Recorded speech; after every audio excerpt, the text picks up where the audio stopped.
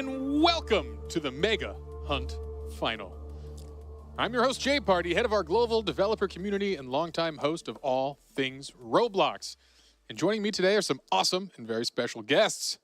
None other than the wonderful esports commentator and legend, Mimi Wormkratz, and video star, me and you. Or as I know him, just NU. Thank you, Jay Party. I got lost and found my way here, but thanks for letting me stay. Yeah, we're happy you stumbled into the studio because you're going to make this awesome. Mimi, how you feeling today? I'm feeling great. I'm so excited to be here. We've gotten to see the contestants warming up and rehearsing for this one. And the stakes, I mean, they've just never been higher. $1 million on the line here, Jay Party. That's right. You heard it here. That's right. And I still can't believe that this is actually happening. Unreal. Well, it is happening, folks. And we'll be meeting our contestants shortly. But first, let's introduce some special friends that will be helping us today. I'm thrilled to introduce the Hunt Mega Final Correspondence team. Coming to you live, it's going to be Dmitrii Gamer and one of creators of RB Battles, Sabrina Bright. Let's go to him and see what's happening. Hello, everybody. Hi, welcome. I don't know about you, Sabrina, but I am ready to go. Like really, I am ready to go. Like, if any of you want me to substitute for you, I will gladly step in for a chance to win $1 million. Same. Keep us posted if we need to step in, J Party. Otherwise, we'll be here following all of the action. Thank you both for your generous offer, although today I think the contestants are ready to compete themselves. And throughout this competition, we're going to be checking in with this team to get their take on all of the action. Well, is it about that time, Mimi? I think we're getting close, but first, we should meet our 10 contestants playing today. All right, let's see who they are. Coming up first in maroon, we have the Deaf Eagle. They've been playing Roblox for 12 years, specializing in obbies. And next up in red, we have Poke Dragon 100,000. Their forte is puzzles, thanks to their 10 years of experience. Our third contestant, hailing from New York City, is Shafe. He's been playing Roblox for 12 years with a focus on obbies and more recently on FPS games. Today, he'll be representing Orange.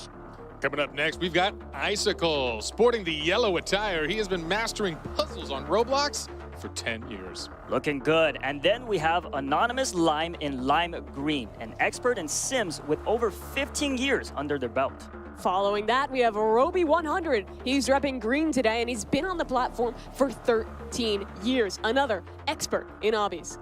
All right, coming up in light blue, we have Dud, a 13-year Roblox veteran, especially when it comes to the find thes.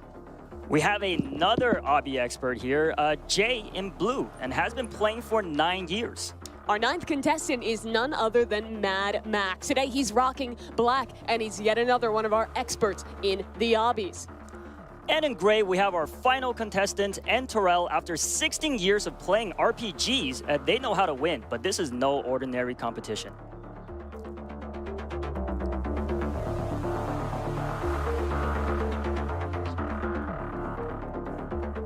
All right, folks, this is an incredible, historic moment. After millions and millions of players have fought it out, today we have our final 10 live in-house to compete for this prize. I cannot wait to get things started. But before we do, let's bring out a very special guest. That's right, the one and only David Builderman Bazooki. Welcome to the set. Come on down. Woo! Oh, and you brought something special. I brought something special. First, J Party, Mimi, and you. Thank you so much for hosting today. Okay, so we set out to build something really special for our community. The competition, the action has been intense. The hub has been played over 183 million times. And then today, 10 amazing finalists live with us right now. Today, one of these finalists is going to be the grand prize winner. And J Party, what are they going to bring home? That's right, $1 million. Absolutely right. Finalists, good luck to all of you. Let the games begin. All right, folks, you've heard it here, but now let's turn it back to Mimi to find out how some of the rules are going to go for today. Thanks so much, J Party and David. It's going to go a little something like this today. We have a 3-round tournament consisting first of a qualifying round. Following that is the round of 4. Of course, all leading up to our $1 million round. There will be 8 games in total played today. Each has their own rules, so this isn't a tournament about being the best at any one game. It's about mastering them all. First up is the qualifying round. And J Party, why don't you tell us a little more about that? Gladly, Mimi. We're going to have 10 contestants that have the chance to compete in 5 games. Dress to Impress, Super League Soccer, Blade Ball, Slap Battles, and Doors. But out of these 10 contestants, only 4 will move on to the next round, which will be the elimination rounds. All right, any questions? Just one. How do you win at each game? And the money question. Each game's a little different, so we'll explain the rules right before each one starts. One last thing to mention. At times throughout the competition, you may notice 2 Roblox admins, Holiday Beats and All the Swords. They are in place to operate, record, and make sure everything runs smoothly and fairly. That's right, all rules will need to be followed. All right, now that we've got that out of the way, we are ready to kick things off. Let's do it. Our first game up is a fashion phenomenon. It's none other than Dress to Impress. Game 1, Dress to Impress. There are 2 matches, and contestants will have to create a stylish look before time runs out. Judges will vote, and if there's a tie, they will also vote on who earns a higher placement. Everyone will collect points and advance to the next game. Here's the scoring for each match. All right, folks, we also have a surprise. 3 of them, actually. Joining us as guest judges for Dress to Impress are none other than Twitch streamer Joe Bartolozzi, VTuber and variety streamer Iron Mouse, as well as music and reaction variety streamer I'm Dante. Welcome to the show, our 3 guest judges. All right. Hello, hello. Hey, we are live. I'm Dante. Welcome to the show, our 3 guest judges. Very exciting stuff. How are you guys feeling? Amazing. Can't wait. Awesome. Very Excellent. excited. I was watching the intro. Yeah. This seems like a very competitive event. Yes, it will. Are you guys ready to judge such competitions? I'm ready. Absolutely. All right, your judgment hats are on. You're feeling good. That is exciting. Anything you guys are looking for in particular? Are you big on focusing on the themes? Is it just going to be going off the vibe? What are you looking for in the judging today? They have to come to Slay. Real. Facts.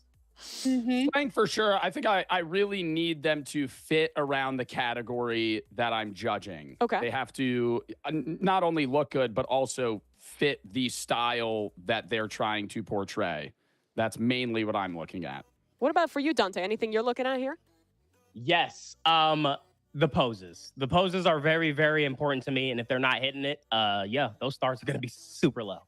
All right, folks. Well, our 10 contestants are set, and they are underway to serve some fierce looks. So we are jumping in the game to check out this action now as folks are just getting their baseline outfits solved. Let's talk about some of the differences that we're going to be playing with today versus the game that you all are familiar with at home. It's a little abridged, only 4 minutes to get your look perfect. And for our first round, the theme is circus. And that is not a lot of time to get the look down. You have to have an idea real quick. Right, and especially coming from somebody like me who is very well known in the Dress to Impress community by absolutely nobody. My opinion definitely matters here.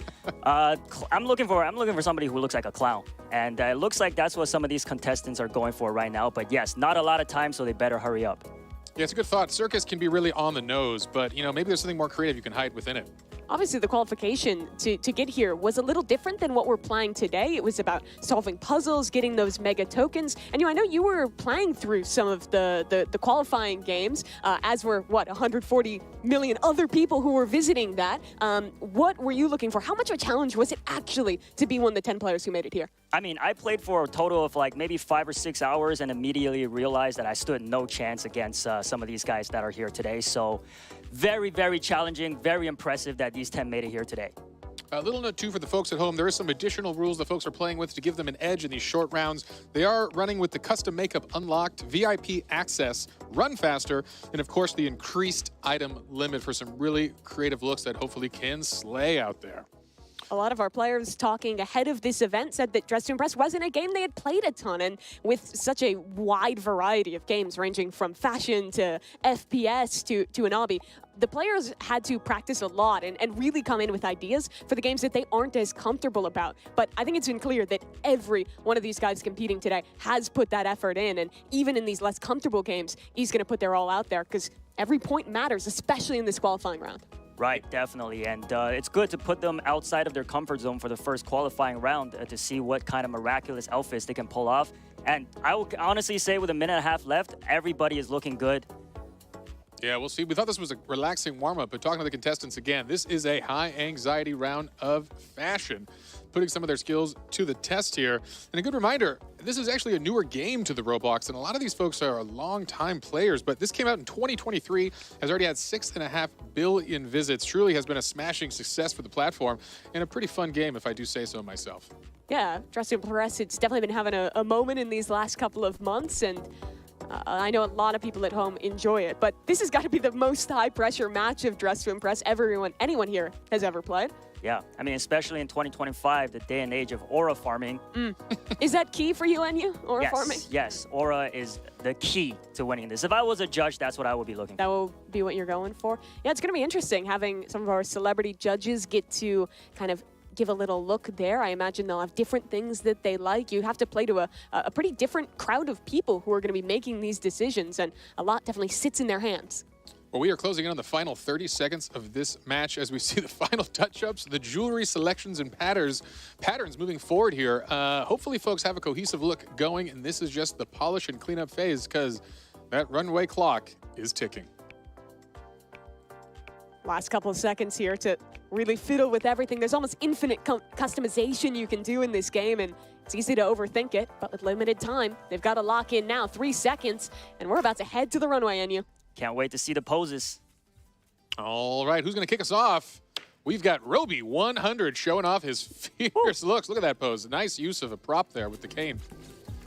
Yeah. Is that a cane they're holding, or is that a rose? I can't tell. That's a cane. Oh, you're right. It almost looks like one of the batons you'd be spinning. Definitely fits the vibe here. You see him clicking around some of the poses here. Obviously, those guest judges right now, they're watching all of these players go through, giving their scores. This is only the first round of 2 that we're going to be playing for Dress to Impress.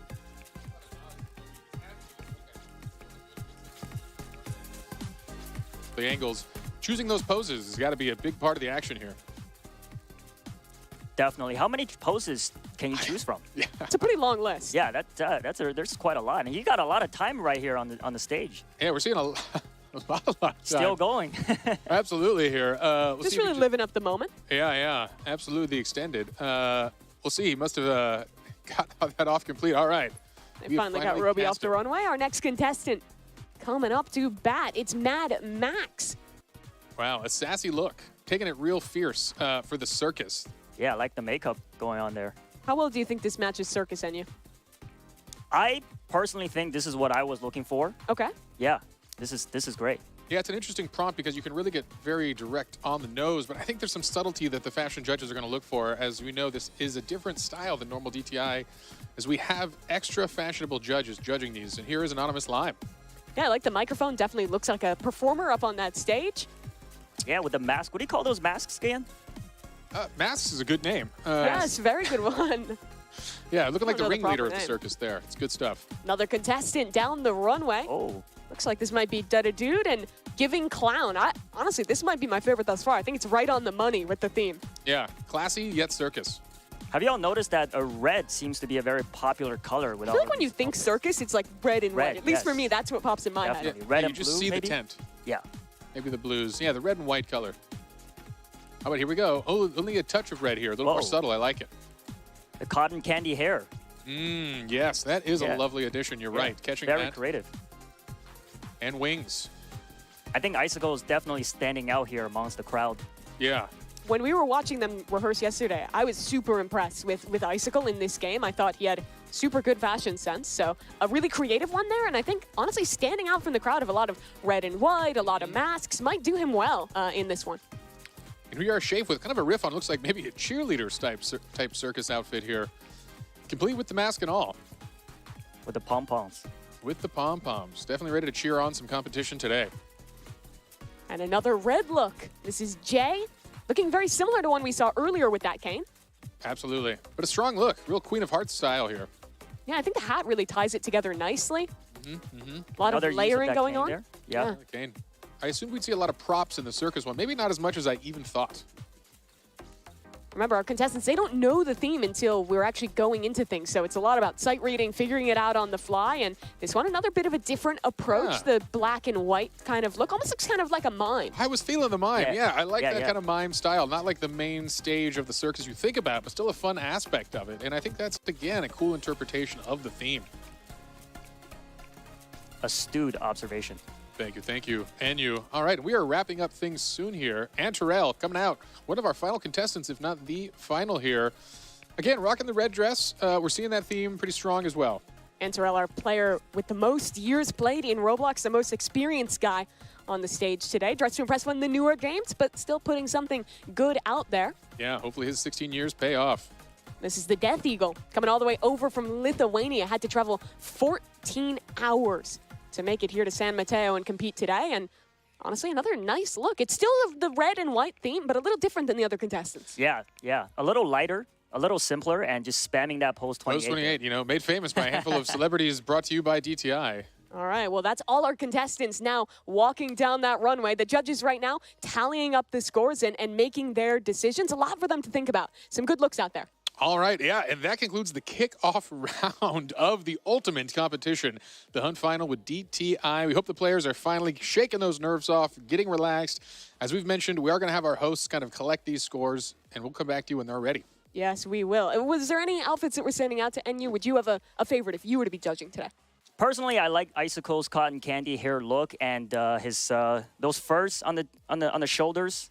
Yeah, that definitely stood out to me amongst all the red color choices. So that's my choice. Yeah, I'd have to agree, right? I think Icicles was the most unique out of all of these, but also there's a reason everyone went red and white. It's iconic for a reason. Yeah, it's going to be an interesting thing for the judges if they prefer that kind of iconic red-white, or people who kind of had a more creative interpretation of it. I think the mime was also a fun shout-out, as it really kind of instilled a thought in you as it went forward. This game is interesting because it is so different than every other competition or every game that we have as part of the competition today. Everything else is pretty much going to be last man standing, fighting, all sorts of different genres. But this one is very much about kind of like the artistic character, the vibe. It catches into a very different skill set, which I think is going to be difficult for some of our competitors. Definitely. Creativity is huge in this, but also having the skill set to know where all of the outfits, accessories are located in the lobby. We'll save them a lot of time. You actually need quite a bit of game knowledge, definitely. right? Like even the way the different pieces of clothing layer, things like that, it takes a bit of effort. I wouldn't have pulled that off in such a short time for sure. Yeah, reminding us again, these are shortened rounds at 4 minutes, so you got to know the layouts, you got to know the plan, have a plan of action when you get in. And it already feels short when you're playing with 6 minutes. Like I was playing a fair bit of Dress to Impress to prep for this event, and I was stressed out with no money on the line and 6 minutes to get set. Yeah, very, very stressful. All right, well, we hope the stress is being relieved here as they're going to be warming up here for our next round. We are gathering folks in the lobby now, and we hope we're going to be breaking through soon with the next and final round of Dress to Impress. As a reminder for the folks at home, we're going to be playing 2 initial rounds here before we progress any of our users. So we've got more action coming. Yeah, let's take a little look here, though, because the judges, they've tallied up our first round, and Dud repping that light blue is taking things home here. Yeah, followed by Jay and Icicle. And again, all the points matter. Your spot is a big deal. You want to climb to that top as much as possible. So an interesting kickoff indeed. As a reminder on format, this qualifying round has 5 total games. Points are cumulative throughout and at different phases throughout the day will qualify a contestant into that top 4. But performance is just as important at the beginning here in DTI as it will be later in the day towards doors. But it looks like we are ready to go. Let's hop into our second round of Dress to Impress and take a look at what that new theme is going to be. Looks like everyone's just loading in right now, so should be able to hop in there in just a moment. I'm hoping to see a theme that is going to ask something different. Maybe we'll get a little bit more variety, because a lot of contestants did have the same idea in that first round. Correct. We saw some recurring themes, particularly some recurring colors. I'm hoping to kind of mix it up. That was definitely a whimsical one. We'll see how far-fetched we get, or if we bring it back to a more serious tone here. Looks like folks are just getting now into that lobby, so we're going to be able to turn it over in a brief moment and go to you live. Round 2. Here we are, and let's see if we can't get in one of these contestants' POV and take a look at what theme they're working on today. Yeah, it's interesting to see they're not all at the same booth, so contestants are spreading out here. I mean, again, your time is limited. What is your strategy for the two of you here? You think you're going wide dresses, specific on the makeup? This is an interesting start here from Jay. I think you can't get too bogged down in the details. You want to start like as macro as possible. Like when I was playing this game, I always thought like, what's like the piece that is making me think the theme immediately, and then kind of tie everything else in around that. Elf ears, definitely elf ears. Pointy elf ears and some wings. Yeah, the wings, the elf ears. I'd honestly be shocked if anyone doesn't go for those kind of looks. You know, that's the kind of thing, though. Can you create a look without wings that conveys fairy? Maybe that's going to be the winning combo just to stand out from the crowd. But for now, we are seeing a lot of fairy wings coming out.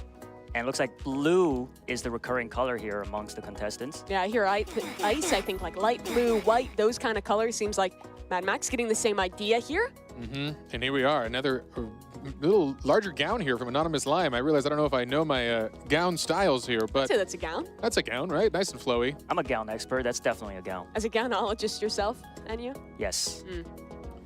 I'm interested to see Icicle's take on this, because he might be, you know, he's always creative, thinking outside the box. He could be going with a different... Okay, and I'm not going to lie, he's slaying already with this. It's looking different. I like the idea of, like, the antlers there. Yeah. That's creative. Yeah, that is fun. Again, looking for those little subtle differences when you have something so direct as ice fairies as a theme here.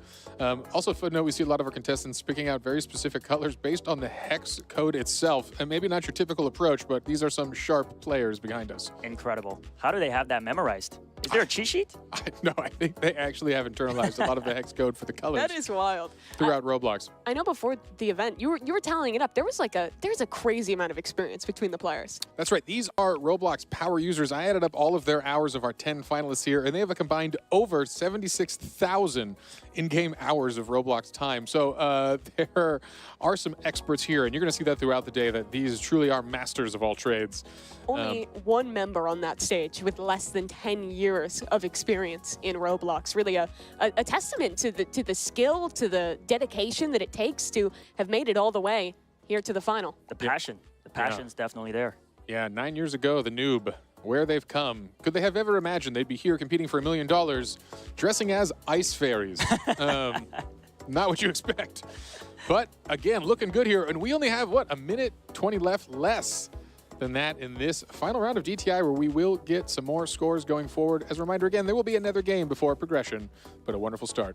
Yeah, I want to take a look at Roby 100. When we got the questionnaire from the players, he said not only does he love playing Roblox, but he loves trying to make his own games and get creative. It's kind of the beauty of Roblox, right? Being able to experience all of these different games while also having the opportunity to develop your own experiences as well. And I think you see some of that creativity coming out here. Yeah, you know, Roby, very fun one. Again, you mentioned he is a developer. He's been developing a long time, and he once created a game called The Easiest Game on Roblox, one of his hit games. And actually today he's competing in now the hardest game in Roblox. So a wonderful journey for Roby, coming all the way to the other side of the hardest competitions around. Yeah, I played Roby's easiest game on Roblox. Really? And I was not able to beat it.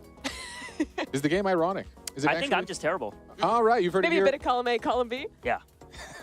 That's why we brought you on, and you for your expert skill set at being terrible at Roblox. It That's itself what is I'm a skill. known Yes. Just look from Mad Max here. Little different. Most people are going for like a really colorful blue look, like we're seeing from Anon Lime. Yeah, I like these wings, though. Real alive. It adds a lot of flair. People are going for the more subtle fairy wings, but hey, just get out there with the real eagle, the eagle wings. I don't know if this is possible. Do they have fairy wands in the accessories? Because that could be a good touch. That's Well, a good... If We'll they don't find have out. them now, they're out of time Let's because find out. we're walking the runway. Here's Roby 100. Oh, yes. Our first look. I like the way he's kind of integrated that fur. It almost looks like a cloud to me. Yeah. It feels fashionable, and that's the thing. This isn't a costume contest. There is a fashion element here. How do you mix these kind of creative, broad themes with a fashion approach here? And it looked great, and we'll see if the judges like it. Coming up next, we've got Mad Max here. Oh, he found a lovely prop for this one. Oh, I like harp. the lute. Yeah. Or harp. Harp, lute, hey, Some kind of instrument. something. You got it. Strings that you flick and make lovely sounds. All right, getting those high heels, rocking that skirt. It's Nice a good crowd. look. More blue. We're seeing the blue. Yeah. Come through again here. Definitely going to be a motif for, I think, all our contestants here. Next one down the runway. This is Anonymous Lime. I think the most bold look we've seen. A very deep blue compared to a lot of people going for the more subtle looks. Yeah, I like it. This feels strong. It's making a statement. This is an ice fairy, maybe even queen of the fairies. We'll see. Annie, what do you think? Do you like those wings, I like or the you like hair. the It kind of traditional? reminds me of candy cane. Oh, yeah. Getting hungry now. Getting hungry already. Well, we've got a long show ahead, and you. Dude coming down as well. Another very bright, kind of neon blue look. I like these wings. A little different than some of the other ones we've seen. Yeah, he captured a strong blue, knowing it's a field awash with the color blue here. It's a strong one. And as a reminder, he is the winner of the first round, so it's important for him to really keep that lead here. He really secures a good spot going into the next games. Another similar look here. This one going for a bit of a lighter blue from Icicle. I like how cohesive it is. I think that the hair, the makeup, it all matches really nice. Yeah, he did a good job matching that color. And I think cohesion is important here. You really want to send a message. Whether the judges love it or not is up to be interpreted, but at least you send a strong, cohesive thought. There's a wand. There That's it what I'm is. looking Like a for. sparkler. I really like that. Full sparkle Yeah. effects. Now we're talking. Shave. Shave here. Great choice. Finding the good items. Look at that. And mastering the pose. See a lot of starred poses here. He had a plan. He knew the good ones, and he marked them. And that's important. All right, a couple more contestants here to come down the runway. Who we got left? Who's coming up? Looks like this is one of the looks we were talking about. Those antlers combined with the bow. Wow. This one looks super good. I like it. A little bit of a forest ice nymph here. Our ice fairy. Who are they? Fairies. Hair so high we can't even see the name. That's true. A good cover-up. Keep it mysterious. Definitely a nice look, though. Yeah. Let the judges be objective. Can they? Okay, already coming out fierce. Whoa. Oh, I like the idea on the mask there. Again, I think that the players who went for these slightly more unique spins are the ones that are going to stick out in the judges' memory. Yeah, what is on here? It's some sort of large arm. It looks like almost oven mitts here, but I'm assuming there's something more I think fashionable. That's the fur Oh, again, that is the fur. but That just is in a our very little bright boa. neon Those are color. definitely oven mitts. I was confused. What's happening here? I thought that might have been what's happening in fashion. Antarel, one of the few players to not go with any kind of ears or antlers, instead just these kind of cold weather earmuffs. Earmuffs, yeah. Yeah. Ice fairy, they got to be a little cold, right? Got to Fair keep play. warm. I like it. Again, trying to stand out in a crowded theme here. You want to be having that unique look. And this one is looking pretty nice. This is from the Death Eagle. Got I those love wings the ice flapping. cream. The Does ice he cream. have 2 wings layered on? I think that is a wing layering, and he's got a nice animation that kind of makes them flutter out. It's actually yeah. a great look, and I think the ice cream is a good touch here. Our first break from the blue color scheme. Yeah, it's kind of I like that, a little tongue-in-cheek, not taking himself too seriously in this mode at least. Yeah, I think you've got it. It's an intense day. Start out with a smile and a little bit of ice cream. A few of these players knew each other from the online Roblox community, maybe from even trying to qualify into this event. But for a lot of them, their first time meeting or first time playing in person was here at this event. But we've interacted with them, and it seems like a lot of them have gotten pretty comfortable with each other, have been having some fun. It's definitely high stakes, but still a cool opportunity to meet a bunch of different other experienced Roblox players from all around. Absolutely. It's been an incredible journey for them, I know, in their last 24 hours, all arriving from around the U.S. and around the world, actually. They've got to know each other pretty well here with some of the warm-up games, some of the practices, and it's wonderful to see that kind of camaraderie and teamwork from these folks. We know there's a lot on the line. Competing for $1 million is a lot of high stakes, but keeping that kind of general positive spirit and a good sense of camaraderie is important for the folks. Yeah, so we have our judges tallying up the points right now. And again, this is going to be combined scoring from both Dress to Impress and our second game, Super League Soccer, which is coming up after this. But I know every one of these matters because it is cumulative. All of your points from this qualifying round count towards being one of only 4 players that is going to progress. Right, definitely. You cannot take the first round lightly because the scores, like Mimi said, are cumulative. So going into soccer, though, is going to be a much different skill set that they're going to be showing off. Some teamwork, as Jay Party suggested. They got some time to spend with each other. So it'd be nice to see their teamwork. All right. Scores are flowing in. As a reminder, in our first game, we saw Dude taking first place, followed by Jay and Icicle. We'll see if that holds again for this one, but I don't know. I'm expecting some upsets this time around. We'll see. A lot of those looks were similar. We saw the Blues stand out, so we'll see what the judges think again. I know DTI is not the experts of a lot of these players, but hey, a win's a win, and you got to come to win. That's the thing that's brutal, right? It's like it's a category that you're having to sight read, figure out within 4 minutes, put a look together that's cohesive. But let's take a little peek at what our scores are. This is going to be the cumulative points from both rounds now, and it looks like our player coming out in front is the Death Eagle. A middling placement in the first round, but a strong 30 points in the second puts him out in the lead early on. A great showing for the Lithuanian. Absolutely. And now total points coming in second. We had Mad Max, which is going to hopefully raise him a bit in the standings, but unfortunately still down here as Jay takes another strong spot and bounces up into the second spot here, up by 3 points, followed by Dud, who does fall into third from that one. An unfortunate showing in the second game, but hey, still in a great spot. You see the spread of points is still pretty tight. It will be anyone's game here going in to our next game. Here's some of the players. That is the Death Eagle there already. Out in first, feeling good in the first round, although it is not over yet. Because guess what? I think it's time to see some more of our next game here. Yeah, definitely. I mean, even just going from the first round of Dress to Impress, you see how their rankings change so drastically after the second round. So it's good to be confident, but definitely stay alert. All right, folks, the judges have put in their verdicts. Let's hear more from the judges themselves. See if we can get them here on the stream and find out what stood out on today's runways. Judges, how y'all doing? I'm doing great. How are you? Oh, yeah, it's fantastic. I mean, we are just getting underway here. All right, we saw some styles, hopefully some of them even fierce. Love to hear from y'all. What stood out on today's runway? What did you love seeing? Maybe we'll start with Joe here. Work our way down the judges. Okay. For the second round, I loved the person that won for the Ice Fairy round. I think it was all very well put together. The accessories were great. The ice cream was great. Obviously, ice cream, ice fairy matched perfectly. I was really looking at themes. I took poses into account, not as much as Dante obviously talked about doing, but I don't know. I was surprised at how good some of these outfits were. Yeah, here we go again, seeing the recap of the Ice Fairies round for all of our contestants here. Some of those exciting outfits, as you mentioned. I think the one you're talking about might have been the last one here to come up. That was our winner. Yeah, that was the Death Eagle with that double wing, the ice cream look. Iron Mouse, I wanted to ask you as well. When we were talking the other day, you were saying you were going to put a lot of emphasis on how well the players were fitting into the themes. How well do you think they did overall? Did they impress you in how on brand they were with these? I have to say, I think the second round was much better than the first. I feel like they struggled a little bit in the first round, but I think the first round was kind of like a warm-up. So the second round was amazing, and I was very impressed with all the different looks. They looked so good. All right, Dante, how about you? How you feeling today? What impressed you? What stood out? What stood out to me was some people were going too blue. It wasn't giving ice. It wasn't giving cold. It was giving mermaid. Yeah, mermaid, more Water, ocean-like. mermaid. Yeah, docked off some stars for that. But the white, the snow, the crowns, the antlers. Yeah. Antlers were good. Giving very much. Giving very much Ice Princess. We love that too. All right, folks, we're going to move on to our next segment as the players are antsy and getting ready to jump into Super League Soccer. But a huge thank you to all of the judges. That was a lot of fun. Joe, Iron Mouse, and Dante, thank you again for joining us as guest judges on the Hunt Mega Final. Loved your outfits, by the way. Yeah, y'all looking like you slay yourself. Fresh. So, Super good, fresh. Good stuff, good stuff. All right, coming out of that first game, what do you think so far, Mimi? I was honestly impressed. I think the players did super well at DTI, but we've got something more coming up. Super League Soccer, it's a team game. It's going to be super different than what we saw in Dress to Impress. All right, folks, the players are ready. And while the Death Eagle may be on top for now, it is still anyone's competition.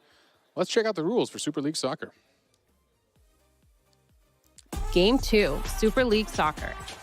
There are 3 matches total, and contestants will play 5 versus 5 in randomized teams. The team with the most goals wins the match. The contestant with the highest cumulative score will advance to the round of 4. Here's the scoring for each match.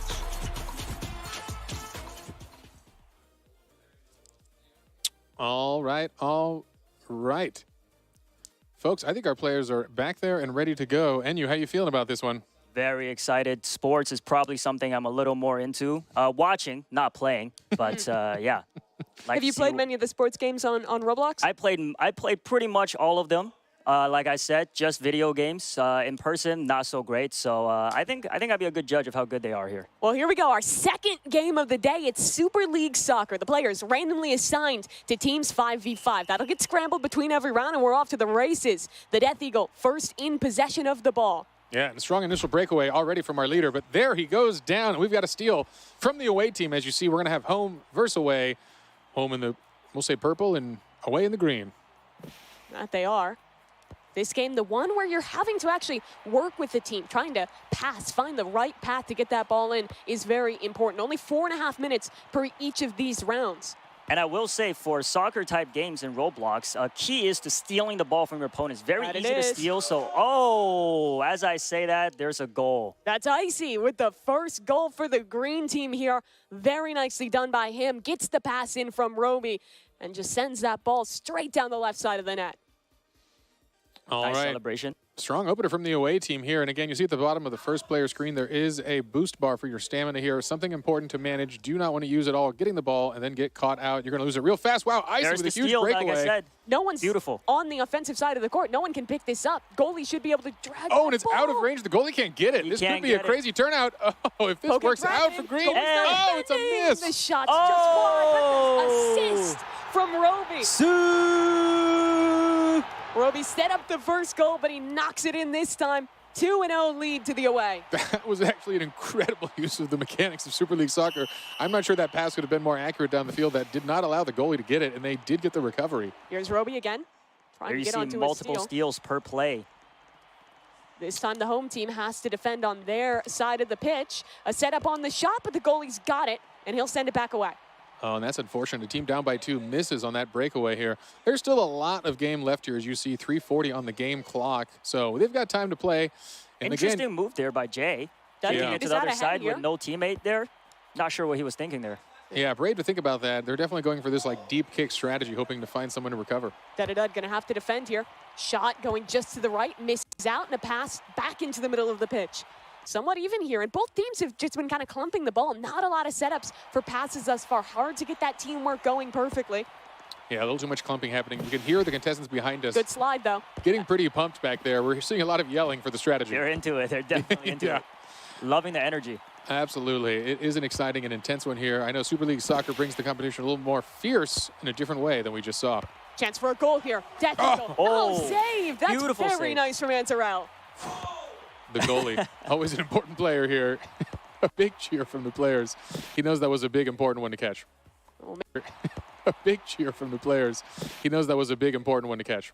Oh, maybe another chance? No. Pass back up. Icy is set up for it. No one here to Oh, defend no but one the goalie. here. It's a one-on-one for this shot. Can he get it through? Left Oh, side. Goes Misses. wide. The twitch. The twitch, I know. Playing it like a first-person shooter here. I like the fake-out attempt, though. Looked like he was going into the right side of the goal. Went left instead. Doesn't work out, but they still have a good offense going here, Enu. Definitely. Looks like the away team is definitely in the advantage here. Let's Yeah. see. There's still 2 minutes left, though. They can still turn it around. A goal can happen in 10 seconds. Shafe sends it up to Anonymous Lon. Middle of the pitch, trying to find a person to pass to, but no one's open in time, and Icy's on the offensive. Oh, here we go. Still has the ball. Another chance for a goal. Passes. pass. Oh, he's on Oh, it. it- Trying to find oh. the goal and knocks it away. Repossession from the green team, but it's just going back and forth, and the goalkeeper sends it back down the middle. Man. The home team got to give a break to their goalie. I know, really relying on that here. He's Oh, like, that was wow. Shot from the Death Eagle. Absolutely, the one-on-one with the goalie. Not a chance there. Death Eagle has shown he has come to play today. He is an incredibly strong competitor. As these few minutes have continued, we've seen the players, I think, doing a better job of setting each other up for passes. That was Shafe on the setup there for Death Eagle to get the goal. Absolutely, we're seeing more of a spread formation here, playing a proper offense and defense, and that's going to pay off for sure, as this is still anyone's game here. Yeah, I'm reading the chat here from the live stream, and the chat is rooting for Team Bloxy Cola, which looks like the home team here. That's good to hear They're here. rooting for a comeback. Another pass up the middle. They've got to come back quickly. Minute and a half on that clock. And Shafe's had to do a lot of work as the goalkeeper here. Okay, Dragon gets possession again, and the passing seems better from the green team thus far. A chance for Roby, too high. And he gets spun out of control as the ball passes back. Almost gets the backboard shot for himself there. That would have been one heck of a pass. Self-assist, Yeah. stat padding. 1 minute left to try and tie up this game. And at this point, I mean, you're oftentimes just thinking about trying to keep possession of the ball, run down the timer. Every second continues to move in the favor of the team at advantage. Yeah, this is an intense game, and as we've mentioned, these are some of 10 of the best players in all of Roblox. Each one of them deserves to be here in their own right. But for these players, this is another game where a lot of them said they weren't experienced. They had to learn it for this match. Another chance at a goal, but the keeper's got it. Shafe doing so well to defend, but he just needs some offense. Just a little overshot, and that isn't important to note here. We're warming up with some of their least experienced This could be the games tie. here. This could be the tie. Oh, and the Oh. steal over the Okay. shoulder. Oh, he got it back. No, he gets it back. Yes! Just in the nick of time, It's he's tied. tied this game up. Oh, man. This is intense. 30 seconds on the clock. This becomes anyone's game now. Oh, Death gosh. Eagle is hyped. I like that. It was. We'll see if we Like see the the energy. tiebreaker out of this one. 30 seconds is enough still to score. That's the question. Roby and Jay in a competition for the ball. Roby takes it back, trying to make his way up the court. A pass out wide, a shot, an opportunity for da-da-da-da, and the game, but it's saved. Yet again from Shafe. Excellence from the goalkeeper. Oh, man. Intensity is high behind us for the players. They are aware of what's at stake here. This is a lot of points for the Wide winning open team. lane. Oh, and another. Duddy-dud. What a steal from him. 4 seconds till we tick into overtime. Oh, boy. And the time is up. Oh, no. So I believe we're not playing the rules today. We'll not be having overtime. You're There right. It is just going to be a tie here. Tie scoring, which means equal points for both teams. Great Uh-oh. comeback by Bloxy Cola. Yeah, All seeing right. some of the reactions from all the players here. Yeah, we are. about We that are. round. All right. I think we have seen the conclusion of our first soccer game. As far as I understand, unless the voice in my head tells me something different, I believe we saw a tie. But no, we're seeing a kickoff here. We'll have to You hear see how here. passionate the players are. Everyone is getting active in this one. Yeah, I'm not sure if the folks at home can hear on what is this tiebreaker extra. We'll see if they're playing the extra innings. Oh, and these are free kicks here.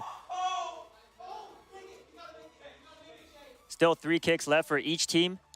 Yeah. All right. Oh, we are doing the free kick rule here. All right. That was a change from what I understood here. So as we see in the left there already, looks like the home team is up by 1 goal here, but more goals to go. during the free kicks. Let's see if we can take a look at Roby. His chance, left Oh. side, nice goal. That was clean. That was Great clean. fake. And guess what? We're back to a tie here. Yes, we are. 2 shots left for each of these teams. Lime, his opportunity. Antarella on the defense. Oh, Wow. Misses. It's it. Just over the shoulder. And on Lime, retakes the lead for his squad. Another chance here. Dud-a-dud. Left side. Blocks Wow. up the They keeper. are Save. trading No. goals. And no one is missing today. 5-4 for the home team. Last chance for away here. Saved, though. That's very good from Antarella. So here we go. The final kick. This is it. Antarella to bring it home. To tie it or to lose the game. All pressure's on. Oh! Oh, that is a goal here. That Tied kicks it again. Sudden death. First team to get ahead wins in this one. All right. Antarella And that's it. misses. And it's a goal landed No. for the home team. Now another chance to bring things back here. Icy, the game in his hands. Oh! Save. Shafe again. Wow. They were down the whole match. Oh, Thanks my- to an excellent goal keep, they bring things back and take the first round of Super League Soccer. What a sick way to kick off this game. That was, and we saw a lot of modes. It was a fast and furious game. We saw the overtime and then extended overtime as the skills of these folks truly is unmatched here. But we do have a win for the home team, which is huge. Starting behind in an 0-2 in the first minute of that game, they pulled it out in the extended overtime free kicks. So that was exciting. I think it's time to check out these scores and see where we stand after that match. Death Eagle looking good on the winning team after being our winningest player from DTI as well. Yeah, it's true. And we see Jay as well on that team. So this is a strong start for the folks who are already in the lead here, winning that match 1. As reminding the folks at home that we are going to mix it up. These are fully randomized teams for 3 sets of soccer. Although at this point, I think everyone's pretty excited to play as they do seem equally skilled in this competition. Honestly, that was a lot closer than I expected. Yeah. It's clear that I think compared to when they gave us the info that, hey, like most of us haven't played SLS, they put in some work to go into it. And even throughout the game, really, I think built into it. Yeah, very impressive teamwork, some amazing passes, some on-point shots. And like you said, Mimi, it really looked like it was over in the first couple of minutes for the away team, but the home team pulled off the unthinkable. You guys got Good for any them. MVPs from that first round? Boy, it started off strong, and I would say Dud setting a good pace for that one in the beginning Couple was good a big goals from score him. of those goals. Yeah, we saw a strong start, but again, unfortunately, his team did fall a little short in the end.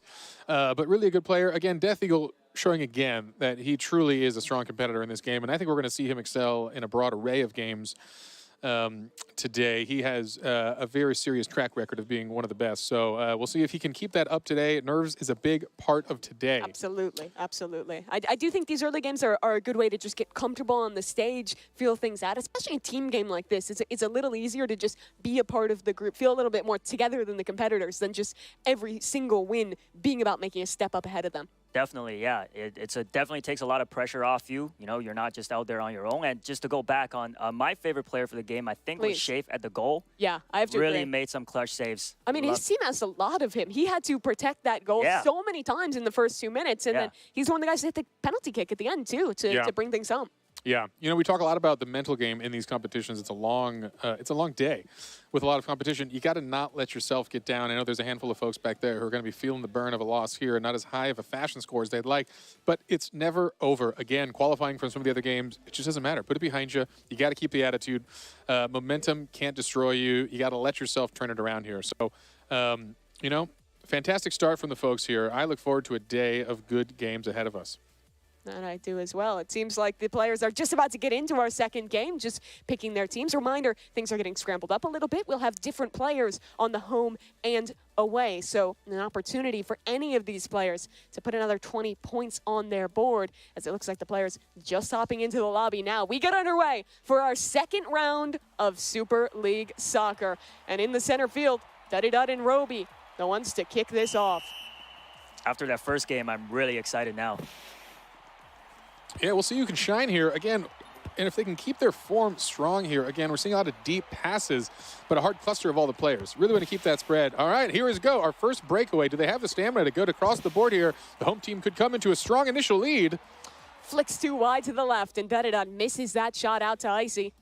A tough one there. Yeah, and that's not going to stick there. Icy playing goalie this round, switching it up from offense in the last one. He's going to be the anchor man to stop those points from being scored. You get that slide tackle every 3 seconds. Got to be precise at when you're trying to steal the ball. Poke, a chance for him against Lots of Icy stamina. again. Full Right breakaway. side, it's too high. Ooh. Oh, he nearly had another chance as well. but Taken by the bumped goalie, out of the Icy. way. Great work. Good work by the goalie. You got to catch that. You got to get them, charge them down, get the ball. If they're within the goal zone here, you have the power. Make sure to capitalize on that and ensure you don't let them get again. But wow, the home team unrelenting on offense here. I don't think away teams even had a shot on goal yet, while the home team has had full control the entire time. Cross. Yeah, good spin there, using those abilities wisely. Nearly there. Icy saves it at the last second. Gosh, Icy is just the ice wall here, not letting anything get in. Another pass in. They just keep going. Poke, third chance of the game. This one ends it. sticks. I mean, that is unrelenting here. Good work from Poke Dragon. I mean, they're going to have to step it up here. You can't rely on Icy this hard to just stop every shot here. We've already seen 5, maybe more shots on goal here. One was bound to go in. But every kickoff, another chance. Roby in possession, and for the first time, a bit of offense going. The Death Eagle has possession, switches back towards Max. Goal somewhat open, but the defenders do well, and they push it back the other way. Yeah, all right here. Can this happen for the Poke away again. team? As again, they lose control of this ball so fast. Okay, here we go. We got a breakaway here finally. Great for our cross. Oh, and look at that. Amazing Players cross down the pass. field. They are ready. No Here we go, offsides in Roby. this one. Roby, time to shine. Pull it back for the team. Nice Yes, fake. and look at that cross up. That is what you want to do. You want to bait one direction for the goalie, make them use the dive, and then switch real hard, real fast back to this side of the goal. I saw somebody on chat earlier asking Roby to lock in, and it looks like he read the chat and sure did. Yeah, Roby goal. is, again, a master gamer and a developer on his own. He knows every element of the Roblox world creation as well as playing. Wonderful stuff. Roby, one of those players who said he had never played SLS before qualifying to this event. Clearly learns quickly. You got to in this competition. Roby again in possession. Chance for back-to-back goals from this man. Can he make it happen? Defenders on him. A pass back wide towards mid, but possession changes over to line.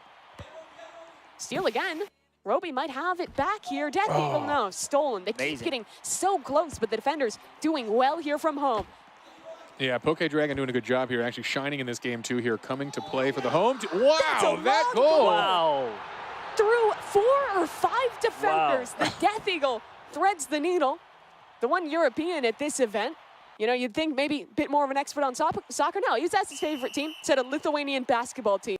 Still showing up in soccer regardless. Yeah, good to see some life out of the away team here, who now pulls ahead 2-1, which just shows you it's not about the shots on goal, it's about shooting accurately here. Okay, got a little fancy Here we there go for again, no reason. Roby. Oh man, Roby showing he came to play in soccer. Oh, Whoa, chase it's it the over short his guy from the goalie. goalie. That's brutal. He dove just past the ball. Nearly made that save. Bit of a heartbreaker for Shafe. That's his second goal. Can he get a hat trick this game? Yeah. That would be impressive. I know, their team now up 3-1, just like that. What was looking as a rough scenario for the away team to start this is suddenly on fire. Home team's got to channel up what they were doing at the start of this and see if they can get that offense flowing. Oh, gosh, and a missed pass. Is this another opportunity? No. Goalkeeper's just going to take it and push it back down the middle of the pitch. All right, we'll see here. Things get a little quieter here as the teams kind of cluster. Can they get the breakaway? Here's another opportunity for the Death Eagle. Good spin, Shot good spin. left. Wow. It's Oh, not- and he's there. Nice save. Shafe, he's so impressive on the goalkeeper. Yes, yeah. Great job keeping my goal coming from the first game. Yeah, that last second save here. Again, you don't want to be staring down the Death Eagle with this soccer ball. He comes fast and furious. Man, Shafe is on point today. That's another save. Yeah, the goalies are doing a good job in this game. Offense is pretty unrelenting in Super League soccer. So you got to be on it. Here we go. Icy, this is your chance, and unfortunately, Duddy Dub just better in that position. A great bait out from him, and that should tie this game back up. Yeah, you know, it's hard. You can't blame the goalie in that situation. When you've got a one-on-one with that much time, it should be the offense's ball here. You need a defensive player to be there with you. And that's the issue. We've seen a lot of these teams clumping heavy for the offense, and that can work well, but sometimes you take risks with that. You have no defenders, and your goalie gets kind of left out to dry. Yeah. All right, closing into a minute left here. The score is 2-3, and again, anyone's game. I'm shocked. No blowouts happening here in soccer. We are seeing fierce competition. And can the away team pull it back? No, they lose it. Oh, they have it back, though. Line has a returned it. good pass. Goes a little wide to Duddy Dud. Off this left side, it's a tough angle to get a shot through, Oh, and the that's- pass is yeah. not in time. Beautiful. You need that from your defenders there. A strong offense. Force the pass. Force them into the corner. Oh, Roby, a shot maybe here. Can he get dove on in time? Oh, Pass nice pass to to himself. Oh, You see that attempt of the self-assist backboard into a sliding kick? He almost had that pulled very off. smart move. Yeah. Jay just missed that slide. Da might go for his second goal in a row. Here's his 1v1 against the Tying goalie, it up. left side. Hey, he ties it. Duddy Dud lands it again. He's on fire this game. Yeah, quick, short shot. The goalie wasn't ready for it. Overshot the dive and could not get the defense. We are closing in to a potential tie on another 30 seconds remaining in this round. I mean, you can see the two forwards on the team, each with 2 goals. A great choice in their position. All right. What are you focusing now? You think you want to play defensive or go all out here in the last 30 seconds knowing you've got a tie game? You got to go on the offense. Yeah, Duddy Dud knows it. These are the best players in the world. yeah, it's true. Go for that win. Don't risk it in the free shots. You don't want to have free kicks. Lime wants his chance here. Poke Dragon keeping possession for home. Is there anyone to receive that? Up front, Duddy Dud. The striker. Could he close it out? The striker Back to for back, the goal. Bloxy-Cola. Oh, Oh. narrowly misses out. And with only a few seconds left, it goes back down the middle of the pitch. Yeah, that was a hard, low probability goal there, but the ball's moving down. And it's overtime. And it's over. Again, another tie into the free kicks. Let's see what we got here. Poke Dragon Intense. baiting out. Oh, that was Great a movement, strong Poke. bait. Pulls the goalie completely out with a whiffed dive and gets an easy tap in. Death Eagle here. Let's see if he can continue his streak. And boom, that is that patented crossover from the Death Eagle. He has got a good look here. Really baits goalies well. He makes it Team's look easy. Good Yeah, on he these does. goals. Chafe, the goalkeeper, hero of the first match. He's good again. 2 goals in a row for home. Yeah, you can see they've really developed a better strategy here, going again in overtime. They've all had some practice. Man, Oh, they definitely learned from game 1. No one is missing. Ooh, That Icicle save, though. misses one there. That's a Yeah. little rough. The goalie finally coming out here, not as warmed up as the rest of the players. oh, he had a chance for redemption, but Duddy Dud sneaks it by. 3 goals landed in a row.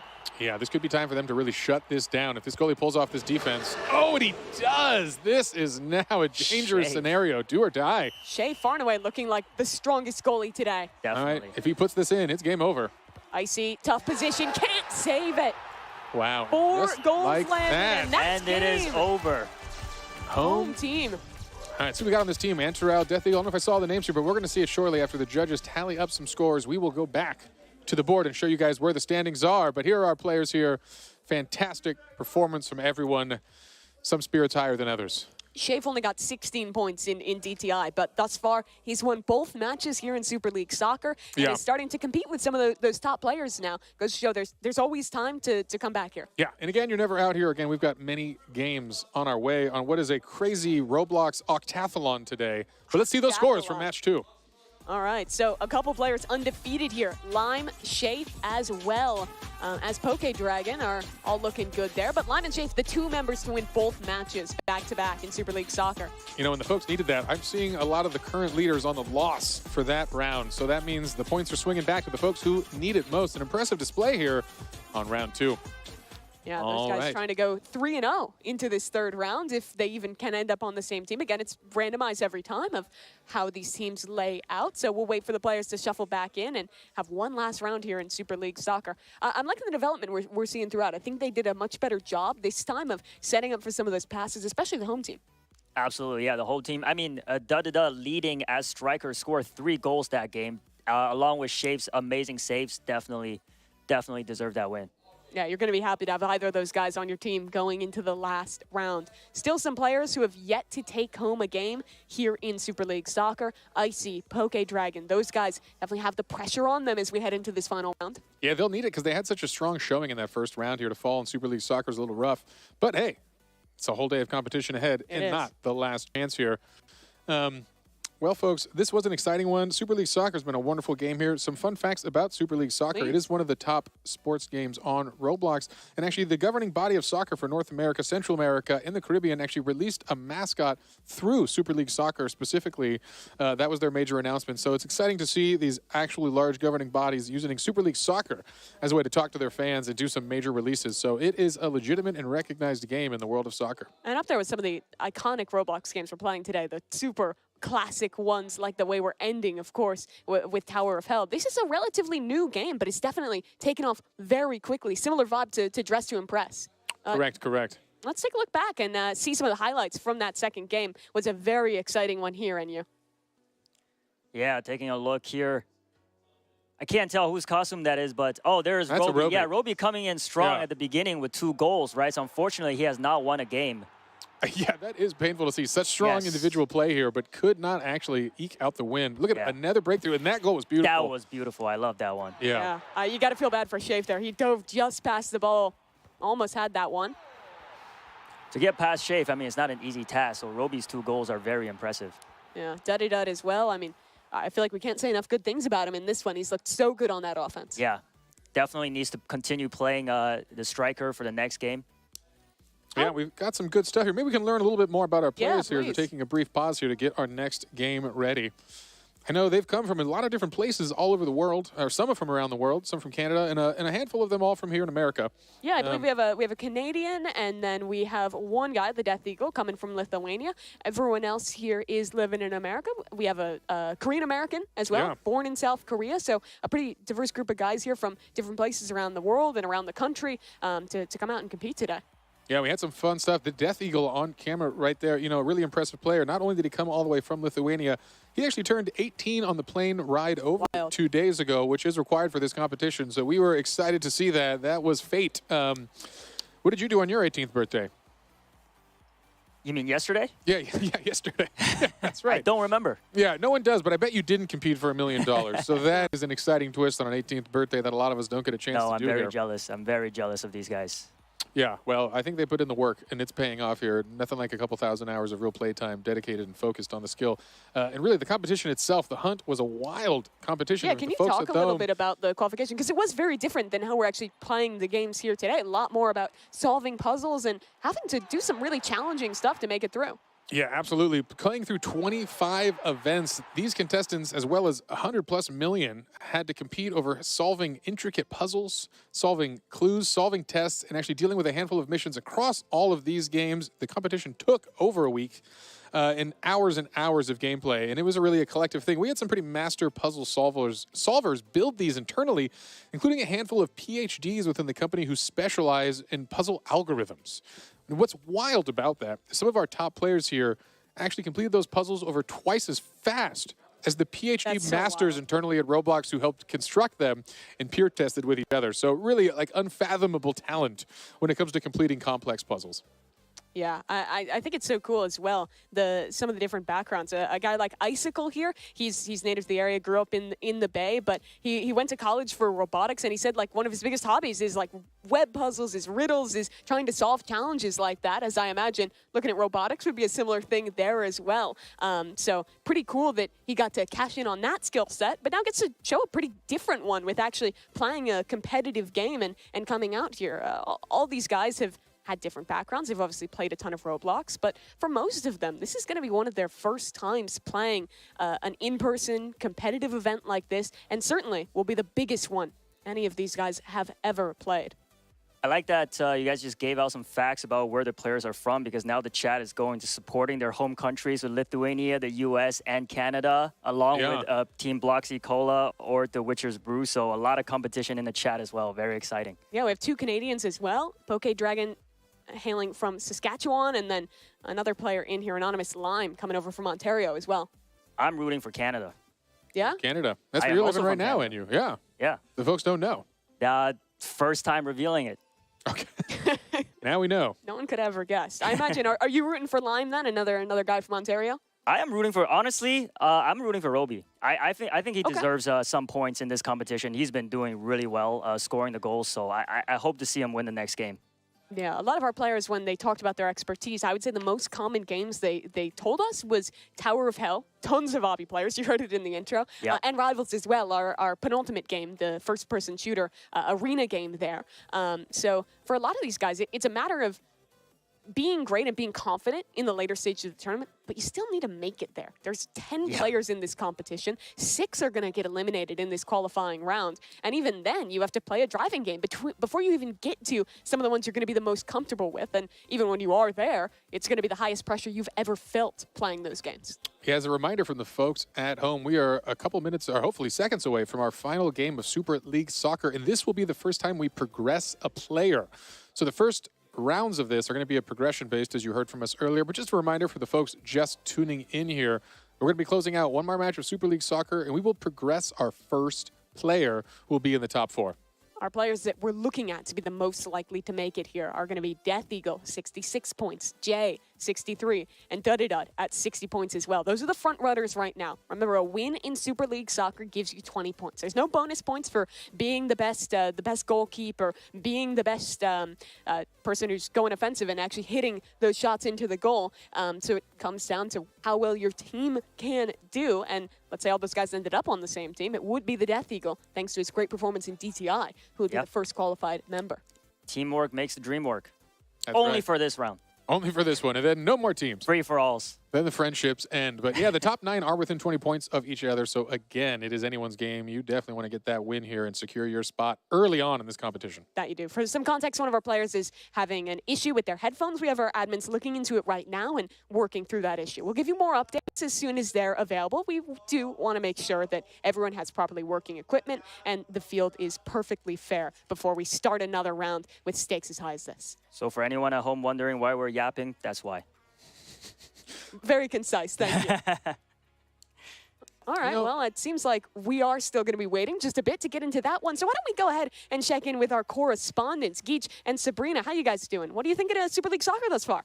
Oh my gosh, we screamed whenever Roby hit the ball right over Shape. We were actually back here screaming. That was really intense. That match was amazing. I actually haven't watched a gameplay of Super League Soccer, so I thought that was really entertaining. Yeah, and I'm not a big sports girly myself, but that move, my heart is still pounding from some of these moments. I've been in here taking notes, it's that real. Really impressed by Death Eagle, watching all of this gameplay. I mean, I don't have the coordination. You'll hear me say that a lot today. I don't have the coordination for something like that, but I feel like I've been literally watching the World Cup or something just on the screen via Roblox. It's so cool. It's amazing. It's been so fun to watch back here. I know everybody. I have a fun fact for you. Oh, yeah? About the World Cup, by the way. Super League Soccer hosted an in-game integration with FIFA for the launch of the Club World Cup trophy, which is taking place in America this summer. Rightfully so, because look, I mean, you would think that I was out here in South America screaming from the streets the way I've been hollering back here. I'm surprised. She's not kidding. I'm just Yeah, I hope I don't scare you. No, please, you didn't. Bring me back. Been very entertaining. Yeah, I've been having a lot of fun. Who do you think so far? Who have you been impressed by so far? I am rooting for Roby, Death Eagle. I really liked Jay in Dress to Impress. Jay has some good looks. Yeah. In Dress to Impress. And Death Eagles, obviously, the last one was the really the ice princess fairy. The two-wing thing was very impressive. That was a good technique. It's always good in Dress to Impress to try and see how you can layer your stuff to make it look more, exciting and more fancy, more cutesy, more demure. I'm not good at that at all. That's not my thing. I'm not a fashion girly, as you can see. Shall we take a look at what the chat is saying? Yeah, let's see. What's the chat saying today? All right, chat. Who do you think is going to win this next match? Let's see what they all say. When we came in, I saw a lot of people rooting for Death Eagle, which I can understand why after seeing I've been seeing a that lot of gameplay Shape as well. Yeah, a lot of fans of Shape, Death Eagle. Chicken Jockey, what does that mean? I have no idea. Blocks Fruits. Yes, Blocks Fruits is a great game.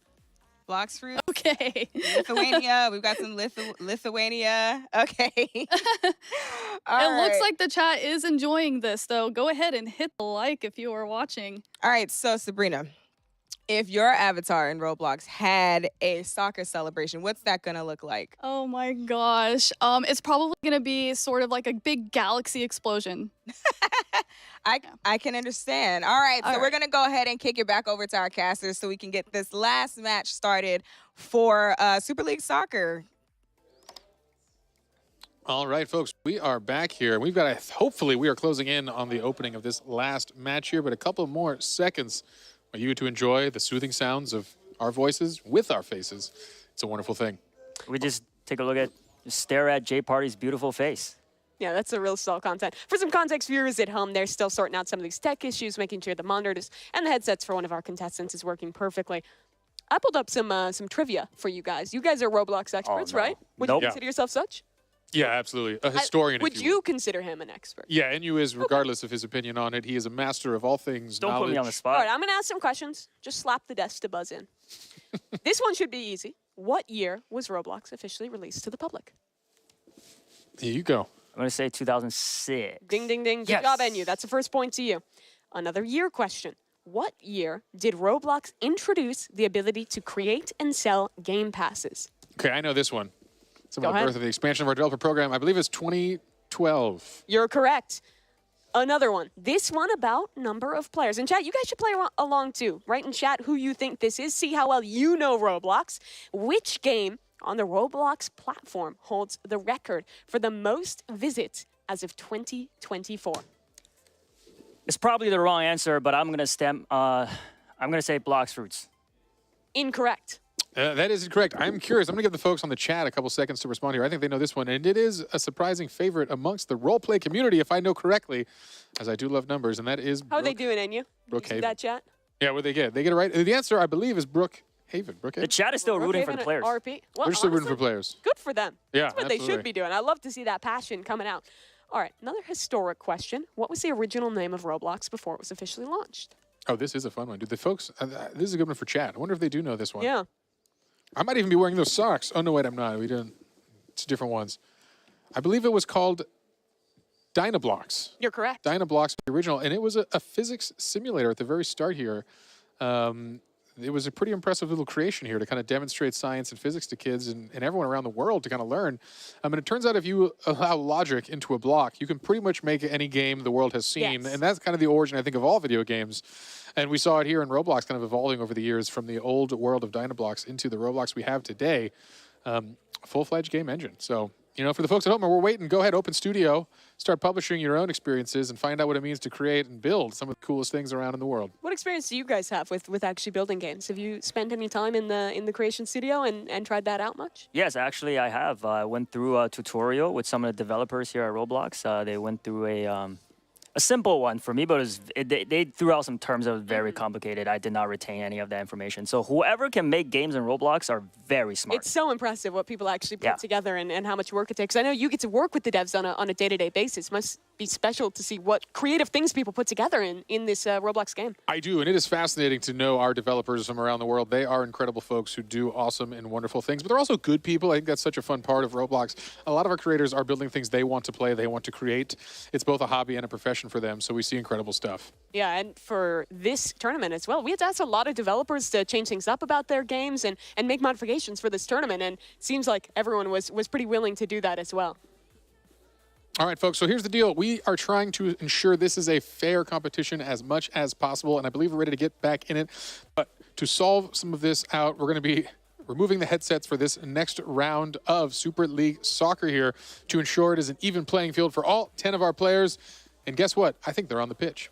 It's going to be new teams, a new look, and a last chance to make it. Two players competing for that top spot, Duddy Dud and Death Eagle. One of them will be able to be the first making it through. That or 3J, who's going to be on the same team here. Mad Max in possession, sends it up. Good pass, but a little too wide. No one super well in position to receive. Another pass going back. Chance for a goal, and it's not in. Shafe again on the defense, Shafe once again. Yeah, almost bobbles the ball from the goalie there. Thankfully, he recovers that, and it is out of there. Another chance for another play. I'm looking for Roby. Yeah. Which team is he on? A crowd favorite, again, without a win under his belt and maybe the most goals on the field. Hopefully, Roby gets his big break soon. He's going to be back on the green team there, joined by Duddy Dud. Jay as well, rocking with the home team. Indeed, indeed. Again, a little slower of a start here. No one really securing those quick goals in this third game here. I'm sure the defense is starting to shore up and understand the strategies from all the players. Good defense from Lime. A new person stepping into the goalkeeper position. That's true. This is the first time with Lime here, and I know they discussed briefly beforehand who would be the goalie as they need to rotate that with their new teams. Wow. The quick Looks like a lot of turnovers fouls there, but nothing being called. What is happening? Where is the referee? Those slide tackles are not coming in from the correct angle.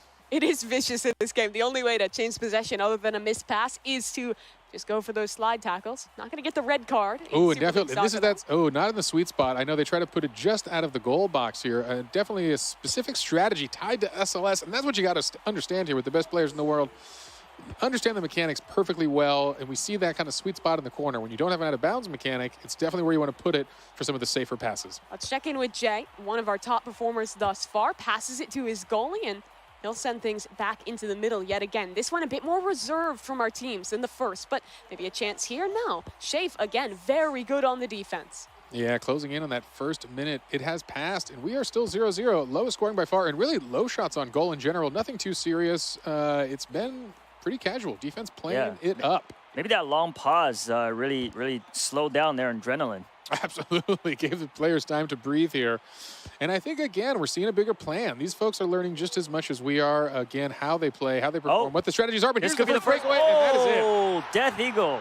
Our top player in the standings thus far, Death Eagle with 66 points. If he can win this game, he would bring home the first spot in the top 4 for himself, and he wants to do it with his own hands. I know we've talked a lot about his skill in so many competitions. If anything, the players maybe need him to get out now. Give other people a chance here, as he has demonstrated he has a strong fortitude for a broad array of game types. It is truly a luxury to qualify this early. But it seems like there is a bit of a technical problem with the match. For competitive integrity, the admins have made the decision to reset this game. So forget what you saw in that one. We're resetting to where we were. With 2 games finished on Super League Soccer, 1 yet to play, we want to ensure that with stakes is high, everything is perfectly competitively fair for our players. So they're making that call. We'll get you guys back into game with the proper third match as soon as possible when that technical issue is sorted. All right, well, it wouldn't be a sporting event without something to solve in the physical world. So we're going to get that resolved here, folks. Thankfully, that was a much slower game here. Defense was really dominating that one. Not a lot of hard breakaways. So, you know, it is what it is, but still an exciting day of competition. So while the team figures that out, we're going to talk about a couple other things here. Maybe get to know some of our players. Maybe some fun facts about the folks competing today. As you can see behind me a little bit on the screen here, they each have a color. That is the player's corresponding color. So as we go about the day, their outfits will be marked with that so you can understand who they are. And it matches the monitor back there, so you can kind of reference the face to the player as well of who the real person is repping that Roblox avatar. And they've got their outfits to match here, a very stylish way to identify folks and keep it cohesive. So very cool stuff. Indeed it is. It looks like they also have pretty jackets as well with their names that are matching up for this event in you. Yeah, can I get one of those after this is done?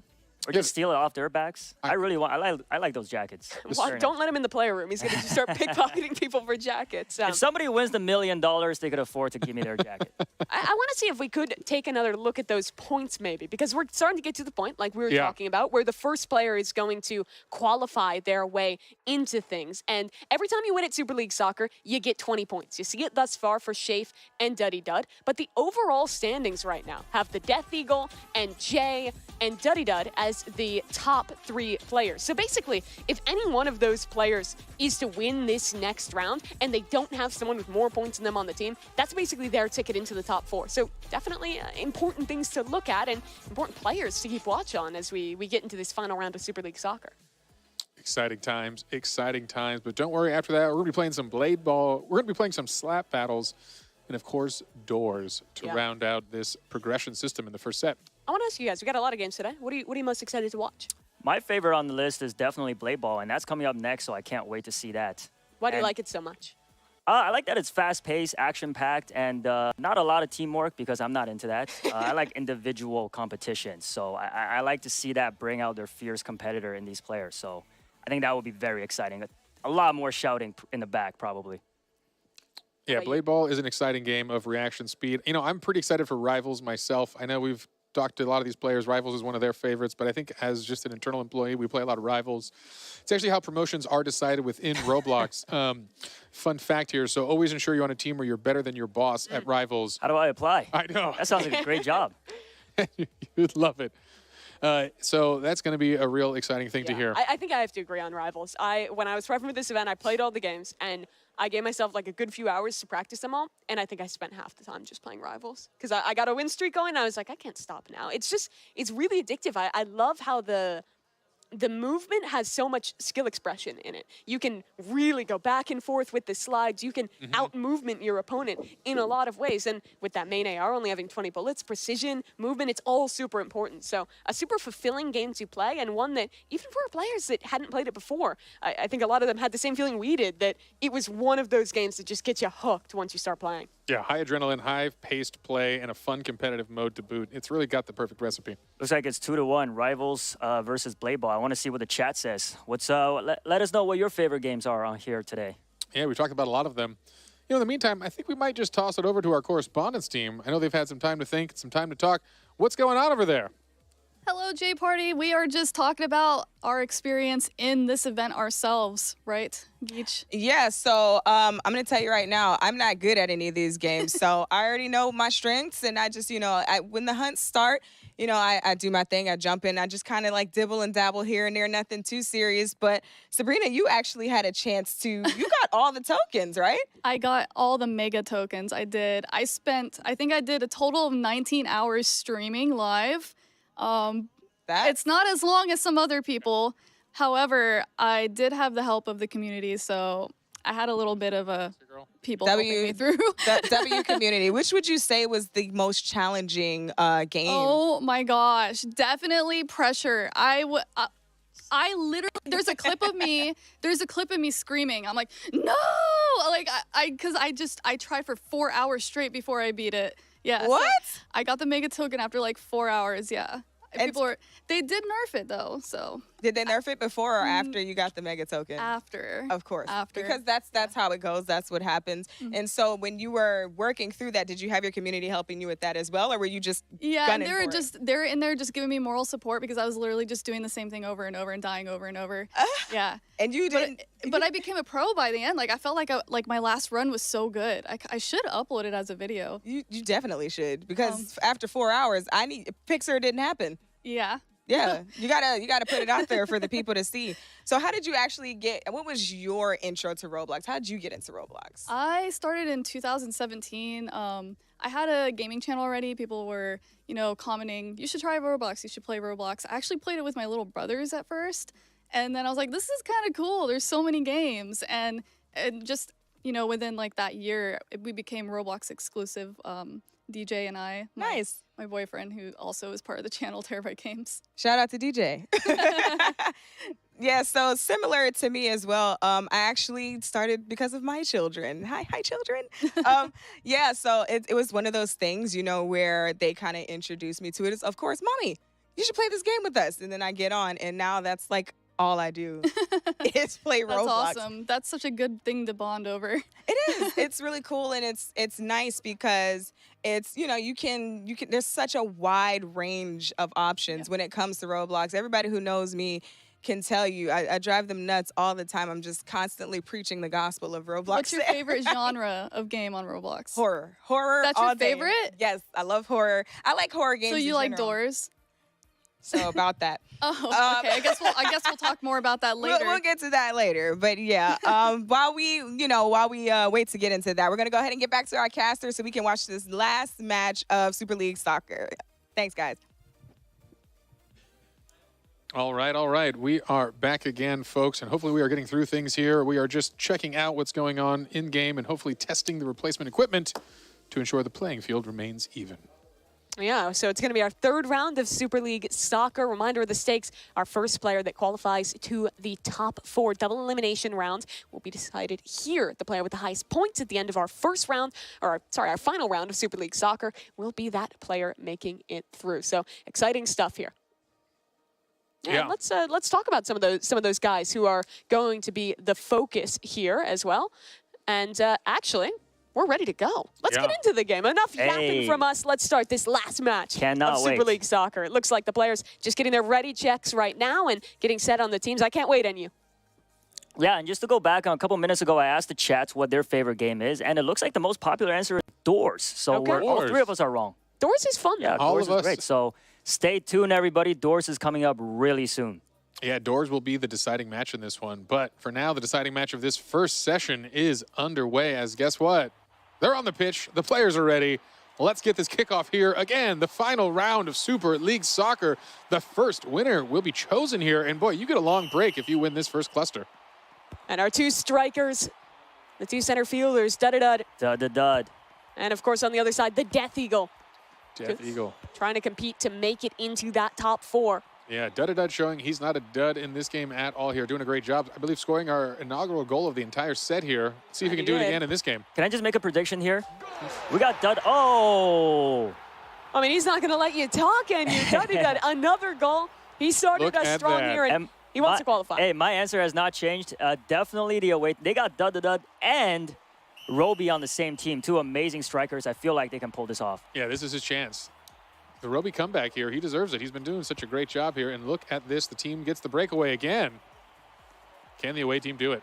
Jay and the Death Eagle are two top players thus far on the same team here. Yeah, we'll see. Oh, nearly another goal there. That would have tied the game, but not today. Death Eagle has it back in possession and will pass to his teammate off the side. Ooh. That pass was a little dangerous. That was a dangerous, the old crossover on your own goal there. Set up for another one, though. Pass back to the Death Eagle. Oh, he can't get it. Goes a little bit wide. No. Oh, but just got it. a time. Here's his shot. His chance. Death Eagle. Oh, whoa. It looked like it went in, but it didn't. It was very close. Not. An attempt there, a little short. Not the Death Eagle's usual style of a cross goal. He kind of kept that one a little too short and easy, and they're able to recover it. Wow, great teamwork there by the away team. A lot of amazing passes. That's a scary spot. When you see the cluster just gathering on the net, it's hard to tell what's really going to happen there, and it's a good chance for the offense to get a score. Looking at this match, on your home team, you have the Death Eagle with 66 points. On the other side, Dud-a-Dud has 60 points on the away team. If home or away wins, their respective top scoring player will be the first one qualifying. So especially for those two, this is where their performance counts. Everyone must be really hungry for this win. Yeah, we're hearing a lot of commotion from the players in the back. Passions are high here. Oh, slip and fall results in a quick goal there. That's 2 goals in a row for Dud-a-Dud. The world's greatest striker. The away team showing they came to play in this round here. Dud-a-Dud gets the 2 goals for his team so far. Off to a really strong start, but again, with 3 minutes remaining, we've seen major comebacks. Dud-a-Dud is truly doing this for himself, trying to get himself in. Yeah, again, his own breakaway. We'll see if you see that backboard shot. No, ooh, I like it. Baits in the defender a bit, but it's not enough. Jay gets the steal, and it's out. Here's a chance at offense. This game has been all about our top scorers, but maybe a new member stepping up. Antarell needs to score some more points in this group stage, and with the help of Icy, here's his chance. Open goal. It's in. No, it is not, but the chaos continues here. A dangerous spot, and they're going to get it out. I think that's the right move here. Just get some time to breathe. Death Eagle is a one-man army here on offense. Antarell again takes possession. Passes to Icy. That duo back at it again. Can they land it? No. Lime. Good on the defense. Yeah, absolutely. That's an important goal to save there. You really want to keep your hopes alive here. 2 goals is nothing to catch up to. That 3rd goal gets a little dangerous. We proved it in our first game. It was an 0-2 comeback to make it to overtime there. Yeah. Great save by Anonymous Lime. You're not going to get the charge down on the goalie there, hopefully. Ooh. Oh, another save. Death Eagle cannot catch a break. I know. He's trying his hardest here, but the offense has been rock solid for the away team. It is really tough for Jay and Death Eagle here. They're going up against Shafe. He's been the best goalkeeper of the day. Roby went from an amazing striker to a great defender, really holding it down for the away team. Yeah, and they need some of their best players there trying to play defense on the Death Eagle, who shows that he is unrelenting on offense. Antarell's done well. A couple key steals for him, but he's yet to actually get a goal off of it. Another steal, but it's back into the possession of the home team, and again, they steal it out of the clutches of the Poke Dragon. Oh, and here's the breakaway. Can he do it? His best shot at it yet.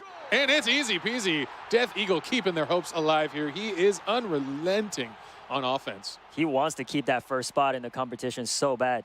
Yeah, absolutely, and that is important. It would be nice for him to get out early, get a little rest, stretch the fingers out, take a sip of water, and watch the rest of your competitors compete. Really see who the competition is going to be in the finals. And it's just serendipitous that, again, it's Death Eagle and Dud-a-Dud on the kickoff together. Those two trying to make that qualification happen here. Dud-a-Dud back on the offense. No one defending but that goalie. However, not sure what that was. Home team's going to be a little ahead of it, and they'll pass back to the goalie safely. Yeah. Easy exit, end that play. Oh, no, the goalie gets a missed kick. Wow. Oh, no. Bit of a fumble there. Lime had his chance, tried to send it back up the middle, but a great position played in from Icy. That was an actual mistake there from the goalie. Played it too short, and on a missed pass, it just comes right back to his team.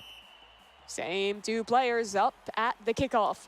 Yeah. And Okay, again, Dragon this still time. down by 2 with a minute remaining. This is not over yet here. They're going to need to step up that offense as we see the Death Eagle again trying to get in position. Oh, but Dudda plays it well. Slight delay allows him to break away with the ball. Dudda is still on the offense, even though they're up by 2. Oh, no, looks like he's killing time. Yeah, He's he doing is well definitely. at it. Down to 40 seconds. Tried to pass it out, but stolen by 3J at the last second. They need goals, and they need them quickly. 40 seconds to try and lock this up. But Antarell again, they're just amazing killing defense. time.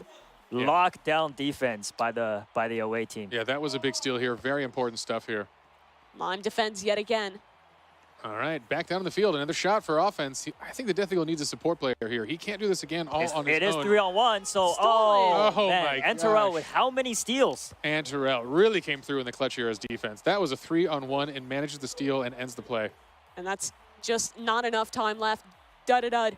This is his opportunity. If they can wane down these last few seconds, they'll lock this game up. And that's time. They're just standing still now. It's over. 3-1, the away team. They take things home, and that's Dud. Our 3rd place player heading into this round with 60 points. We'll claim 20 more, and that should be enough to put him ahead. Yeah, we'll have to see here. We're going to let our judges tally some of those points. In the interim, we're going to talk through some of the incredible things we just saw there as we bring to a close Super League Soccer, our only team event in the day here, working together to start because things are going to get fiercely competitive right after this. They absolutely are. Really impressive stuff across the board from our players. I think my biggest takeaway players were honestly just the 2 stars. Dud and the Death Eagle were both looking excellent on the offense this game, but you can't forget Shafe and Lime, honestly, in that last round as well, holding things down at the goalkeeper. Antarell did great, played amazing defense there, but if I was Dudda right now, I'd probably feel like the main character. That is just, I must feel on top of the world if I was him. It's the game that mattered for him. He was just in that tight race to make it into the top 4. And that win there, of course, we have to officially tally it still, but that should be enough to push him across the line. And let's take a look at those scores and get official confirmation.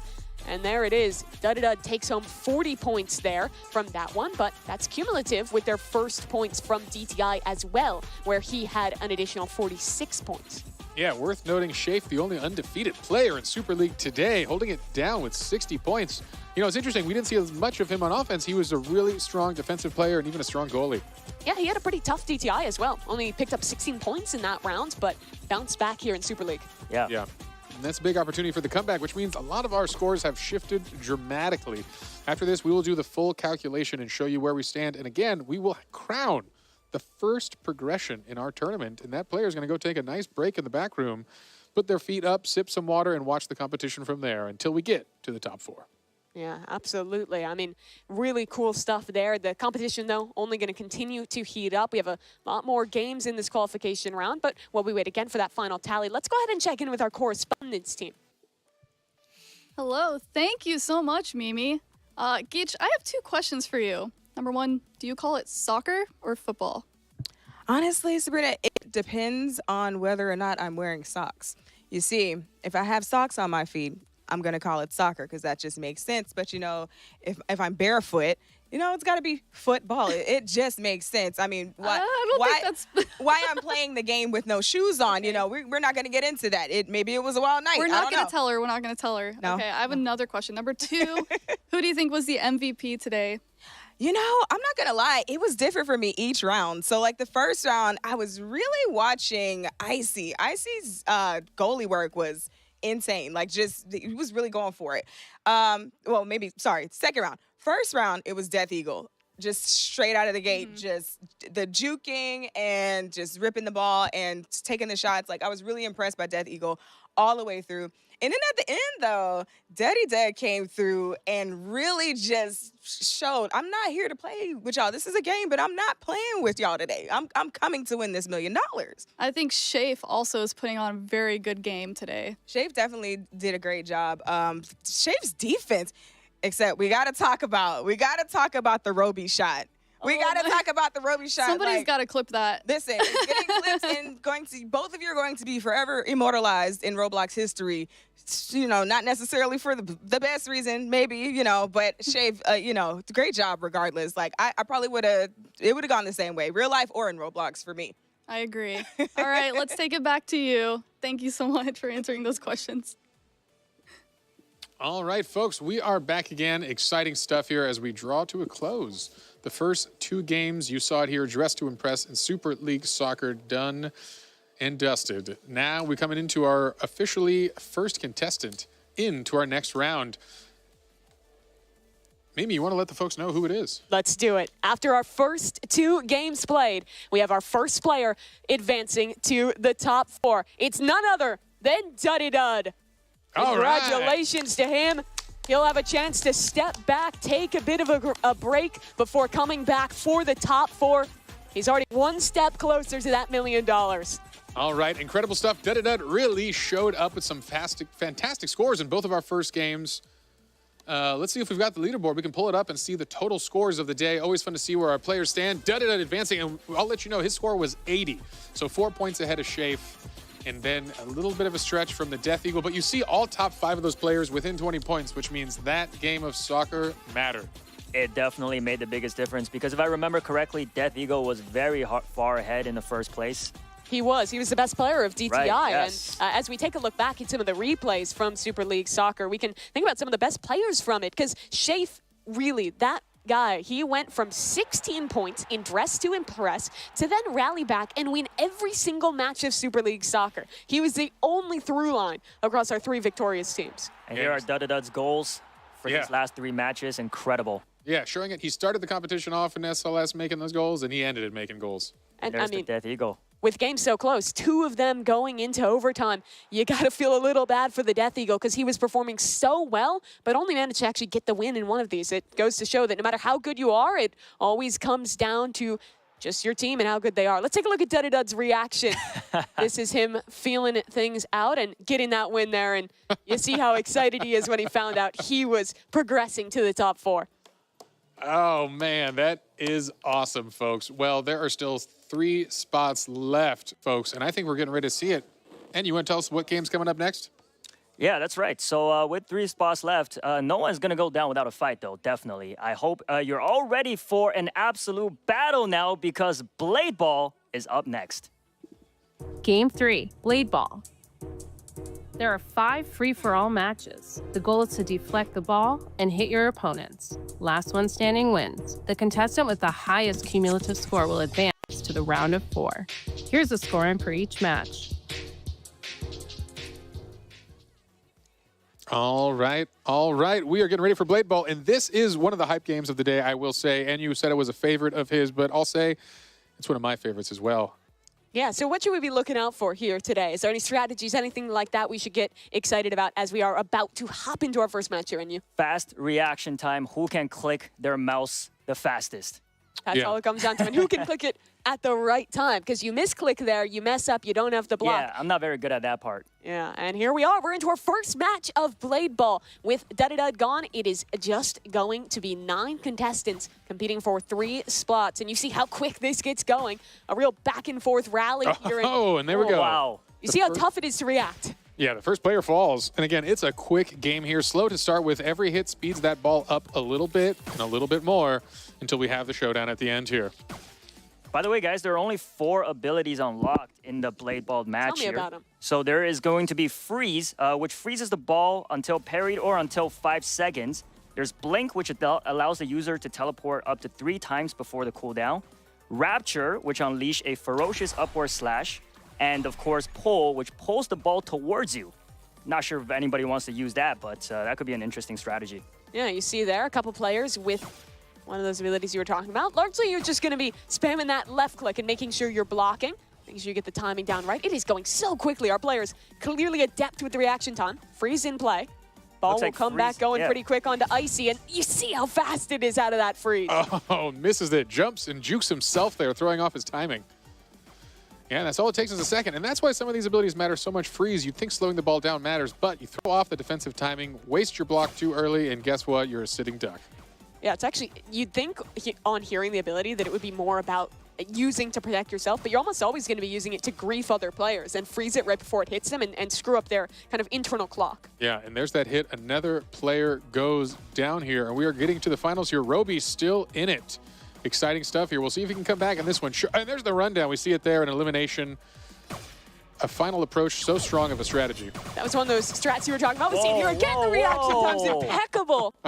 Death Eagle. Great from him, and it's a 1v1 against Antarel. This ball is only going to speed up. They run each other down. Oh, Antarel pulls it off. Oh, there's one more left, though. Roby avoided being seen. And now he has this 1 versus 1. He's been sneaky. That he has. I did not see him all match. Roby, they run each other down. Oh, the rupture. Very nice from Antarel. Great usage of all of those abilities there, and taking home our first of 5 rounds here in Blade Ball. Yeah, you know, it's hard to see from the folks at home when you see that slight arc change, but it really comes down to a millisecond timing here. Anything matters to throw off your opponent, and it came down to that, and a quick mistake from Roby gets him second place with that one.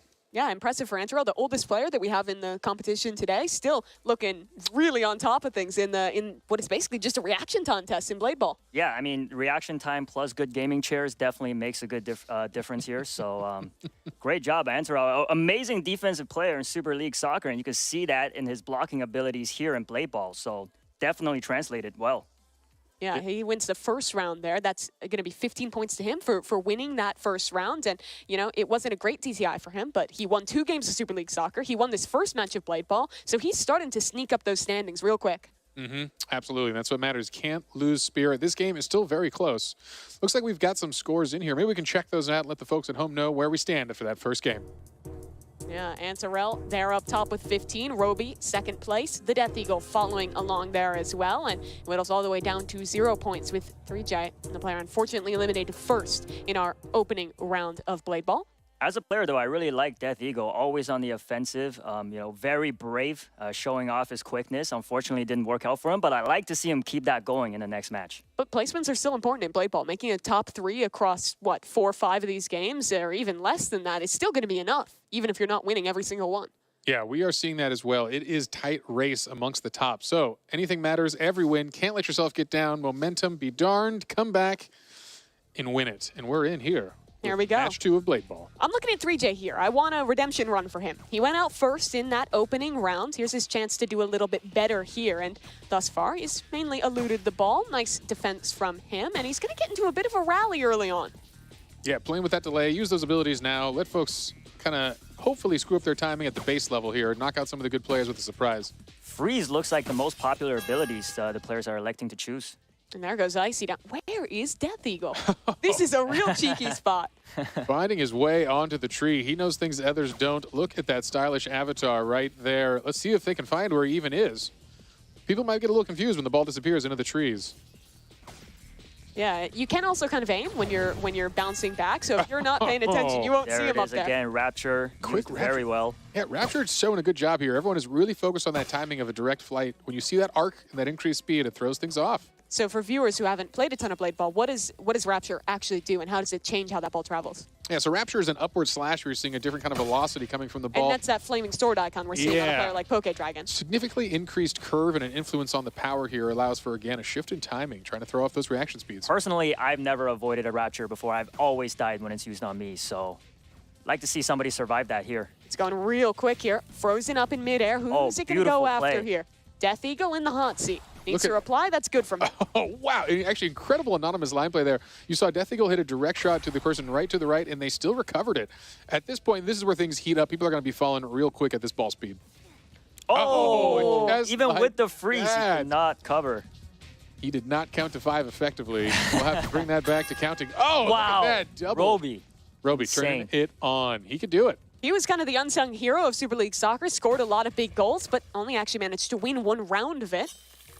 Oh, good freeze there. Giving Pokedragon enough time to back up, though. Hopefully he's got the space. This ball's going to become nice and slow. Going to max, yep. And this is as fast as it's going to get going. Zipping back and forth. Our players doing well to react. It seems like it all comes down to the abilities with how you survive. And just the flick to the left there is very nice from Mad Max. I don't think Shafe was ready. No, sending him back to the AFK zone to observe this match from afar. Now Roby's on a tree. Yeah, we'll see. It didn't work out for the Death Eagle, who did go down on his tree, but Roby, king of the jungle right now.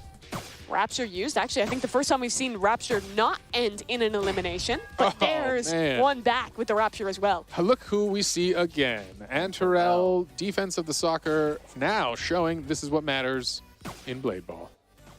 I want to try and check in with Antarel. Let's see if he can go back-to-back here. Yeah. And win impressive both display. rounds of this one. Has looked so good in this mode thus far. Clear the practice is paying off in a long rally. At the Rapture, he avoids it. Back Rapture it goes and back again. Rapture. And Terrell Wow. staying alive. Incredible. Impressive. Double elimination. Impeccable from him.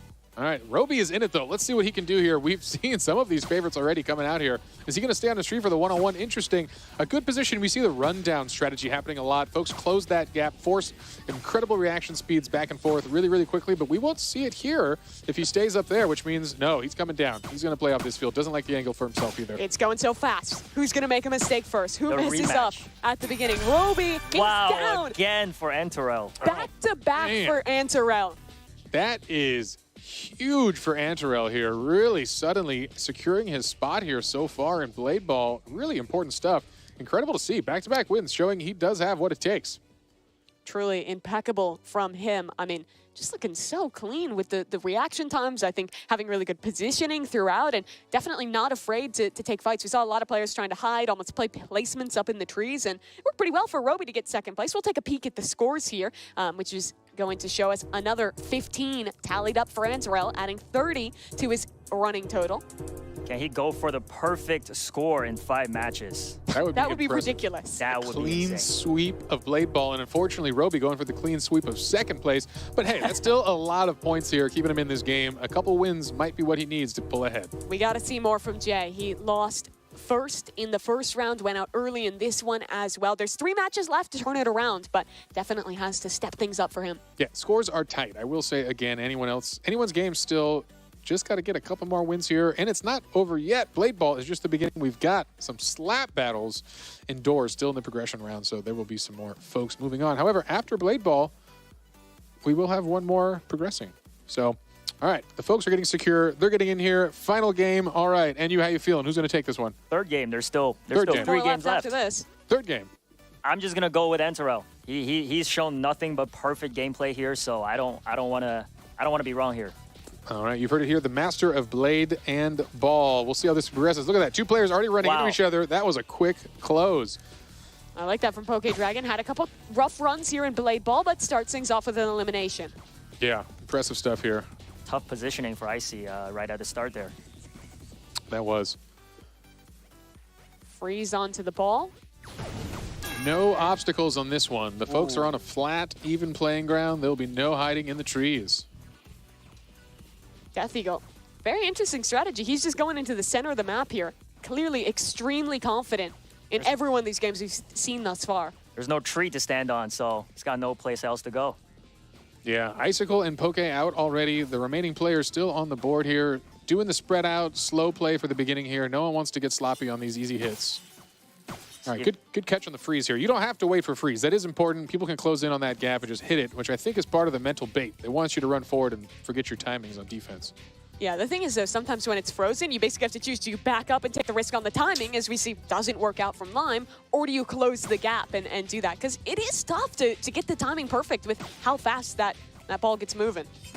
Indeed, indeed. We see Shafe playing with the jumps there. The jumps is a dangerous one. It can throw off your ability to see when exactly that timing matters, but it can confuse your opponents as well. Yeah. It's interesting. It almost looks like he's reacting less off of actually seeing the ball and more off of just like feeling the timing. It's a very cerebral way to play it. Is unfortunately for the Death Eagle, he's eliminated early this man. round. Look at his expression. That must have been devastating. Yeah, that is devastating, but I will admit his fun fact on his player card was that he is a good loser. Unfortunately, we don't want to see that today. We'd like a good winner. I don't know how fun that is. Sad It fact. means he's a That's good a sad sport. fact.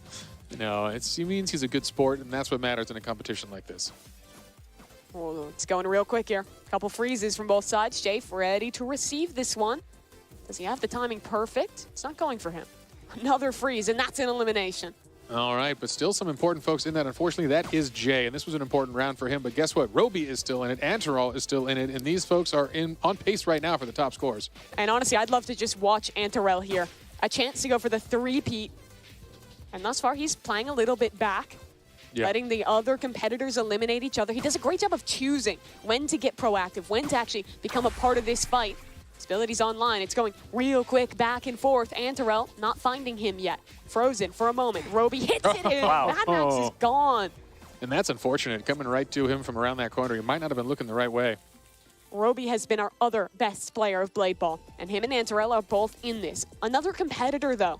someone who was good in the last round. Shafe here as well with his chance to dethrone Antarel in this mode. Yeah, I think we saw some impressive goaltending or goalkeeping from Shafe. Oh, in that last round, but that's Roby gone. That's Roby. 1v1. Antarel, he's three-peat on the line here. Up against Shafe, the goalkeeper extraordinaire. It's back and forth so quick. Wow, three in a row. That's insane. In a row. Look at that fire emoji on top of his head. That must feel real good. That is an important win from Antarel, who takes 3 top spots in 3 rounds here. Boy, he must be feeling good. You've got a little room to breathe here, a little bit of a buffer. Yeah, that is the face of the champion of the Blade. Yeah, I'll tell you what, if he gets a little bit better, he might just be able to match up against me. Yeah, we're going to see that. Yeah. I feel like he might crush you, no offense. He looks kind of undefeated right now. After this competition, I challenge Antarel to a 1v1 in Blade Ball. Let's see it. Yeah, you know, we did have one of our teammates warming up with these folks earlier as a 10th sub-in 10th player who we consider a very good player, and he was destroyed by every one of these guys, so they are good. All right, folks, looks like the scores are in. Let's check it out and see where we stand. No surprise there, Antarel sweeping Blade Ball with 3 victories and 45 points on the board. Antarel had 66 points coming into this one from 2 wins in SLS and a solid performance in DTI. This should now put him out in front of the lead. If he can maintain this through the rest of the rounds of Blade Ball, he is setting himself up for a bit of a break to not have to play through doors, to get to skip out on slap battles as well, and put himself in a great position to win $1 million.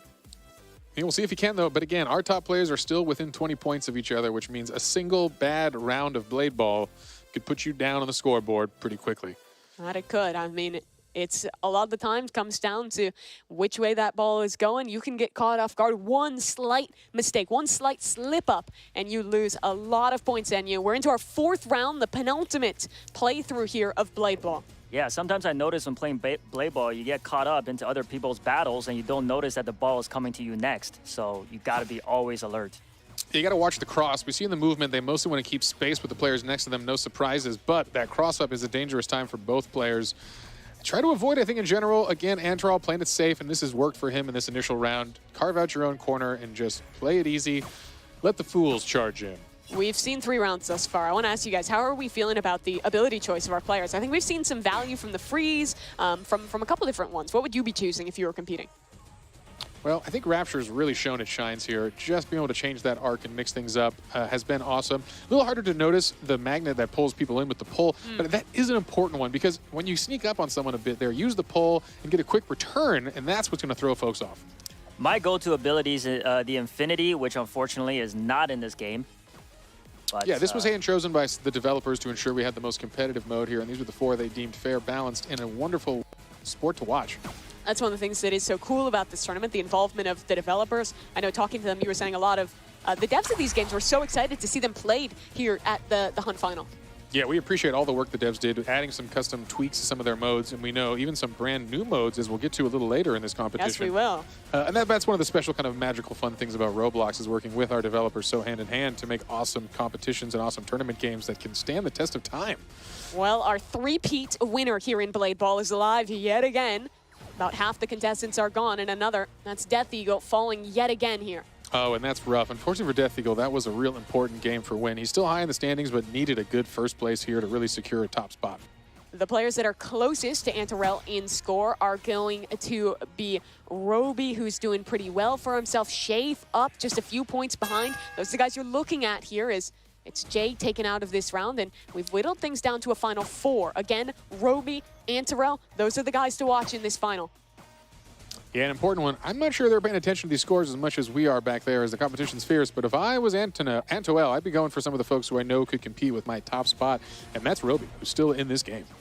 But Anonymous Lime, a 3rd contender trying to step up. He's closing the gap. Antarel somehow always avoiding getting involved in these early fights. Yeah, they really should be teaming up on him. Yeah, that's right. They're kind of playing a little passive here, just splitting the board across this triangle. It's just going back and forth around the triangle. Lime hits it in. Who slips up first? Who makes a mistake?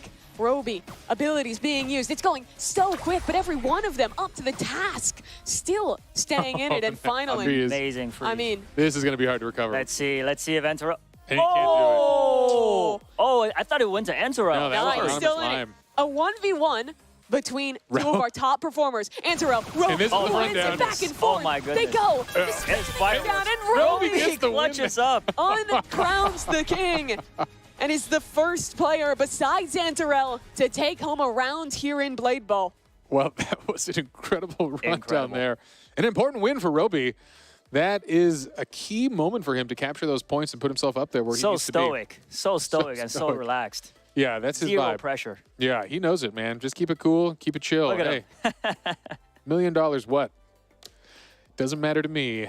Yeah, seems like he's been there many times before. You got to be stoic when you're doing it. Our scores are ready to go. The umpires have tallied things up, and still it's Antarel leading out, but Roby is close behind. The issue is, if it keeps going down to those two, another 3 points is not going to be enough for Roby to overtake there. No, we're going to need some tactical plays here because, again, they can win, but they need to knock Antarel out early. I'd be hunting, I'd be looking, and try to use those abilities fast and get him out of this competition. 58 points across DTI and SLS for Roby and 66 for Antarel. So not only would Roby have to do better than Antarel in this round, but significantly so to be able to pull ahead there. So he basically has to win and get Antarel out early if he wants to overtake here. Right. And another name that's not mentioned enough here is actually a chat favorite, which is Death Eagle. Everybody wants to see him come back, and let's see if he could pull off a win in the final game here. Yeah, I think we've seen a couple emotional reactions from him, losing out in some of these early rounds, and he's definitely going to have to step up here, only taking home 22 points across the first 4 rounds. We want to see some more from him in this final one. But a reminder, it's never over for all of our players. We need to keep on fighting because this is a progression system with points that count across each game.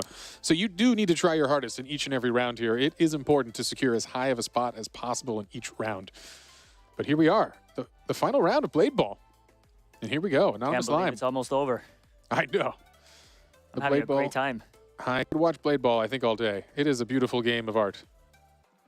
It is really fun to watch. The pace at which it plays, it's kind of unlike anything else that we're going to be playing in the tournament today. Absolutely, and a nice, quiet, distraction-free map here to just show this is a game of skill. As, again, there's a boom, and I believe the first player goes down here. Exciting stuff, but Shafe will not be remaining in this round of the competition. Yeah, the brand new classic V2, I believe, the map, a fan favorite here. That's really tough for Shafe. He was one of those players just on the edge, cumulatively 101 points for Shafe. He could have, if Antarel and Roby had been eliminated early, maybe looked to overtake, but unfortunately today's not his day, at least in this one game. There's still more for him to play, but that opportunity to qualify straight to the top 4, not really looking too possible. All right, Death Eagle takes down Icicle quickly there with a click and a sweep, and that is down for the count. That play just before that, too, with Jay freezing that Rapture was amazing. Mm-hmm. Yeah, it's one of the best direct counters, I think, when we're talking about the abilities in this game. Absolutely. Great reaction time there. All right, well, Antarel's still in it, and that is the player to be watching in this round. If they can take him out early, there is a chance here. It is an important moment for him. We'll see where this freeze is going. I'm not sure they saw the trajectory. Mad Max. Oh, going with the counter freeze. Absolutely. Oh, and that is Antarel out. Wait, this is a chance now for Huge Roby play. to The come king back has here. fallen. It's true. Now, suddenly, this is a moment of truth here. Roby can claw this back. That was an early knockout. It's really going to come down to how the points roll out. Did Antarel go out early enough? Can Roby actually win this? It'll be neck and neck between the two of those, but to have its absolute best chance at the points working in his favor, Roby wants to win this round. Yeah, Chad is still talking about Death Eagle. They can't stop talking about him. Neither can we. Neither can we, and he's going to shine still. I have a lot of faith in our remaining matches here. But for this one, this is a moment for Roby. If he can place top 2, I believe, he might have the points to move on. We'll find out. We'll have to see the umpires tally it, but all he's thinking right now is that a win would be so important, and that's Death Eagle, the fan favorite, going down. And I think we're down to 4 contestants. Jay's still in this one, Lime's still in this one, but they're fighting each other, and the real man who's winning off of that is, of course, Roby, sitting in the corner, letting his opponents fight each other off, and buying time, buying placement in this round. Yeah, good plays for Mad Max. He's been a little quieter in the earlier rounds, but he's done a good job this round eliminating some important players and actually sticking to it and staying alive. I like that we see Roby use the fully zoomed out camera and get as much situational awareness as possible. He's not looking at it from his character's perspective. He's looking at this almost bird's eye view, and staying in the race. Yeah, it's interesting timing. That means he knows the distance to the map because you're not going to see the collision with your character here. You got to just watch the ball, your opponent, the timing, and know the second count each and every bounce of this. If you've played Blade Ball, you know, you're not even really looking at the ball a ton. You just kind of feel it. You feel the momentum, you get in a rhythm, and that's why the abilities are so strong, because they break that natural rhythm. Yeah, that's why I play with my eyes closed. I was going to say, we should have the blindfolded Blade Ball competition and see how far anyone gets. You probably could play off audio. It would be hard, but... Also, shout out to Jay. He's sort of been moving his way up the ladder in each and every match. Yeah, and doing a great job here. Yeah. All right, Roby, we've got a top 3. Anonymous Lime also doing great today with Roby. Who was that? Who just I think goes that was home here? Roby that just went down. That Roby's out of the round. Roby. I'm not sure if that score is going to be enough. I don't think so. Antarell is going to have to be really kind of getting a sigh of relief out of there, knowing that he's getting a pretty comparable number of points Jay here. with the win. Wow. Final win of that one. He needed that one. Was sitting at 77 points going into this round, adding 15 more to the total from the win. We're going to have to tally everything up, of course, but I think that's likely to be a position that Antarell is feeling good about. He took 3 out of 5, got a runner-up position in the 4th, and got about a middling placement in that final round. Yeah, it is cumulative, so as you get the scoring, even if you don't clear this one hurdle, it is important going on to the final. But again, wonderful stuff. We'll find out from the judges. And that's why we're talking about, our top performer being the one who gets that insta-qualification, but there's still the other players who have to go and now play slap battles after this and then doors after that. Getting into 2nd, 3rd place and being competitive in that way means that you're in a way better position once that top number is taken off the board to sneak in and qualify in that next round. Right, and I feel like in a way, slap battles coming up next is very similar to Blade Ball, fast-paced individual competition, and here are the scores, so let's take a look.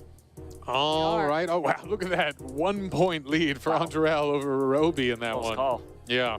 And we'll wait for that official tally, but Antarell did go in with more points than Roby as well, so that should be enough. But we, of course, want to wait for that official confirmation from our referees.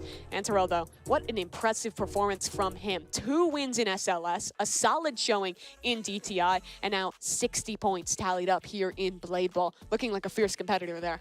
Absolutely, absolutely. Well, that was epic, everyone. Let's all take a deep breath after Blade Ball and see what's going on with Geach and Sabrina and what they have to say.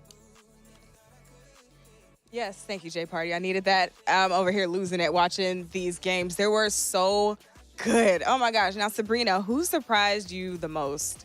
Well, Antarell, because I did not expect those skills, and then they started going after Antarell, so that was a good strategy on their part. Of course, because you've got to get out the guy who's getting everybody else out. 3 wins in a row. That's scary. Yeah, especially with the intensity that I really enjoyed watching Antarell and Roby go at it, because I just knew that Roby was, I don't know, Roby had the strats. It's just like, he just couldn't quite pull the reflexes. It out. Yeah. And then just the back and forth so fast, man. But, Jay pulling it out the last round. Yeah, that was unexpected. I didn't expect it. So it could be anyone's game at this point. I don't know. We have no idea what's going to be happening in the next few games. Yeah, I definitely didn't expect Antarell to get knocked out in that last round, especially the way that he played the first 4 rounds, and then for Mad Max to come and just take him out. I think I had to double take when that happened, because I couldn't believe that Antarell got eliminated. I was like, wait a minute, did I say Antarell got eliminated? I didn't expect that. But then, for it to end in Antarell and Roby to only be 1 point apart. Yeah, that's insane. Only 1 point apart. Right now, those two are the top for $1 million, right? That's crazy. Man, I mean, if I played like that, I feel like I'd have a pretty good shot. I'm just saying. Yeah. Yeah, I'm not a blade baller. It's a little too fast for me. I don't think my eyes Fun can fact, keep they up. said something about playing blade ball blindfolded. I actually did do that. How did that go for you? I got on voice chat in Roblox, and I asked a random player if they would help me. You trusted a random? Yes, I was blindfolded. Girl. I played the game. They told me when to hit, and I won. That was amazing, though. Thank you so much. Now back to you, Jay Party. All right, riveting analysis from our fancy correspondence team. Y'all doing great stuff. She won Appreciate it. blindfolded. That's crazy. I don't believe that. I'm into the blindfolded blade ball competition. That's going to be for the next hunt. We'll see. All right, well, another game down, which means a new contestant is advancing to the round of 4. And it's official. We are happy to announce the next contestant making their way into the top 4. It's the 3-time Blade Ball champion, Antarel. All right, give it up for Antarel here. He is deserving of a good break after that performance. Wow, such a strong showing. So he's going to join our first contestant, and just like that, 2 folks have progressed. Exciting stuff. Dudadud and Antarel get to hang out and talk about how they're going to strategize for the top 4. Yeah, let's take a look at the scores here as well, because we're getting all tallied up. We're getting towards the last 2 games here in the qualification stage, Cheianu. Yeah, that's got to feel good. They're now 1 step closer to the $1 million, looking at Roby and Shafe here with each over 100 points. Yeah, that is strong, but hey, players in the 90s still have a major chance here. As we've seen, the points start adding up in these 5-round games that we're going to see. Yeah, I want to give some credit to Jay there. He lost first in the first game of Blade Ball, went out early in the second as well, and then rallied back in those last 2 games, or the last 3, getting deep placements to tally nearly 30 points on the board and bring himself now into the top 4 of our standings. All right, all right. Well, things are heating up here. We've got our 8 contestants left, and now would be a great time to get up, stretch, grab a snack, and take a brief pause. But don't go too far away. Don't change that channel. We're going to be resuming the stream here, but first, we're going to see some stories of some of the incredible creators that make Roblox possible. I think we've got some fun stories, some fun content for you folks at home, so maybe we'll check out some of these creator stories, and we'll be back with live competition soon for the $1 million prize that's coming.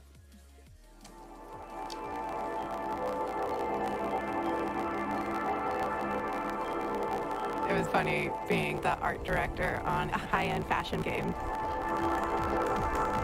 I wear Crocs on the daily.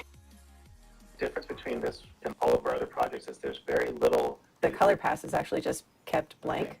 I'm an art director for Sawhorse Productions. Sawhorse makes interactive brand experiences on Roblox.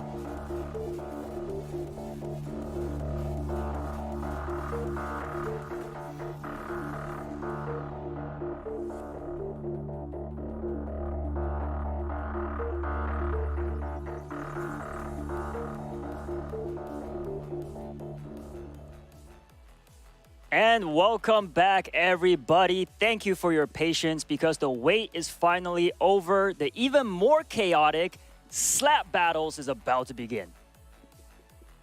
Let's check it out. Game 4, slap battles. There are 5 free-for-all matches. Contestants must knock everyone else off the platform. Last one standing wins. The contestant with the highest cumulative score will advance to the round of 4. Here's the scoring for each match. All right, folks. Don't let that charming music deter you. This is a serious competition, and it's really important for our players as there is a pretty close scoring amongst our top here, and it's still anyone's game because in 5 rounds of slap battles, if you go out first, you ain't getting any points. And if you make it to the top, you're getting a lot. So, again, the competition is in it. We've got some exciting stories from our players, and I think they're doing good stuff here. Mimi, what are you thinking?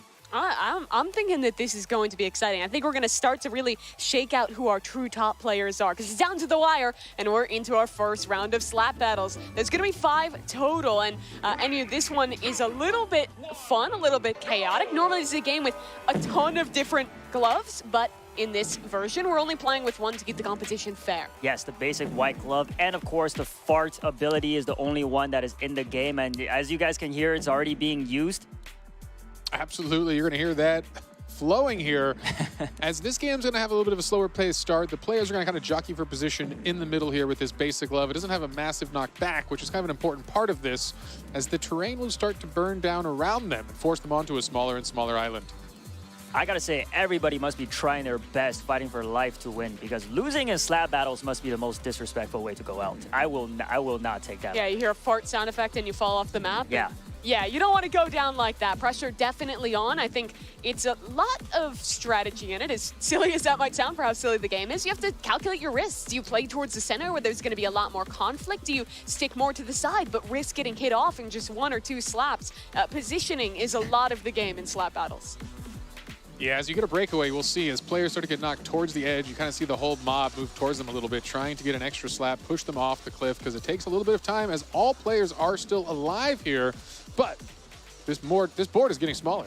You are incentivized to, not take too many risks because you're not getting points for eliminating other players. You're getting points for surviving and being the last man standing on that island as it slowly whittles away. Still, our competitors all up, but players starting to get a little closer to that edge. Yeah, we see with this next drop on the layer on fire now, when that falls, we're going to see people dropping real quick here as we might be a single slap away from the center, and that's where the action really heats up. This is getting intense.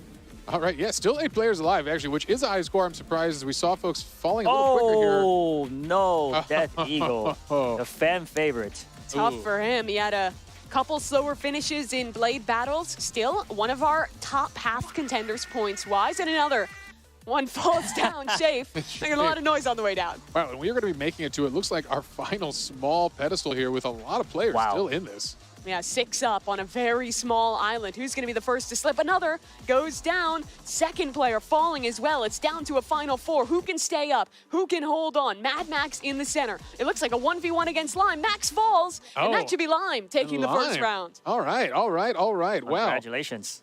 That got a wee bit chaotic here as all 8 players made it to a really small form of the island here. But Anonymous Lime taking our kickoff match of slap battles and a whole new array of top players coming out in this next game. And that's instantly going to shoot Lime way up the standings here. The pack was super tight in the middle of the group, and getting those full points for the victory is big for Anonymous Lime. Yeah, it seems like his name's just popping out of nowhere now. Didn't really see him much in play ball there. And me personally, I played a lot of slap battle, and I have some overpowered gloves. Just seeing them use the basic gloves, it must be really, really difficult to knock somebody down.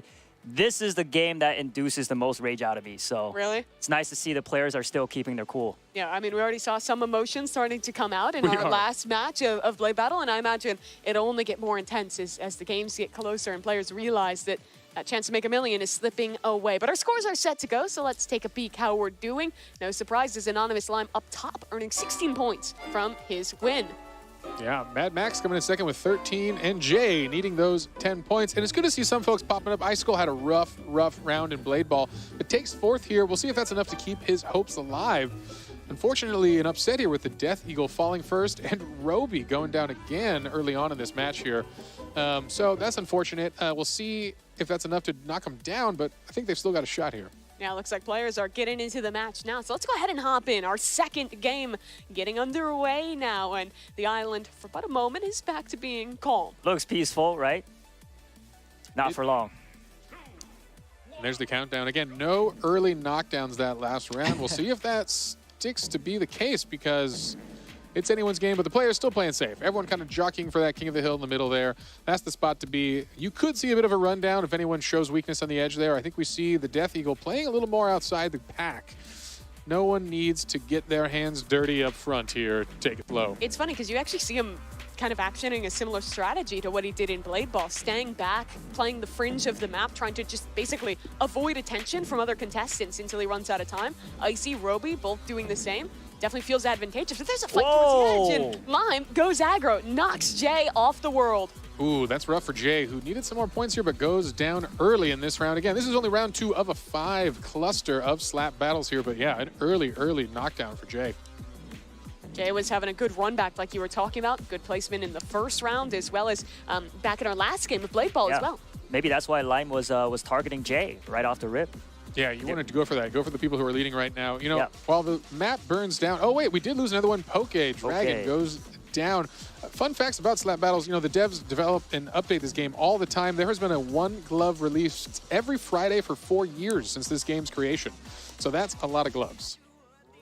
Yeah. And there goes Roby. Roby again going down early, and that is rough to see. Roby has a pretty comfortable position here, but if he goes down early again, that's going to slip away. Oh, but that's Death Eagle, one of his main competitors here. Oh. Close call. Yeah, that was a close one. Anonymous Lime holding on. Well, oh, but he couldn't hold on for long. Couldn't hold on there. That was a close call. He tried. Yeah, so our winner of the first round off, and it's 3 contestants working for it. Shafe, one of the top standers right now in terms of points, a chance to win a round here. 1v1v1. Shafe pushed back towards the edge. Gotta get gets up back quick, up just and he's in the nick of time, and Icy falls off the Icy platform. goes down, but takes third, and that's an important score for him. He needs those points. Wow, and falls. Look at what he means to him. You can see the players heating up with their reactions as we go on. So for Mad Max, back-to-back second places as Shafe takes that win.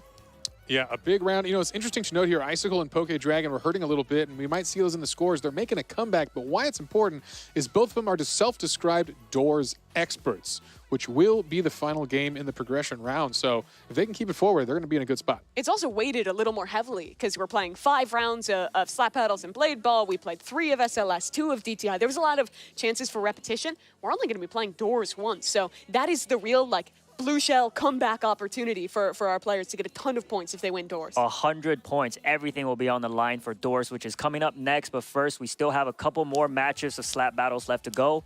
Let's see if any player can pull ahead here. Yeah, I'm kind of looking at the Death Eagle here. He's, like we've talked about, one of the fan favorites. He's the player who had to travel the longest to make it here. And with a really strong early start in DTI, he's struggled a little bit in these more recent games. We've seen some reactions, getting a little, you know, energetic at when he was losing these, a little disappointed to be falling off. So you're looking at him to come back here as we see our scores. Mad Max, the back-to-back second places, pushes him above Anonymous Lime. Yeah, consistency is key as demonstrated by their 26 points. Our leader so far, but right behind him, Anonymous Lime, 24, 18 for Shafe. And again, the rest of our players down the line. Unfortunately, Death Eagle in last place right now with slap battles.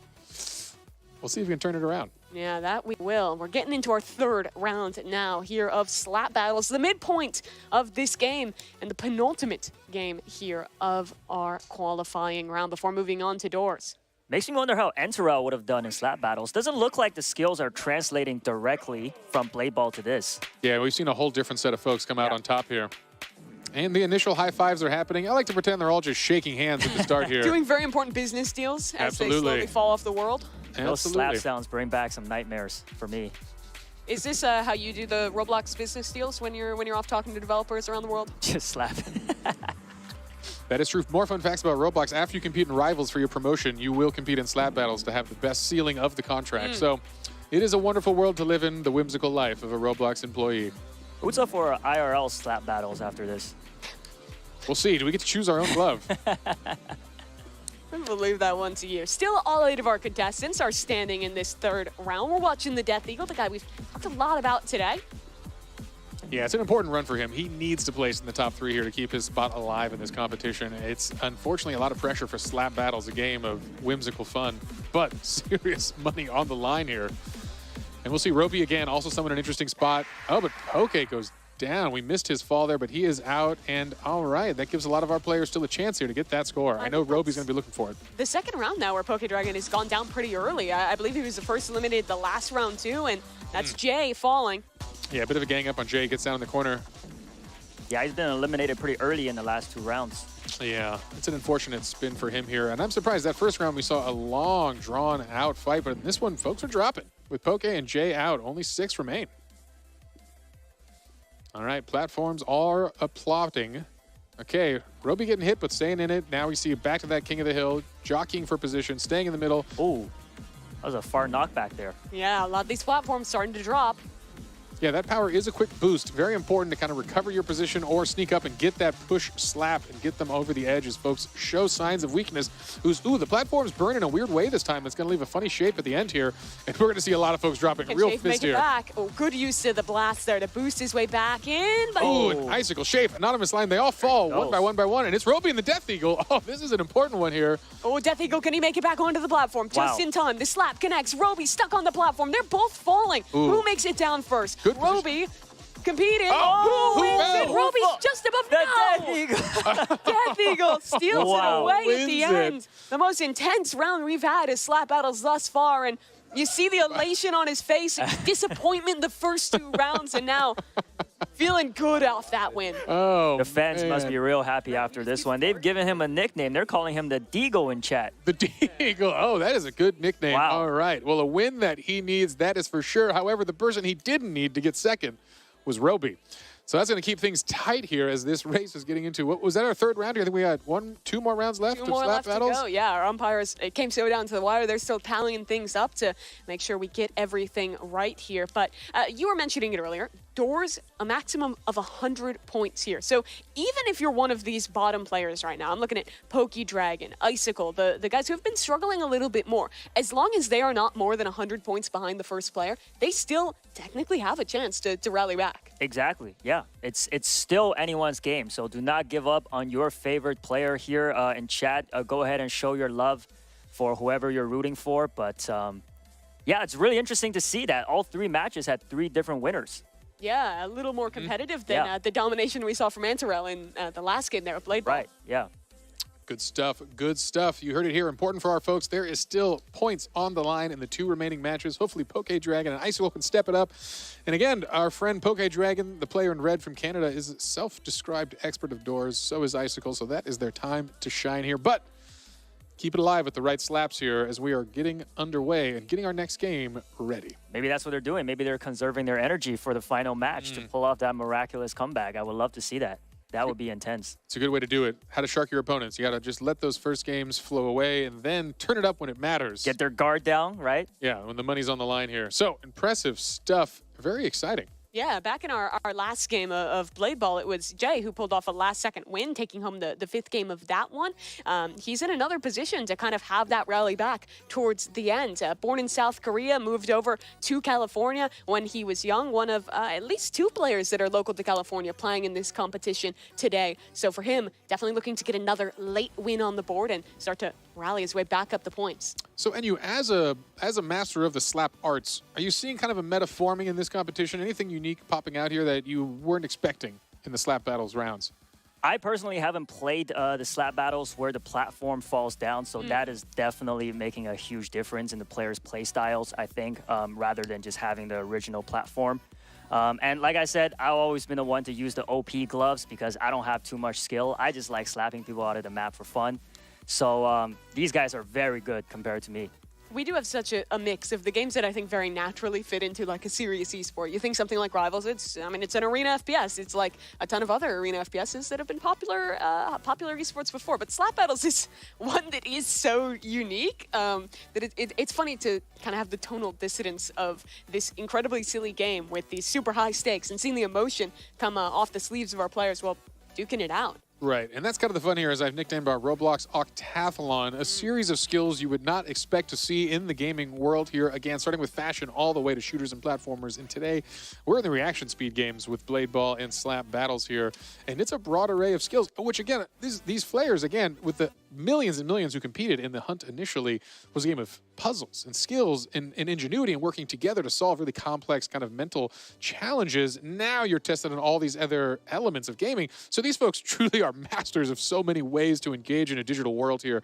It's quite impressive. We talked about it a little bit earlier in the show, but I want to go back because, I know you played some of the qualifying rounds to make it in. Can you speak to the challenge that it is? Because 183 people visited that main page for the hunt. Only these 10 made it. It was truly a difficult run to qualify here.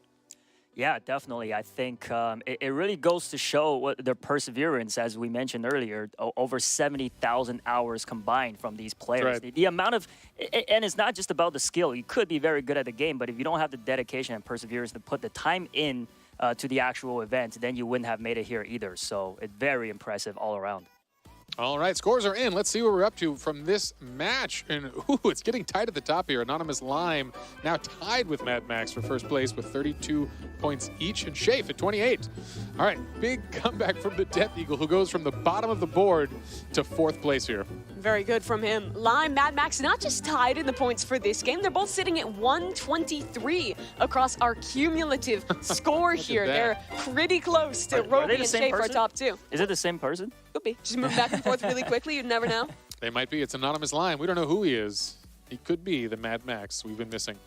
All right, folks. It's underway.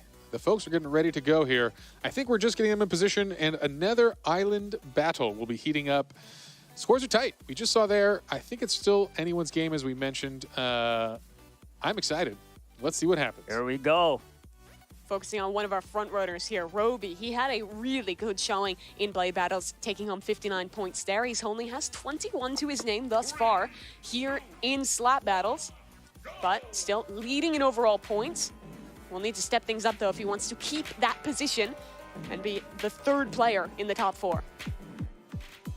Yeah, we're underway.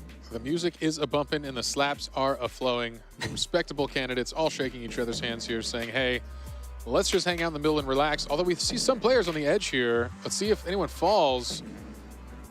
No, Shafe looks like he's going to be sick. No! Oh. Anonymous Lime. Big knockout for the team. He has been leading so much here. Him going down first is going to be a crushing loss to his score. As you can tell by his expression there, devastating. Yeah. Yeah, that was an important one to keep his hopes alive here. He'd really use Slap Battles to come back in this competition. All right, some more folks jockeying for position at the edge here. We'll see Roby in a dangerous spot. This could be it. If he goes down here. Oh, and he does. Called it. Oh, that is crushing. Oh, but guess what? Death Eagle falls on the other side of the map. Oh, man, the two finalists of our last round, an important game for them, both fall in the bottom three here. It's been a new winner every time thus far for Slap Battles, and someone else up high in the standings is Shafe. He's going to be one of these final 5 players alive, but close to the edge. He has a battle against Icicle. Knocked off. Shafe is gone. It's going to be all new players in this final 4. Gosh, that is rough. Poke Dragon, maybe this is his climb to the top here. A first place here is a lot of points he so desperately needs. He's going to have to play this fierce competition at the front of his glove. His avatar looks like somebody who's just been slapped really hard. That is true. He's shocked by something. Those eyes popping out. Yeah, hopefully it's not his score at the end of this game here because he's going to need it. Yeah, he said his rival was John from Garfield when he was asked. Interesting response from him. I don't know if that's going to be playing in his head here as he's into the final 3 up against Mad Max, the 2-time runner-up in this game mode thus far. Maybe trying to get his first win on the board against Poke and Jay. And Jay, he's gone down to Mad Max and Poke Dragon. In a 1v1, they're both falling. He's on the platform. Who jumps higher? Oh, was that delayed? Mad Max! He pulls things through a last-second jump, and after 2 second-place finishes, Mad Max takes home a win in Slap Battles. Well, that was incredible. I think he actually did get a delay on the dropping platform there, and that was the millisecond he needed to get that win, and just like that, Mad Max is going to take our 4th round of Slap Battles. That's an important one. Very lucky positioning right there. It was. Another interesting round, coming down to a different set of top 2, and as we've mentioned before, Slap Battles, a lot of variety coming out of our top contestants in that one. Unfortunately, Roby and the Death Eagle fall early on in that one. And those are things you're never really going to practice for, being both on a falling platform and having to like time your jump perfectly to know when you're going to actually die falling off the map. Like, you really got to feel it out, have a little bit of luck, a lot of bit of skill to make it there, and Good thing for Mad Max. I mean, looking so good in the points thus far here for slap battles. And I also noticed in the fourth round there, it looks like a lot of players kind of spread out to have some 1v1 battles. Let's see if they do that again in the fifth. Scores are up, though, and taking a peek, Mad Max, two-time runner-up, first-time champion, leading things by a solid amount of points there, up 14 over Shafe in second. Yeah, that's a big breakout. He needs that. Mad Max now at 48. That is a huge lead as we see a clustering of all the other players. So again, as we ready for a final round here, I have to look back at Roby. He has the lead in terms of points right now, but Mad Max has whittled it down to 1. Shafe is only 5 behind as well. So this final round very well may decide who is going to move into the top 4 and claim that second to last spot. Yeah, and we see Roby in the center of our camera right there. This is so important to him. He came in as a massive leader in slap battles and unfortunately has fallen quite a bit now, and his competition is right on his heels. With multiple players within 5 points and another within, looks like 15, this is still anyone's game. Roby wants to win this one, not leave it down to the math, get a clean lead out ahead of his opposition. That's his goal in this final round. You'll see if the players recognize it. There is some chance here for kind of some teaming up on folks as we get a push to the edge here. Who's involved in this? Is that Jay and Roby here? They don't want to go down early. Managed to escape that. Yeah. At the same time, though, the players, they don't see the points that we do. They're definitely going to be locked in on the game at hand and just trying to win in every single one of these games. Yeah, and that's all that matters, again, these collective points. All right. No one falling early on this one yet. They're all taking it pretty seriously, playing it safe. This is our final round of slap battles. No, as I say it, what happened? We missed it off camera. Roby goes down. Oh, no. And that's a last place elimination. That opens the field wide open. So the player down in 4th place, Anonymous Slime, was trailing by 17 points, maybe just out of reach for him. But Shafe, Mad Max, those are the players we're looking at here to be able to do it. That is crushing for Roby. Mad Max must be real excited right now. This is his time to shine. If he can stay on this platform for just a little longer, he might be in the spot to move on, which is kind of a sneak attack here. We didn't see him on the leaderboard at the top coming into slap battles, but showed consistency is key. Shafe against Icicle. Mad Max really wants to stay alive. Down. And there goes Mad Max. That is huge for our score, and I'm not sure. We're going to have to turn to the judges after this to see finals as Jay falls in 6th place. The way I see it, this game is in Shafe's hands. He was great in SLS, winning every match there. Now needs to secure this win, get as many points as possible to lock in that 3rd spot in the top 4. Yeah, this is his redemption arc for what was a rough SLS. Triple win and not enough to progress here. He's in the final 3. That already might be good enough. It's going to come down to the wire, though. Icicle near the edge. Shafe in a commanding position, pushing them both back, spamming out the 2v1 and into a 1v1 now. He's falling though, and Icicle out of nowhere takes home the final round of slap battles. Pumped. That was huge. All right, well, huge implications in our last round there. This is going to mix things up, and I'm not even sure I know. We're going to have to wait to see that scorecard after our judges add that up, and we'll reveal the excitement in this round. It's such a big question. Did Shafe win enough points to take it over the players up top? Roby, Mad Max, they both went out early. This is going to truly come down to the wire for a 3rd spot. All right, folks, the dust is still settling. The scores are being added. It is some exciting stuff ahead here. Hopefully we'll find out soon who's moving on. If I had $1 million, I'd put it on Shafe. Yeah. I think he really secured his spot being second in that last round. That was very clutch. Yeah. All right, folks. Well, let's tune in to Geach and Sabrina and see what they have to say before we get our final results. Oh, you're here with someone else. Man, my hands hurt from just watching all of that slapping. Sabrina, if you were a glove, what kind of glove would you be? Oh my goodness. I would probably be a glove that's similar to Rapture because I really like that ability, but it would probably spray out Bright Juice. Bright Juice. Okay, well, we're going to check back in with the casters really quick and see what they got going on over there. None of that. Just it would be like controversial. Hello, world. No surprises here. Yeah, I mean, well, we were just talking about it. They're still figuring out the points for this final round, and I think we have them tallied up now to see where everyone is standing at the end of slap battles. This is just the points for slap battles, though, so not necessarily determinative of who's actually going to be making it through, because it is cumulative, but a very close competition. Mad Max and Shafe came in with a lot of points themselves. You're looking at them as the front runners to make that third spot. All right, all right. Yeah, an unfortunate final round as we see there. Some of the top players early fell. Roby getting 1 point and 2 points the round before. That is crushing coming in last in slap battles. Yeah, and for him, I mean, definitely a tough time there. Some moments of greatness, and, well, our umpires, they're still tallying everything up. So let's go ahead and check back in with Dagichi Gamer and Sabrina in our green room. All right, you guys. Yeah, I'm so sorry. We just had to make sure we knew who was on top before we got back into it over here. So you were saying if you had a chance to be a glove, it was going to spray bright juice? Yeah, that's something I use for luck. Never mind. I can't explain it. But yeah, what do you guys think about the standings? I'm pretty happy that I saw Icy up there.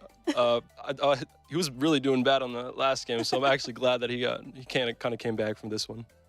Okay. With that being said, with Icy, kind of pulling back up, are you not worried about having to go up against him? No, not for the next games. I'm pretty confident for these next two, especially in the top 4 ones. So I think I have a pretty good shot of getting to the grand finals here. All right. Well, time will tell who advances us next. But joining us now, we have 2 people that you may have already seen or maybe not, who have already punched their ticket to the next round. We have Daddy Dad and Antarel. Welcome, you guys, and congratulations. Thank you so much. Hello. Oh my goodness. Daddy Dad, you've advanced after playing Dress to Impress and Super League Soccer. How did you prepare for such a wide variety of games? Yeah, I played Dress to Impress for like hours and hours and hours with friends because I think my sense of fashion at first was really bad. I was not confident for Dress to Impress at all, but I was really surprised when I got first on that one round. So, and then Super Soccer League, I mean, I don't know. I thought I did pretty well there, so. Oh, yeah. Just a little bit of practice on that one. You definitely went crazy on the Your third round. was my favorite on Dress to Impress. Thank you so much. I like the first one was really good. My second one was pretty bad, I think, but that's okay. You thought it was bad? I thought it was bad because I saw everyone else is doing the ice fairy way better than mine, and my colors didn't match, I think, so I thought it was bad. Okay. Well, okay. We are definitely our own harshest critics, for sure. Yeah, I beat myself up a little bit because I thought I could get first, like, way better there, but it's okay. It's okay. Well, that's how you do it. Just play with your friends and let them be your critics and let them judge you and troll you. And then eventually you end up in a competition where you can compete for $1 million maybe and pull it out, you know. Shout out to Makio for that friend that helped me out. And so, Antarel, what was your strategy? How did you approach Blade Ball? Like, what was your strategy for that? Just survive. And, right. Oh my goodness. Well, clearly it worked. All right, so we're going to take it back to J Party. Thanks, guys, for kicking it with us, and we look forward to seeing you in the next couple of rounds. Thank you so much. All right. Good job. Yeah, thanks so much, guys. It's good to hear from some of our contestants that have already made it in. But we have another player joining them, and I'm happy to announce our umpires have tallied the score. And the third finalist making it through after the conclusion of slap battles, it's Shafe.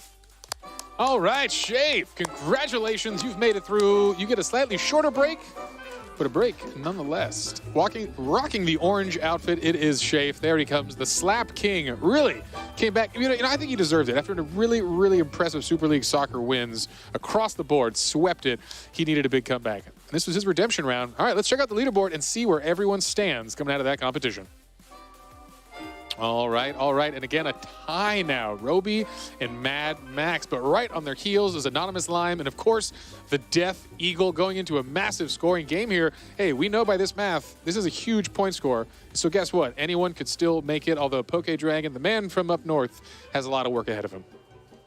That he absolutely does. Roby, though, got to be feeling a little bit rough after placing last in slap battles. Had just a couple points more, and he would have been making it into that top 3. But he has another chance indoors and is still our leading contestant heading into that next game with a lot of really points on the line here, J Party. All right, good stuff. Note to myself, don't try to shake Shafe's hand after this. He might just slap me. But that's not important because right now we're going to hear the rules of our next game. It is the final round of the progression system, and it is an exciting one. If you weren't already on the edge of your seats, you will be, because coming up next, it's Doors. Game 5, Doors. There is just one free-for-all match. The goal is to avoid attacks and survive. Last one standing wins. The contestant with the highest cumulative score will advance to the round of 4. Here's the scoring for each match. All right. We are in with Doors. This is an exciting, exciting game. I know a game that a lot of the folks at home are very, very familiar with, but if you heard there, this is something a little different. This is actually a brand new mode released on April 1st. What a good timing for a new mode.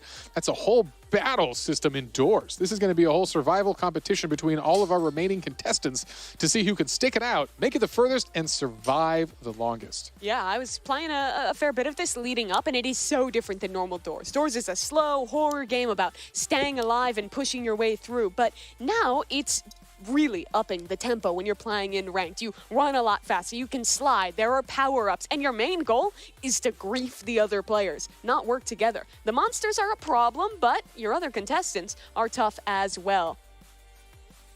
Well, folks, it looks like we might be loading this game and getting into it, and I think we have. This is the kickoff for the last chance to keep someone's hopes alive. One more player will be progressing into the top round of 4.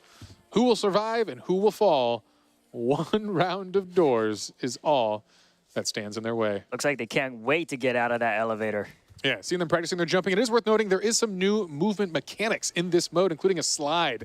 And you're going to see when it starts here, I think we're going to delay a little bit here and have them reconnect. But in that time, you're going to see a lot of aggressive forward momentum, a lot of movement. It is a whole different game on Doors. It looks more like a parkour game sometimes. Yeah, I mean, having reached door 100 many times, being carried by my teammates, I am definitely an expert in doors as well. But you can see these guys will probably make it past door 50 within less than 5 minutes because of how fast-paced this game mode is. It's going to be intense. It goes pretty quick, and it also ends a little early. I don't remember exactly what door, but once they get to the end, you get into like this basic sudden death mode where any damage you get from a monster, another player, anything like that will knock you out. And I imagine with how good our contestants are, you were mentioning, a few of them have even said that this is one of their specialties. We should be expecting them to go deep here indoors. Yeah, going to be exciting competition. And maybe we can give a little more background indoors. This mode also has an array of new items that have been added. So while you might be familiar with the monsters, there's a whole new array of objects, different bombs to throw, knock down players, slow them down, do some damage to their health bars, and of course heal that back up, as well as some fun, unique items hopefully we'll discover throughout the match. Some fun surprises.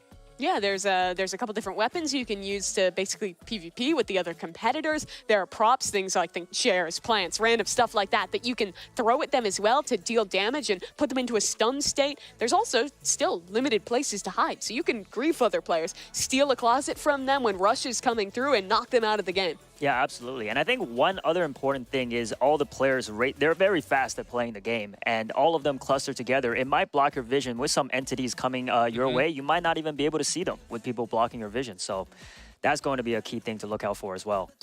Could be some unlucky players in this. Yeah, there absolutely could. And remember, it's only one round of Doors. This is a longer one, so we're only playing it once. But that means pressure is on for players like Pokedragon, like Icicle, who are sitting lower in the overall standings right now. This is their last chance to compete for that $1 million and make it to the top 4.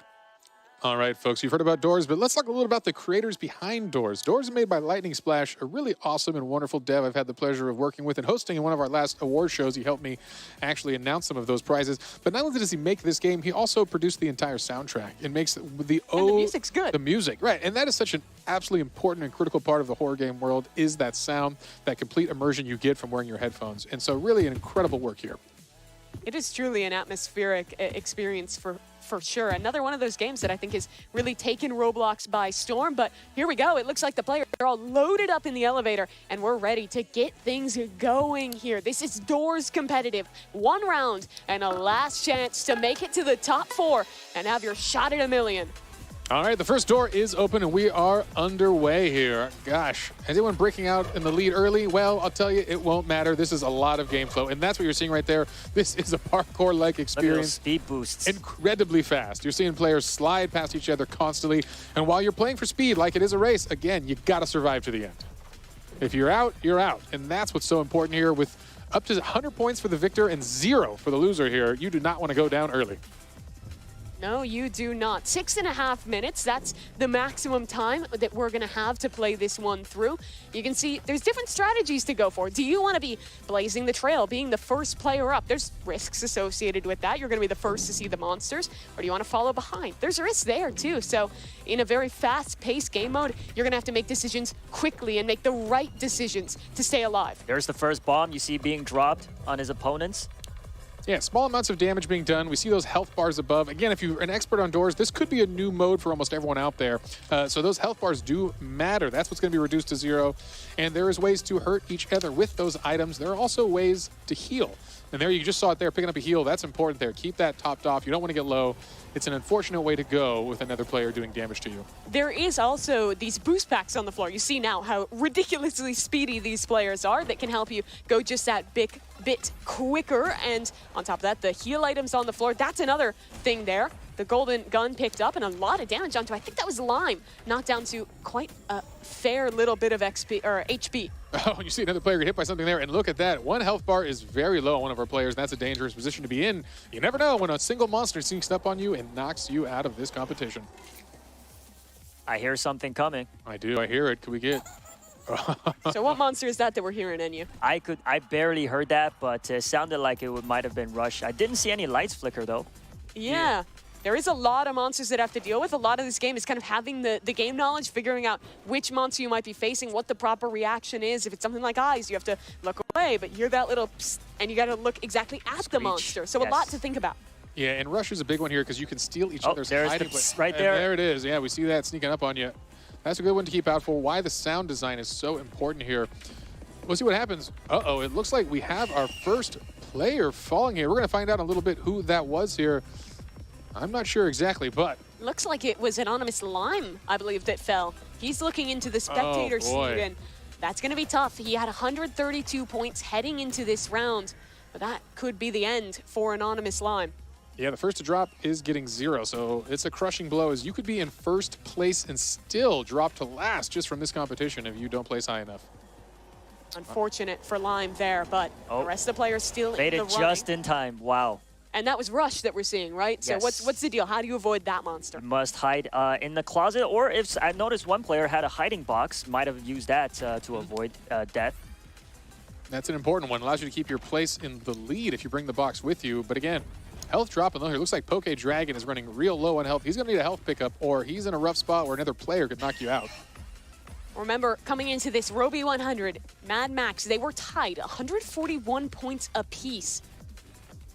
So yeah, just one place difference for the two of those will make or break your chance at $1 million. Yeah, but it also means all of our top 4 players, including the Death Eagle, are within 20 points of each other, meaning you take that first place spot, you can knock all of the other competition out of here and secure the last spot. When you look at someone like Icicle, like Poke Dragon as well, towards the lower part of our standings, they're preying on the downfall. Not only do they have to win, but they have to prey on the downfall of our top players. So for them, Anonymous Lime losing out this early actually gives them a greater chance as we go deeper into doors. Yeah, it's huge. It knocks the tournament wide open here and allows some of these players to have a real shot at getting at the last spot in the top 4. You have a lot more agency than in the other game modes of how to take other people down. So if I was someone like Poke Dragon, like Icicle, I would be trying my hardest to grief Roby, grief Mad Max, try and get them out, because those are your biggest threats right now. Don't give them any ideas. We'll see. They all seem pretty focused, and again, it is a dark and fast-paced world here. I know it can be challenging for the players to get a sense of where the competition is at while not falling too far behind, which is a quick way for a swift exit. If you fall too far behind, the game has some mechanics to ensure you're out of there. As we hear another monster close in here, just taking a second to enjoy the sounds of what is an incredible top horror game in the world. And you talked about this music. It's so impressive that a dev was able to just put that together as Poke Dragon gets a little jump scared, but still alive on a sliver of health. Yeah, his dreams of this competition are still going on that last sliver. We'll see if he can find any relief, or if he's going to get knocked out by even another player with that low of health. Still 6 players alive, but as I say that, someone falls. Who did we just lose? That was Icicle. And coming into this with 107 points, only receiving 10 from his finish. That should be the end of Icicle as well. But good news for the lower players, Mad Max is gone. Oh, this is huge with Mad Max dropping again, one of our leading players. This means Roby and the Death Eagle are still very much so in this. Okay, Dragon's dream stays alive as well. Okay, we've got a lot of points still ahead here as we're getting deeper and deeper into the doors puzzle. I'm not even, do you guys know what door we're on here? I'm having a hard time just even keeping track of how quick they're moving. Our contestants are moving so fast, it's almost impossible to tell. Eyes spotted Screech as well there for Jay. He avoids it and stays alive. Yeah, good camera work. And it's important to note from the observers, those quick spins, those quick turns, they matter so very much in this game. Those are all tactical. You are looking for monsters. You are getting the response. Did someone fall here? No. Death Eagle gets caught. We hear some emotion coming out behind us, but he is not out of this. Thankfully, he had the HP bar to deal with that. I think I saw door 68 there. 69, 70, they're still going.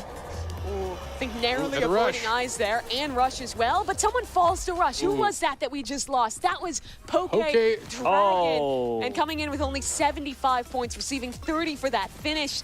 It's not going to be them moving on either. All right, well, folks, this actually is an exciting trio because this order does matter as you are fighting for your life here. Roby and the Death Eagle in a good spot, but guess what? I believe 3J still has a chance here if he can be the top finisher and knock Roby down. Every one of these positions gets you 20 points ahead of your next opponent. The Death Eagle is within 20 of Roby. 3J is just about 22 behind the top finisher as well. So he basically needs to win and have Roby be the next out if he wants to make it here. Time is ticking. After these final 5 seconds, HP bars will not matter. We'll drop down to 1, which someone has an offensive item. That's a very Sudden big pickup. death has begun. Stop sign could put an end to it. Jay has his chance. Death Eagle is gone. Jay goes down, and this is it. The winner of this will actually be the survival. Wait, who just went down here? Was It's Jay? Roby against 3J. Jay, all right. 1v1. The first one to land any damage will take this one home. Roby, though, came in as the points leader, has his chance to shore things up, and finds a hiding position. Wow. He wins it. Oh, and just like that. He led in points heading into doors, and he'll come out with 100 more. Roby, an incredible performance by him. We'll have to tally it up, but that should put him in a position to make it. His usual stoicism broken for a brief smile. We hope we enjoyed that. That is a huge victory. The winner of doors. And a massive return to form for Roby, a definite fan favorite from early on in this competition. And, you know, it's amazing. He was a step away. He was the worst performing player in slap battles after coming in with the most points. He comes in with the most points again, finds his redemption indoors. Didn't have to call him out like that, but yes, congratulations to him. And also, amazing commentary on you guys' end there, because I was just trying to keep up the whole time, and I could not. It is an overwhelming game. What was going on. Like I said, I've always been carried indoors my entire career, so seeing players play individually is very impressive. Well, that's a wrap for doors, and more importantly, a wrap on our qualifying round. And, well, the umpires verify the ratings and update the leaderboard. Let's get some reactions from Geach and Sabrina. My initial reaction, wow. Just, wow, that was some next level gameplay. How long do you think you would have survived, Sabrina? I would have ran into the wall and died immediately. That was way different than normal doors that I've played. It was so fast. Yeah, my eyes could barely keep up. It's already moving fast, but then we're zooming between the screens too. How did they know what to do? I couldn't tell you. There was so much going on, and that level was really different. Yeah. And they were able to sabotage each other? Yeah. Was I seeing that? That's a pretty cool addition to doors, you know, as complicated as it already is. And then now you're playing against people, not just alongside each other. Because I guess typically when you play doors, you're working as a unit, you know, working together to get as far as you possibly can together. And now we're adding in the element of competition, which takes it to a new level. So in that case, I would not survive very long. Yeah, to answer your question. I hear you. I'm not making it out of the lobby. Like, well, I guess the elevator. I'm not making it out of the elevator. Is that as far as you've made it? Actually, I think I've made it to the library before, where you kind of have to be stealthy. That's pretty far. I'd say yes. You know, maybe I've had to use a Robux or two, you know, to buy a revive because I have had my fair share of pay to win. Yeah, I mean, well, I can't even say pay to win because you can't really pay to win. I didn't win. I just came back a couple of times to try and get a little further.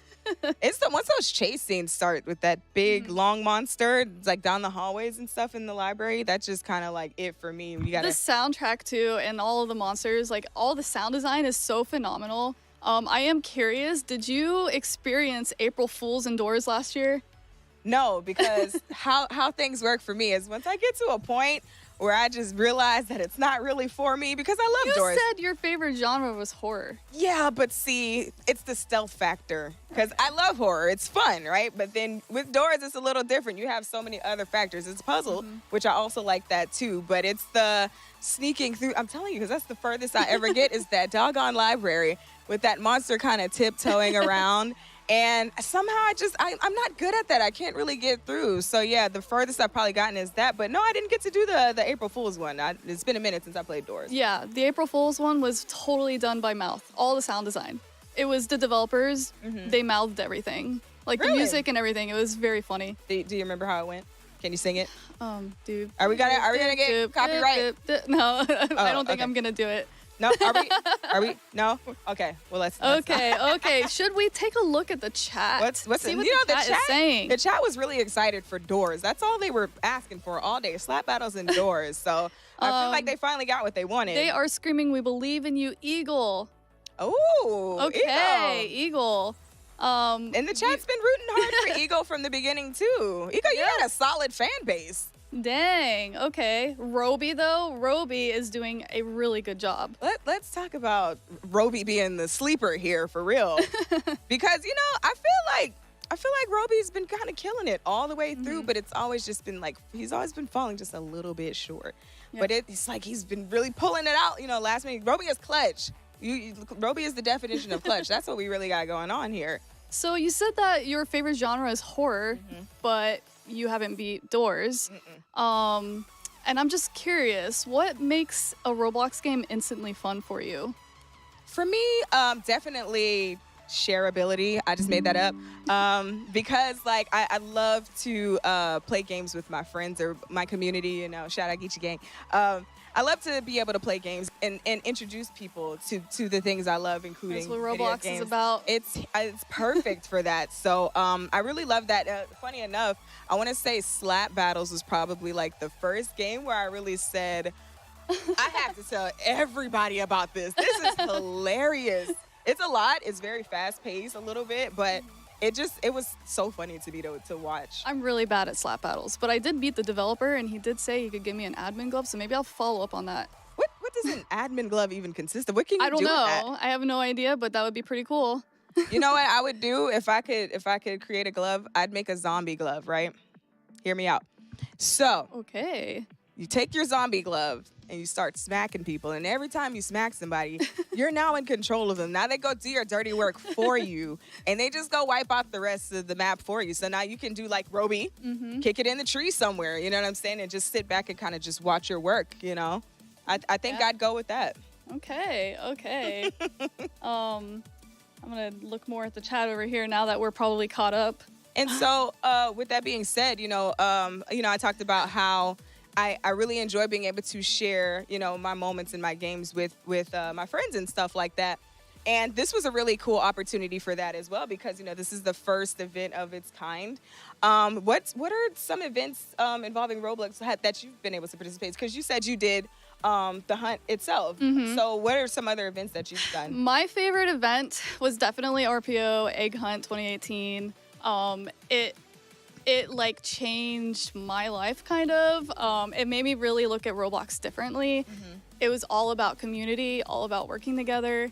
And so we made an event that was really heavily inspired by it, called RV Battles. I was gonna say the chat has been talking about that too. Yeah, tell us a little bit about that. Yeah, we make a championship series sometimes. We've done 3, and we love to do something similar to this. And so this is exactly what I think the community was asking for with the hunt, with all the secrets and the hunting and everything. Roblox super delivered on that. And I think it's been really, really well done. I participated in the whole thing, and I love it. Awesome. Okay, it looks like we are ready. I am dying to know who's moving on. Any updates, J Party? Please tell us.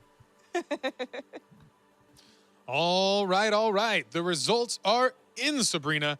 And a quick reminder that scores are cumulative for this round. So the contestants with the most points from all 5 games will be advancing. And even though only one of you will be moving on, you all get a good shout out and be proud of yourselves. With 180 million visits to this hub, you had a lot of competition and proved these were the top 10 best in the world. You did incredible work, you solved incredible things, and cemented each and every one of you in Roblox history as legends in the Hunt Mega Final. But without further ado, while we celebrate our last progress into the top 4, we want to say goodbye to our heartfelt competitors who had a good run today. So, let's find out who's going home right now. Heading out first, unfortunately, we're going to say goodbye today to our friend from up north, Poke Dragon 100,000. You did great. Take your final walk away from the stage. Thank you, Poke Dragon 100,000. All right. Going on next, we're going to have a heartfelt goodbye to Icicle. Come on out. You did fantastic. I think you had some wonderful wins, some wonderful moments. Unfortunately, we're saying goodbye today. Coming out next from our competition is, unfortunately, Anonymous Lime. We have to say goodbye today. You did fantastic work. Can't say enough. Again, beating millions and millions out for their spot today in the top 10 Anonymous Lime. Thanks again. All right, heading out next of our competition is the one and only Mad Max. We're sorry to say goodbye. A fantastic run. Again, thank you so much for all your hard work. That was exciting stuff. And now the next unfortunate contestant to head out of this competition is the Death Eagle. Say goodbye. You got a lot more fans today from the chats at home. The Death Eagle, wonderful stuff, wonderful job, incredible highlights, and that was incredible to see. All right, folks, they have been eliminated, but guess what? We have 2 folks remaining, and we're going to announce our winner. But first, why don't we bring them up? Why don't you come up here and join me in the middle of the stage here? Yeah, we'll figure it out. We'll figure it out. This is good. This is good. All right. All right, folks, come on down. Let's put one of you. Yeah, we'll have you here, over here. Excellent. All right. How we feeling? Time to relax? Still amped? All right, folks. Well, this was a wild journey. And after 5 games, you 2 hold the highest scores, which means one of you will be moving on into the next round, and the other is unfortunately going home for now. All right. Without further ado, the contestant with the highest score today is Roby 100. You are moving on. Thank you, sir. A big round of applause. A handshake today. Really appreciate it, 3J. Hey, you did great stuff. Get in here. Whatever we need. Wonderful work, my friend. We'll see you soon. All right, again, 3J, thanks for all your hard work. This has been an incredible journey, incredible performance. But today, Roby, you just entered your top 4. Are you ready? You're going to be in it. I'm excited. I'm so excited. I mean, like that last round, like it all came down to that final game. Like, so everyone was so close. Like, I was like, bro, that was the most stressful game of Doors I've ever played in my entire life. Like, bro, I was shaking the whole time. I was just so locked in. That was the only thoughts going through my mind were Doors, hide here, hide here. Oh, there's a thing coming. Hide in here. I was like, bro, it's actually. But yeah, it was. I'm really excited. I'm really excited for the final. Well, that was incredible. You already hear the most stressful game, the most stressful mode, and the most stressful performance. But guess what? You made it. Take a deep breath. You've got a whole new world of competition ahead of you, and 3 other challengers await you in the back. But for now, incredible stuff. You showed amazing perseverance today. And again, that's a big time. How'd you prepare for today? I played a lot of games. I honestly, I practiced Doors the most, so that really came in clutch here at the end. I was like, after the mode came out, April 1st, I just played it for hours until I had to leave to California, and that worked out in the end, so I'm glad I did that. Do you typically win when you play online with all the other folks, just in the general Roblox population? I hold my place. I do fairly well. Yeah, I was really close to edging out of those few other rounds, and then right at the end, yeah. But. All right, incredible stuff, Roby 100. Thanks you again. You're going to join your fellow competitors in the top 4, and we'll let you go and do that because we're going to get ready for the next round. It is exciting. It is a competition that is just heating up. But wait a minute, I just got word that we've got a surprise guest. I think they're going to share their thoughts. Maybe we can jump over to our correspondence team and see who we've just got. Thanks, Jay Party. Joining us to give his analysis is content creator, Doors expert, Craft. Hello. Hi. Hi. How are you doing? I'm great. How are you guys? Awesome. We are excellent. We are on the edge of our seats through this competition. I know. This has been like so crazy to watch, just like back and forth. Like I'm sweating over here and I'm not even playing. Me too. That was so suspenseful, but Creek, how are you feeling about what just happened? I don't think I've ever seen a game of Doors played like that. Like, it was so fast. I couldn't even tell at some points what was going on because they were just going so fast. They were moving so fast. It was crazy. Those were exactly my words. Yeah, it was quick. Have you ever considered like what it might be like to play a game of Doors with all these added features to it? Because now you've got attacks, you've got bombs, you've got weapons, you've got extra attack. Now you're playing against people instead of just playing it to win it. How do you approach something like that? You know, before I saw them play, I was like, you know what? I think I'd be pretty good at this. And now it's like, no, I'll let them play. I'll just sit over here and watch from the sidelines. No way, Jose. So are you saying you would not play against any of these guys? Yeah, definitely not for money. We'll say that. Like for funsies, maybe, but money on the line, ain't no way. None of them. Nah. You think you can handle that pressure? No. I'm feeling the pressure here, and I'm not even in it. So who do you think is going to win? Oh, that's tough. I don't know. I feel like the fan favorite right now is Roby. But I don't know. They're so good. I guess we'll see what happens next. For sure. Sorry, go ahead. You can go. Okay, so I want to know, how did you feel? Because, you've been watching. How do you feel about these guys' performance? So we have Duddy Dud, Anterel, Shafe, and now Roby. How do you feel about their performance up to this point? Watching Blade Ball was crazy. I don't think I've ever seen someone so good at that game in my life. Like, it just constantly winning every round. Like, impressive. Super impressive. I'd never want to go up against him in my life. Whose dress to impress outfit was your favorite? It's funny because I'm kind of bad at the game a little bit. So I was just watching it and I could tell that it probably wasn't their number one game on Roblox. So like I'm like, okay, I see what's happening here. I gotta go with man, I don't even know. I think the second round, I think Iron Mouse said this. I think the second round they did a lot better than the first round. They were a little bit more like acclimated with the game, a little bit more prepared, knew where everything was at. So I don't know any specifics. The one with the double wings, who was that? Yes, that was Death Eagle. Eagle, yes. Death Eagle, Deagle, yeah, him. That one was probably my favorite. Deagle's Right, his new that was my name. favorite as well. I think everybody really did like that one. That was a huge hit with everybody watching. Who do you think would do better in a racing game? Ooh, that's a good question. I feel like the more like twitchy movements of like Blade Ball and like Doors would probably be a little bit like helpful. So I'm gonna go with Anterel on that one. Interesting. Yeah, I would say Anterel or Roby myself. I was gonna say the exact same thing because the way that Anterel's reflexes worked for Blade Ball really worked in his favor, but then the maneuvering that Roby, applied to get through doors, even when it seemed like, we didn't know how that was gonna go, that's definitely gonna work in their favor for the racing one. Yeah, they all survived like really long too on that. I was playing a little bit of the Doors game mode since it came out, and like typically they go kind of fast, but they were hanging in there. Everybody did like a really, really good job. Came down to it. So what was your favorite part so far of this entire competition? Ooh, it was, okay, probably the back and forth in soccer, Super League Soccer was crazy. That was very exciting to watch. And then, of course, slap battles, because it's such a funny game. Just people just slapping and farting all over the map. But there's $1 million on the line, So I was going to ask. If I had to pick, I'd say slap battles. Slap battles. All right. So how would you approach that if you were, in that slap battles? Because now you have to factor in the level kind of being destroyed as you go. Do you think you could have handled that? Look, I don't really play slap battles that much anymore, because every time I do, I get destroyed by a bunch of 8-year-olds on their iPads, and it makes me so sad. So I probably wouldn't even make it to that far in the competition, to be honest with you. Okay, I have a question for you, Greek. Who's more likely to open a cursed door, me or Geach?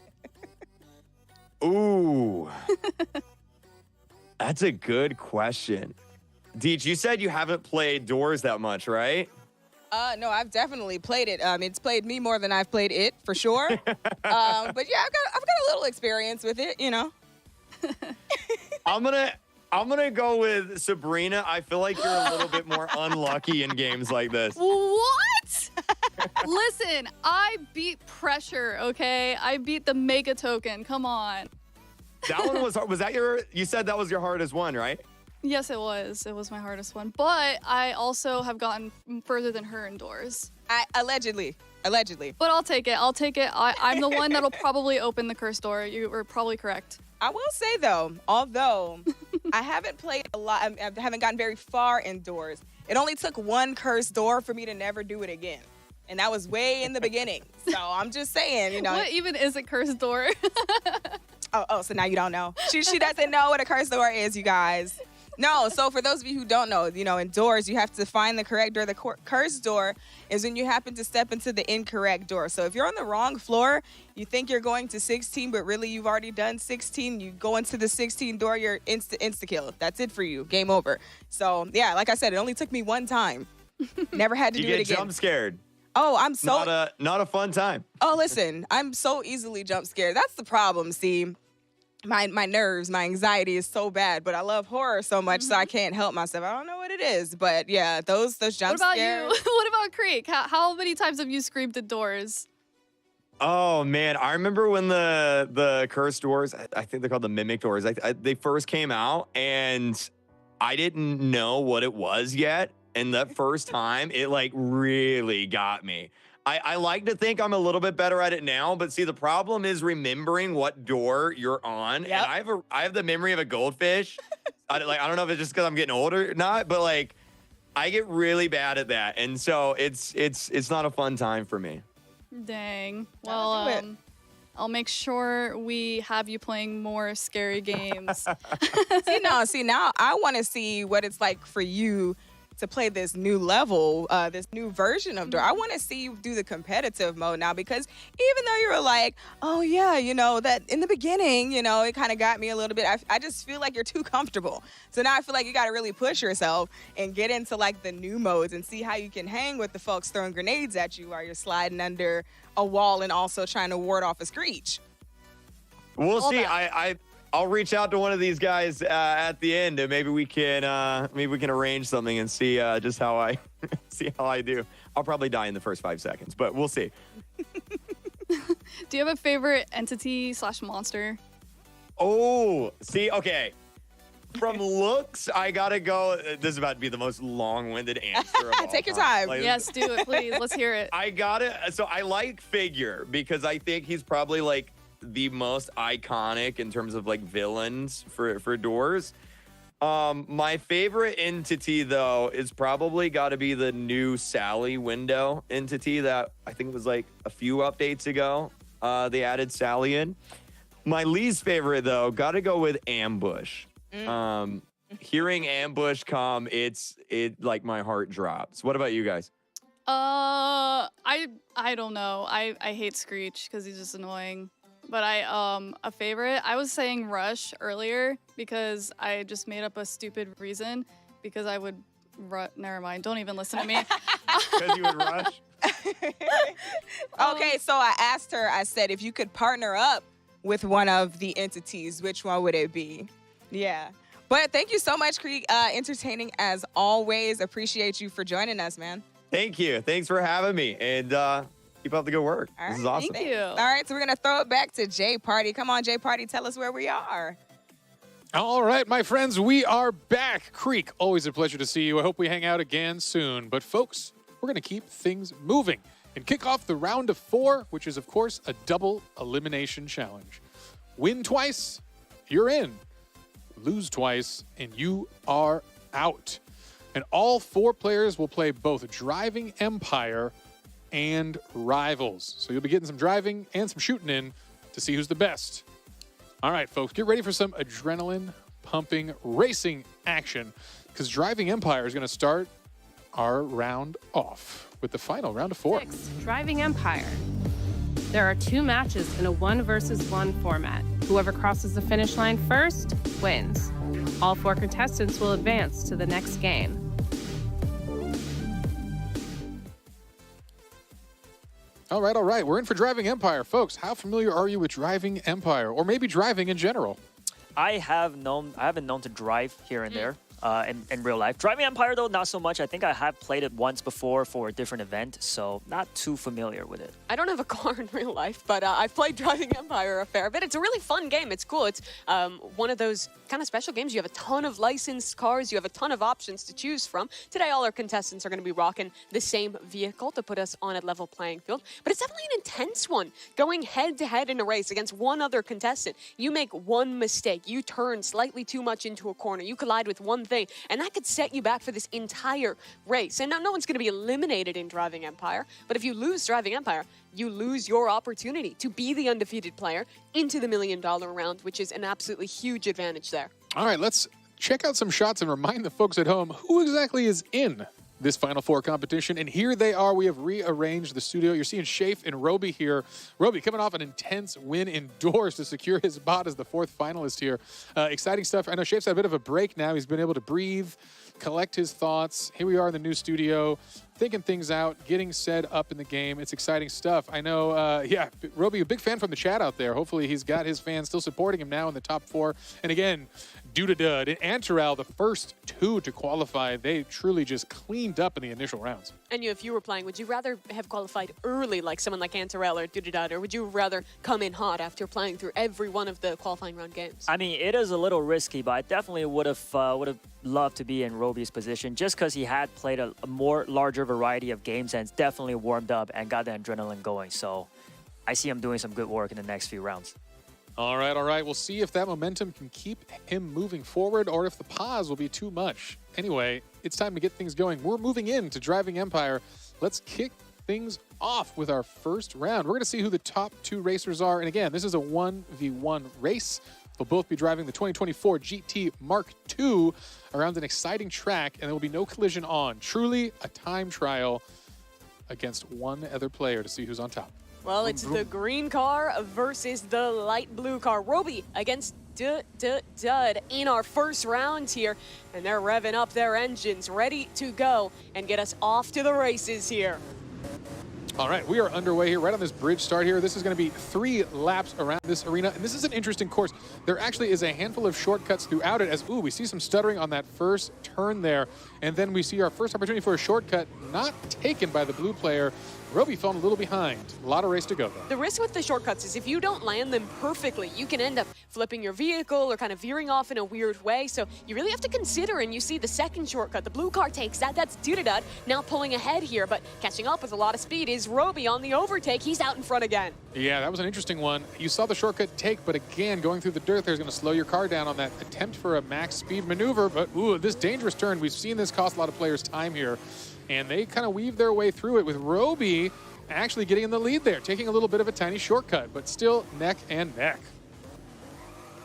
Very close competition. It's 3 laps around the course. We're about halfway through our second. Shortcut taken for Dudadud, and that's going to get him back into the lead here. But just around the corner, they're very close. I think right on each other's tails here.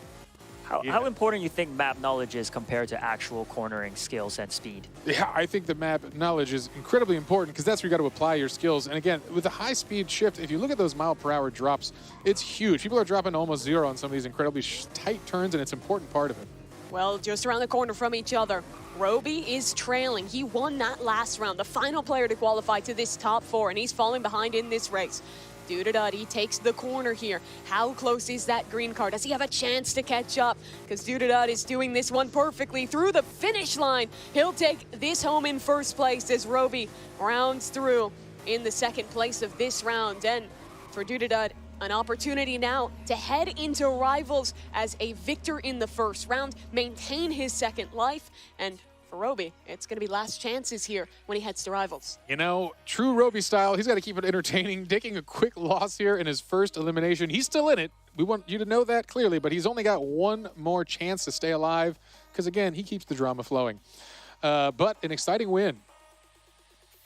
All right, folks, let's check out this Final Four leaderboard and see where we stand. This is how we're going to go through the double elimination here with Dudadud taking the win and Roby taking the loss. So this might look a little confusing. It's as simple as an O means they won the round, the X means they lost it. It's all 1v1, so you'll only ever see 2 players represented per round. You have to win 2 before you lose 2, which means at maximum, you'll play 1 round of Driving Empire and 2 of Rivals.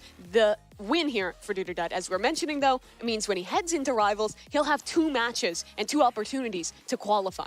Yeah, definitely. And I was just taking a look at the chat here while you were talking. We put up a vote on who will win this round, and it looks like the fans were supporting Roby. So hopefully he makes his comeback going into Rivals. Well, we appreciate his drama. All right, 1 match down and 1 more to go. Coming up next, we've got Antaral and Shafe heading in with the orange and gray car. We're going to have Shafe orange color. In the orange. Yeah, it's a good color. We appreciate them matching their jersey colors for this competition. And here is the warm-up. Let's see who will get first off the gun here. Exciting times. And all right, across the bridge they go. No initial mistakes from either player. Coming into this first bank, this is where we see the people going a little too quick, hit this rock wall, and take a huge loss. But no, clean for both of them. Very nice cornering from Antaral, the player with the most Roblox experience. 16 years since he first played a game on the platform. Still looking strong in this one. Yeah, they've come a long way, I'm sure, from what his first game was that first week of the platform. But hey, still going strong. No one's electing to take that ramp. Oh, there's a crash there. I think Shafe might have just fallen, or Antaral, that is, might have just fallen behind. Yeah, wow. Antaral had the opportunity, and unfortunately, he falls into a trail position here. Yeah, huge mistake there. Flies off the course and loses a ton of time. But that's what shows you it's still anyone's game within this race. Yeah, he's going to need those shortcuts. Now's the time to put it all on the line and just take every shortcut you can. Shafe, he had a job opportunity in New York City. He put off his orientation for that job to take the risk. Come here, compete for $1 million, truly putting important things in his life on hold to put it all out there for us. And at least thus far, getting rewarded. We're heading towards the final lap, and it's still a good lead for Shafe, but one mistake, and Antaral will be right on him. That was a great backstory. That almost had me in tears. Well, so far looking like a good choice as he is in the top 4, and that $1 million signing bonus could be a thing. Although for now, this race is looking a little rough as he still falls further behind here. Shafe has taken a dramatic lead. We'll see if he crashes. That's kind of what he's relying on at this point as he comes through one of the final banks here before the straightaway across the bridge, and that is a good high-speed moment for them. We're coming up towards the final corners, and Shafe, he hasn't made a mistake yet. He'll round the corner and take things home. Oh, man. Good thing he clears that. Into the water. He hits the final checkpoint, and Shafe wins his round. He'll face up against Dudadud in the 1-0 game when we head over to Rivals. It really goes to show that in Driving Empire, one mistake, that's all it takes to lose out. Antaral was looking great, but crashes once and he's out. Yeah, I mean, how long did each lap take? Like under a minute? Yeah, that's a fast game. A lot of time to catch up. You know, in true racing style, we appreciate the Driving Empire folks. But hey, I think it's time to check out this leaderboard and see the results of this match. And there it is. Shafe with a win. Dudadud undefeated as well. So Roby and Antaral, they'll be facing elimination in Rivals. An exciting, exciting game. Roby keeping it dramatic as always. We'll see who can do it. Antaral, defensive player of the early game soccer, coming through here in the shooters. We'll see if he can keep it going. I think every viewer is foaming at the mouth to watch Rivals coming up next. Hey, but first, let's check in with our correspondents, Team All-Stars. Gish and Sabrina, what's going on, you two? Oh, my gosh.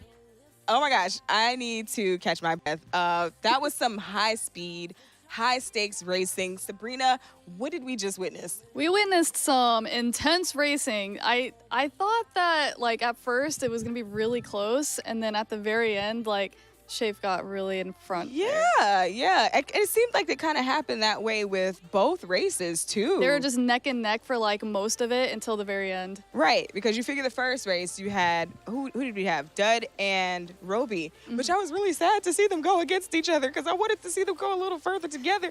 But, excuse me, y'all. You know, I kind of been watching both of them, and, you know, they've both exhibited such high skill level as it's come to all of these games. And we even talked about with Creek, you know, who did we think would have more of the advantage when it came to the racing game? And then we had, you know, Roby with the maneuvering, and then we had Antaral. Off the edge, like going off the edge and like doing the really quick turnaround. Right. That was like pretty, it looks like they practiced that map a lot. Right. And then also Antaral with Blade Ball, being so quick on the draw and, just that same, level of maneuvering. And both of them got beat. Yep. I didn't see that coming. I mean, shout out to you guys. You did it. You did the thing. But and some of them still have chances. So yeah, for sure. Yeah. I think it's going to be pretty fun to see how this goes. Moving into rivals now because, you still, with that at this point, you got to have like actual skill. You have to have, game IQ. You've got to have the quick reflexes. You've got to have, the movement, you got to be quick, So I'm not good at that. I'm not either. That's why I'm not in the top 10. Me too. Yeah, me too. I got a question for you though. So they've done some interesting brand collabs in this game. Which one are you most impressed with? McLaren, Porsche, or NASCAR? Oh, honestly, I'm impressed. I'm super impressed that anybody could get McLaren on board. You know what I'm saying? That's really dope. So yeah, I think that's I'd have to say that one. Okay. Well, we're gonna give it right back to J Party and look at the score. All right. Thank you, and welcome back to our competition here. Things are just heating up, and we're going to get this next round underway, folks. So, if I understand correctly, coming up, it's going to be the intense elimination matches happening on Rivals. Mimi, what do you think?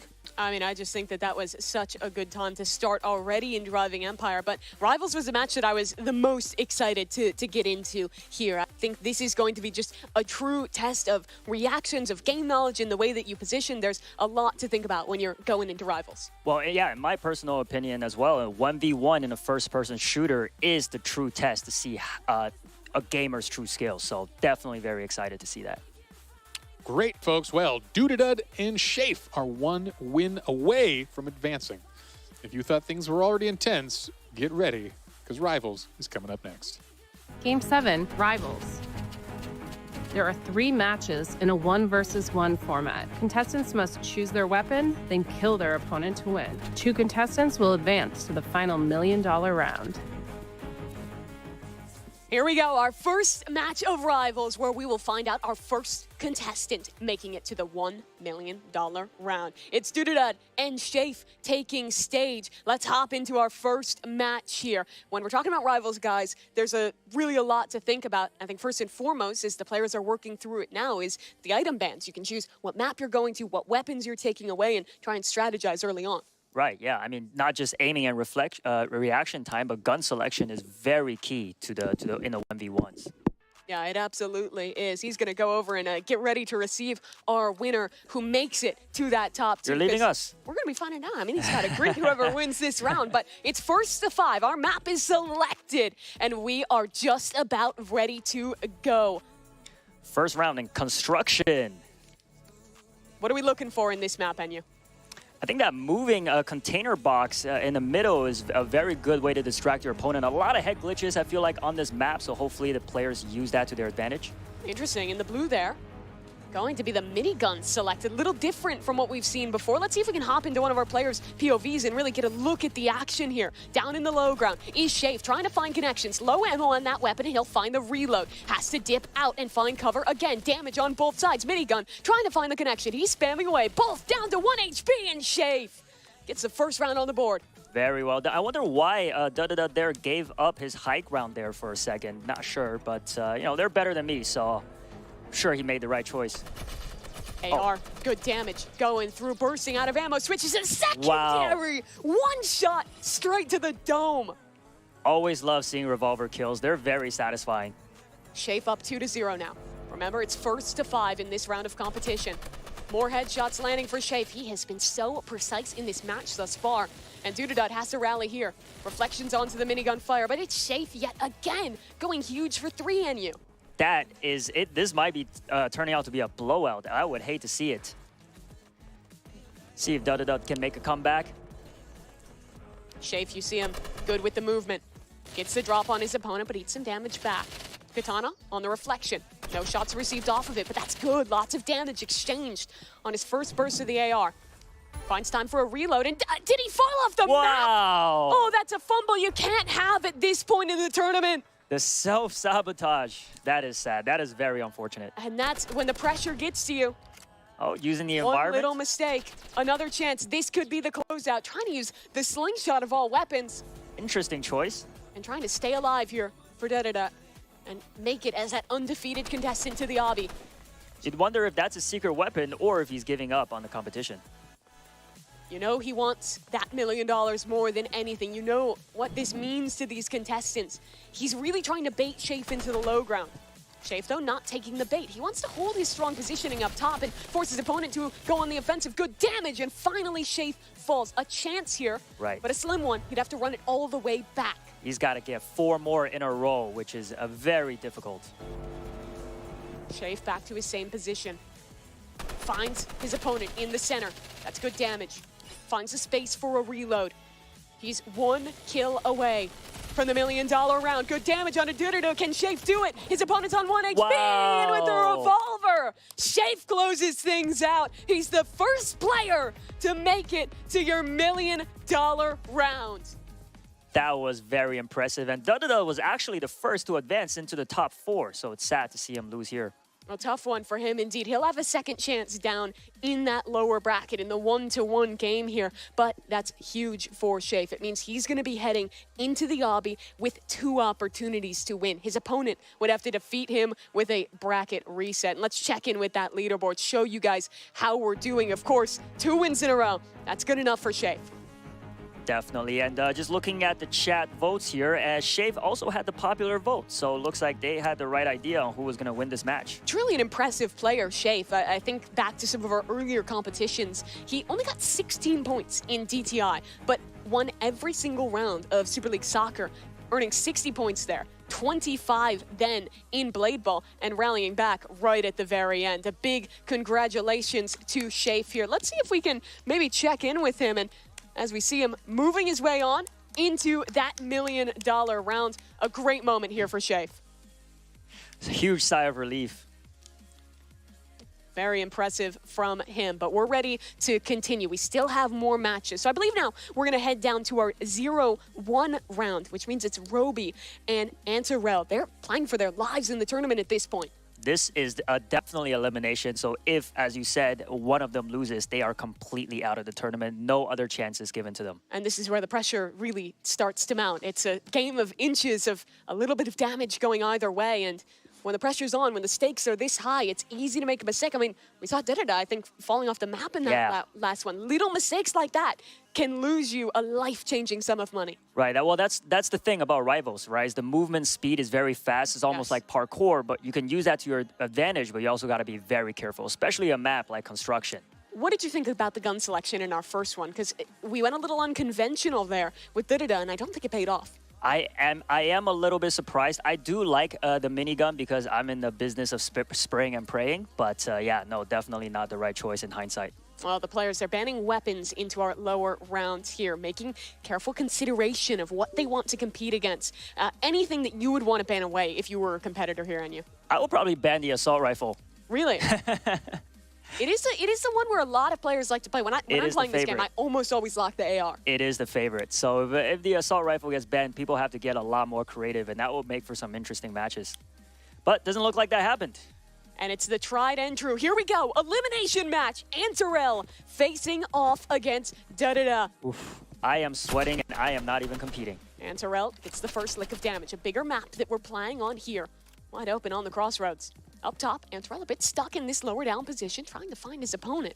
Still, not getting any information. Nade goes up. That'll catch a little bit of damage, trying to find the headshot. Jumping in the air. They're both low, but Roby on the revolver. The sidearms proving clutch yet again. Yes, because, I mean, the magazine, the assault rifle is pretty small at 20 bullets, yeah. Yeah, so you got to really use your secondary to its full potential there. Roby was our last qualifier. Played every single round heading into this one.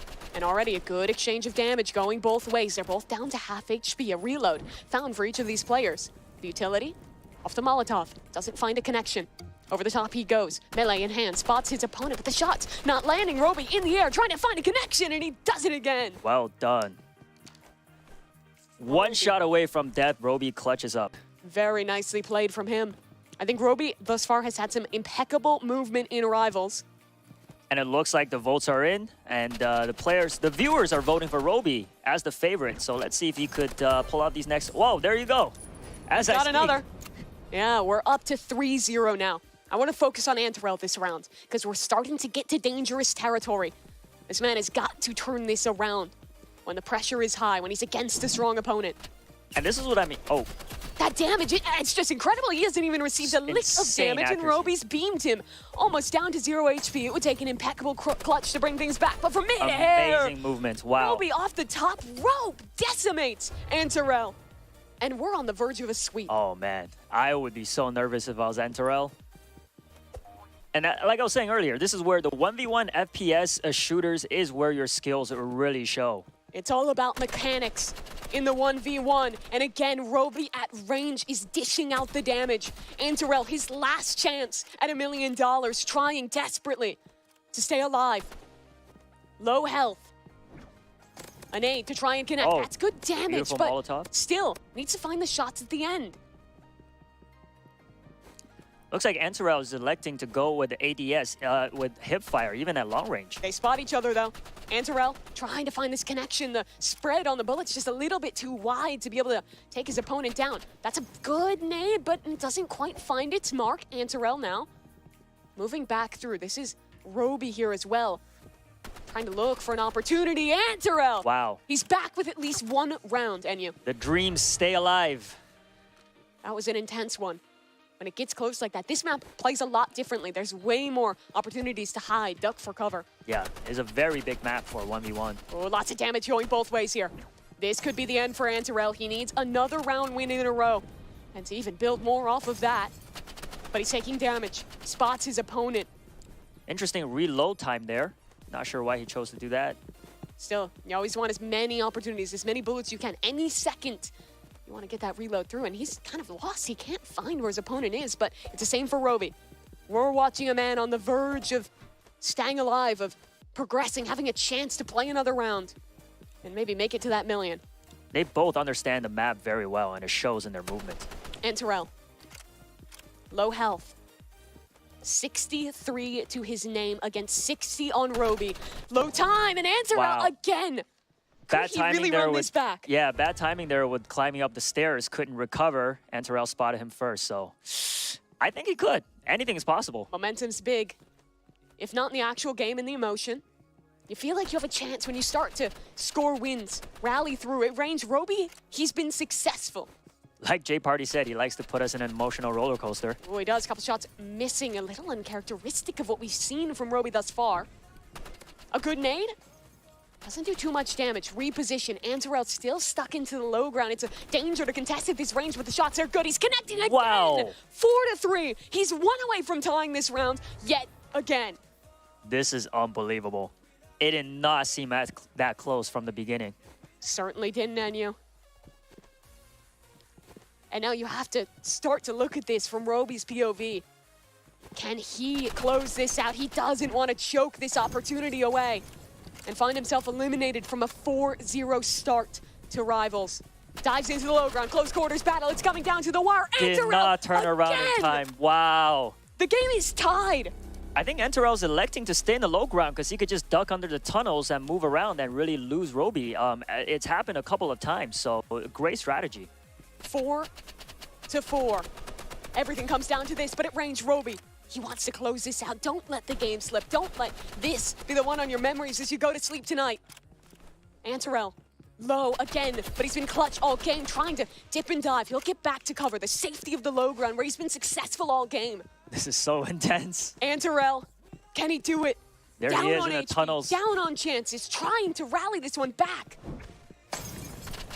Roby. Amazing prediction. Also sticking to his guns, he stays up top. Down below, gun's not out. Roby, he finds it and connects on through for his 5th round. Roby stays alive, eliminates Antarel from the competition, and has another chance in Rivals. That almost slipped him by on you. It almost feels like he planned this because he always does this to us. Coming back, you know, in the last second for the win, very impressive. And you could see with his reaction there, like he did the hand gesture. He knew how close that was. So great job performing under pressure. Was anybody's game there.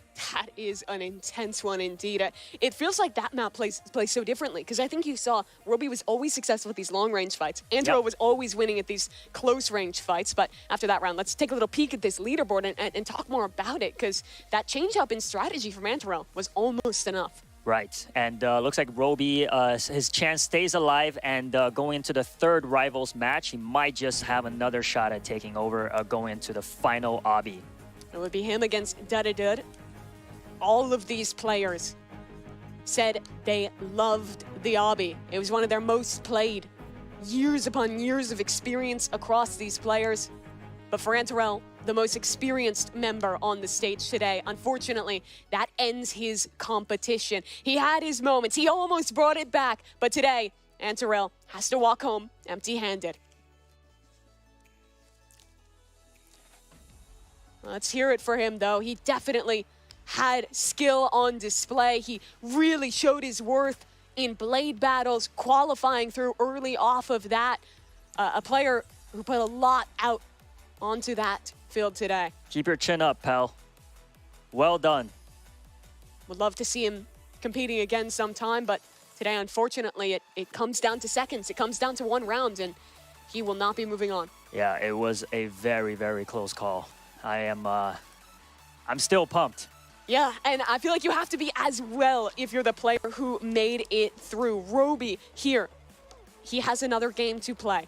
And it's going to be against another competitor. Yeah, this is it, folks. Last chance for Dud and Roby, who will move on to compete for $1 million and who will be going home. Give us your answers in the chat. Yeah, I'm interested to see what they say. I think Roby is, you know, you got to look at him as a strong competitor, especially. I think he showed great precision at range, the way he was beaming with that AR, but in the close quarters fights wasn't quite as strong. Dud, however, the biggest thing I'm looking at is a weapon change. Frankly, I don't think the minigun really cuts it against a strong AR player. I totally agree. If I'm going up against a minigun and I'm Roby, I want to play a longer range map, and I want to just use the advantage of that weapon.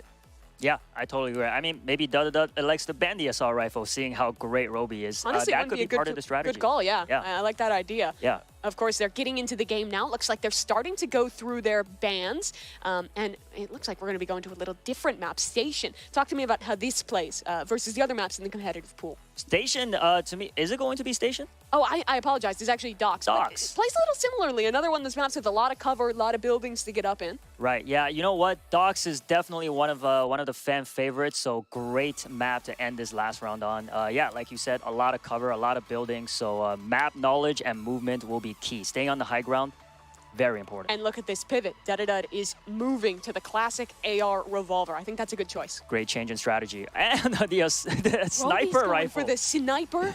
He's staking his chance at $1 million. Wow. On a new weapon. It's a game about movement, at avoiding that sniper, and soon Dud will see that glint. He'll 80-80 strafe his way on through and deal a lot of damage to start. I mean, I believe Roby, with his accuracy, the sniper rifle could be a good choice here. Could be. Revolver always in his back pocket. It's a bit more cumbersome than the other weapons in the game. And I love this. He's playing to his advantage. Stays in the low ground. Yep. Doesn't want to give range to his opponent with the sniper. Yep. And Roby, last round, did chase a lot, but this time deciding to stay on the rooftop and not playing too aggressive with a sniper rifle.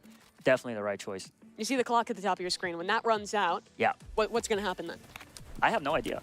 It is actually so rare that it happens in Rivals. I believe then it should be the player with the more health winning that. We'll see if we get there. It's kind of a rarity to see Rivals actually play this slowly. Yeah, I hope it doesn't get to that Close point. range revolver. How does he win it? That's the sidearm coming up on top for Roby.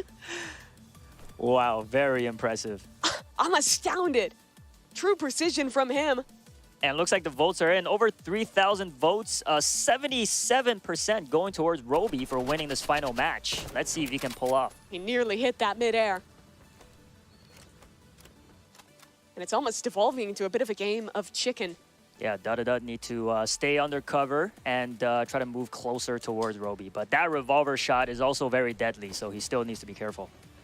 The dash with the melee weapon equipped as well is a powerful tool to reposition into ways your opponent may not expect.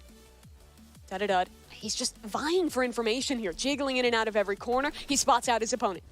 Dips away.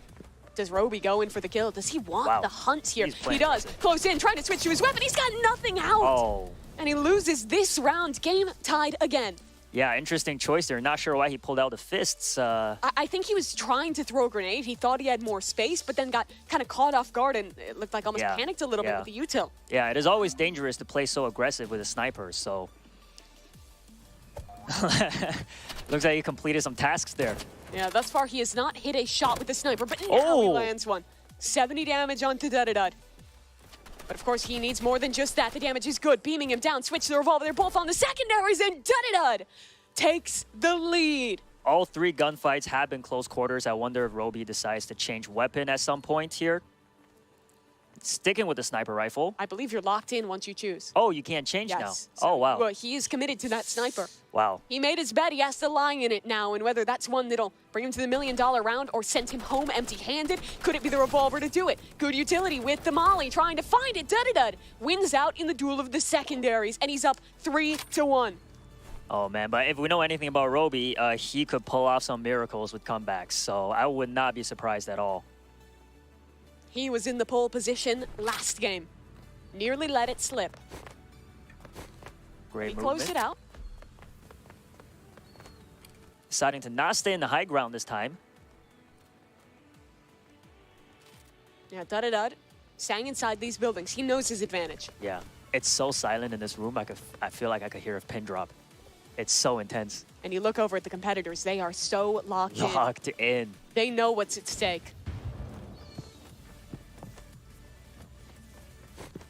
If you were one of these competitors that made it within a hair's breadth of qualifying. What was that? I think just you got a breaking hit the window marker on there. that.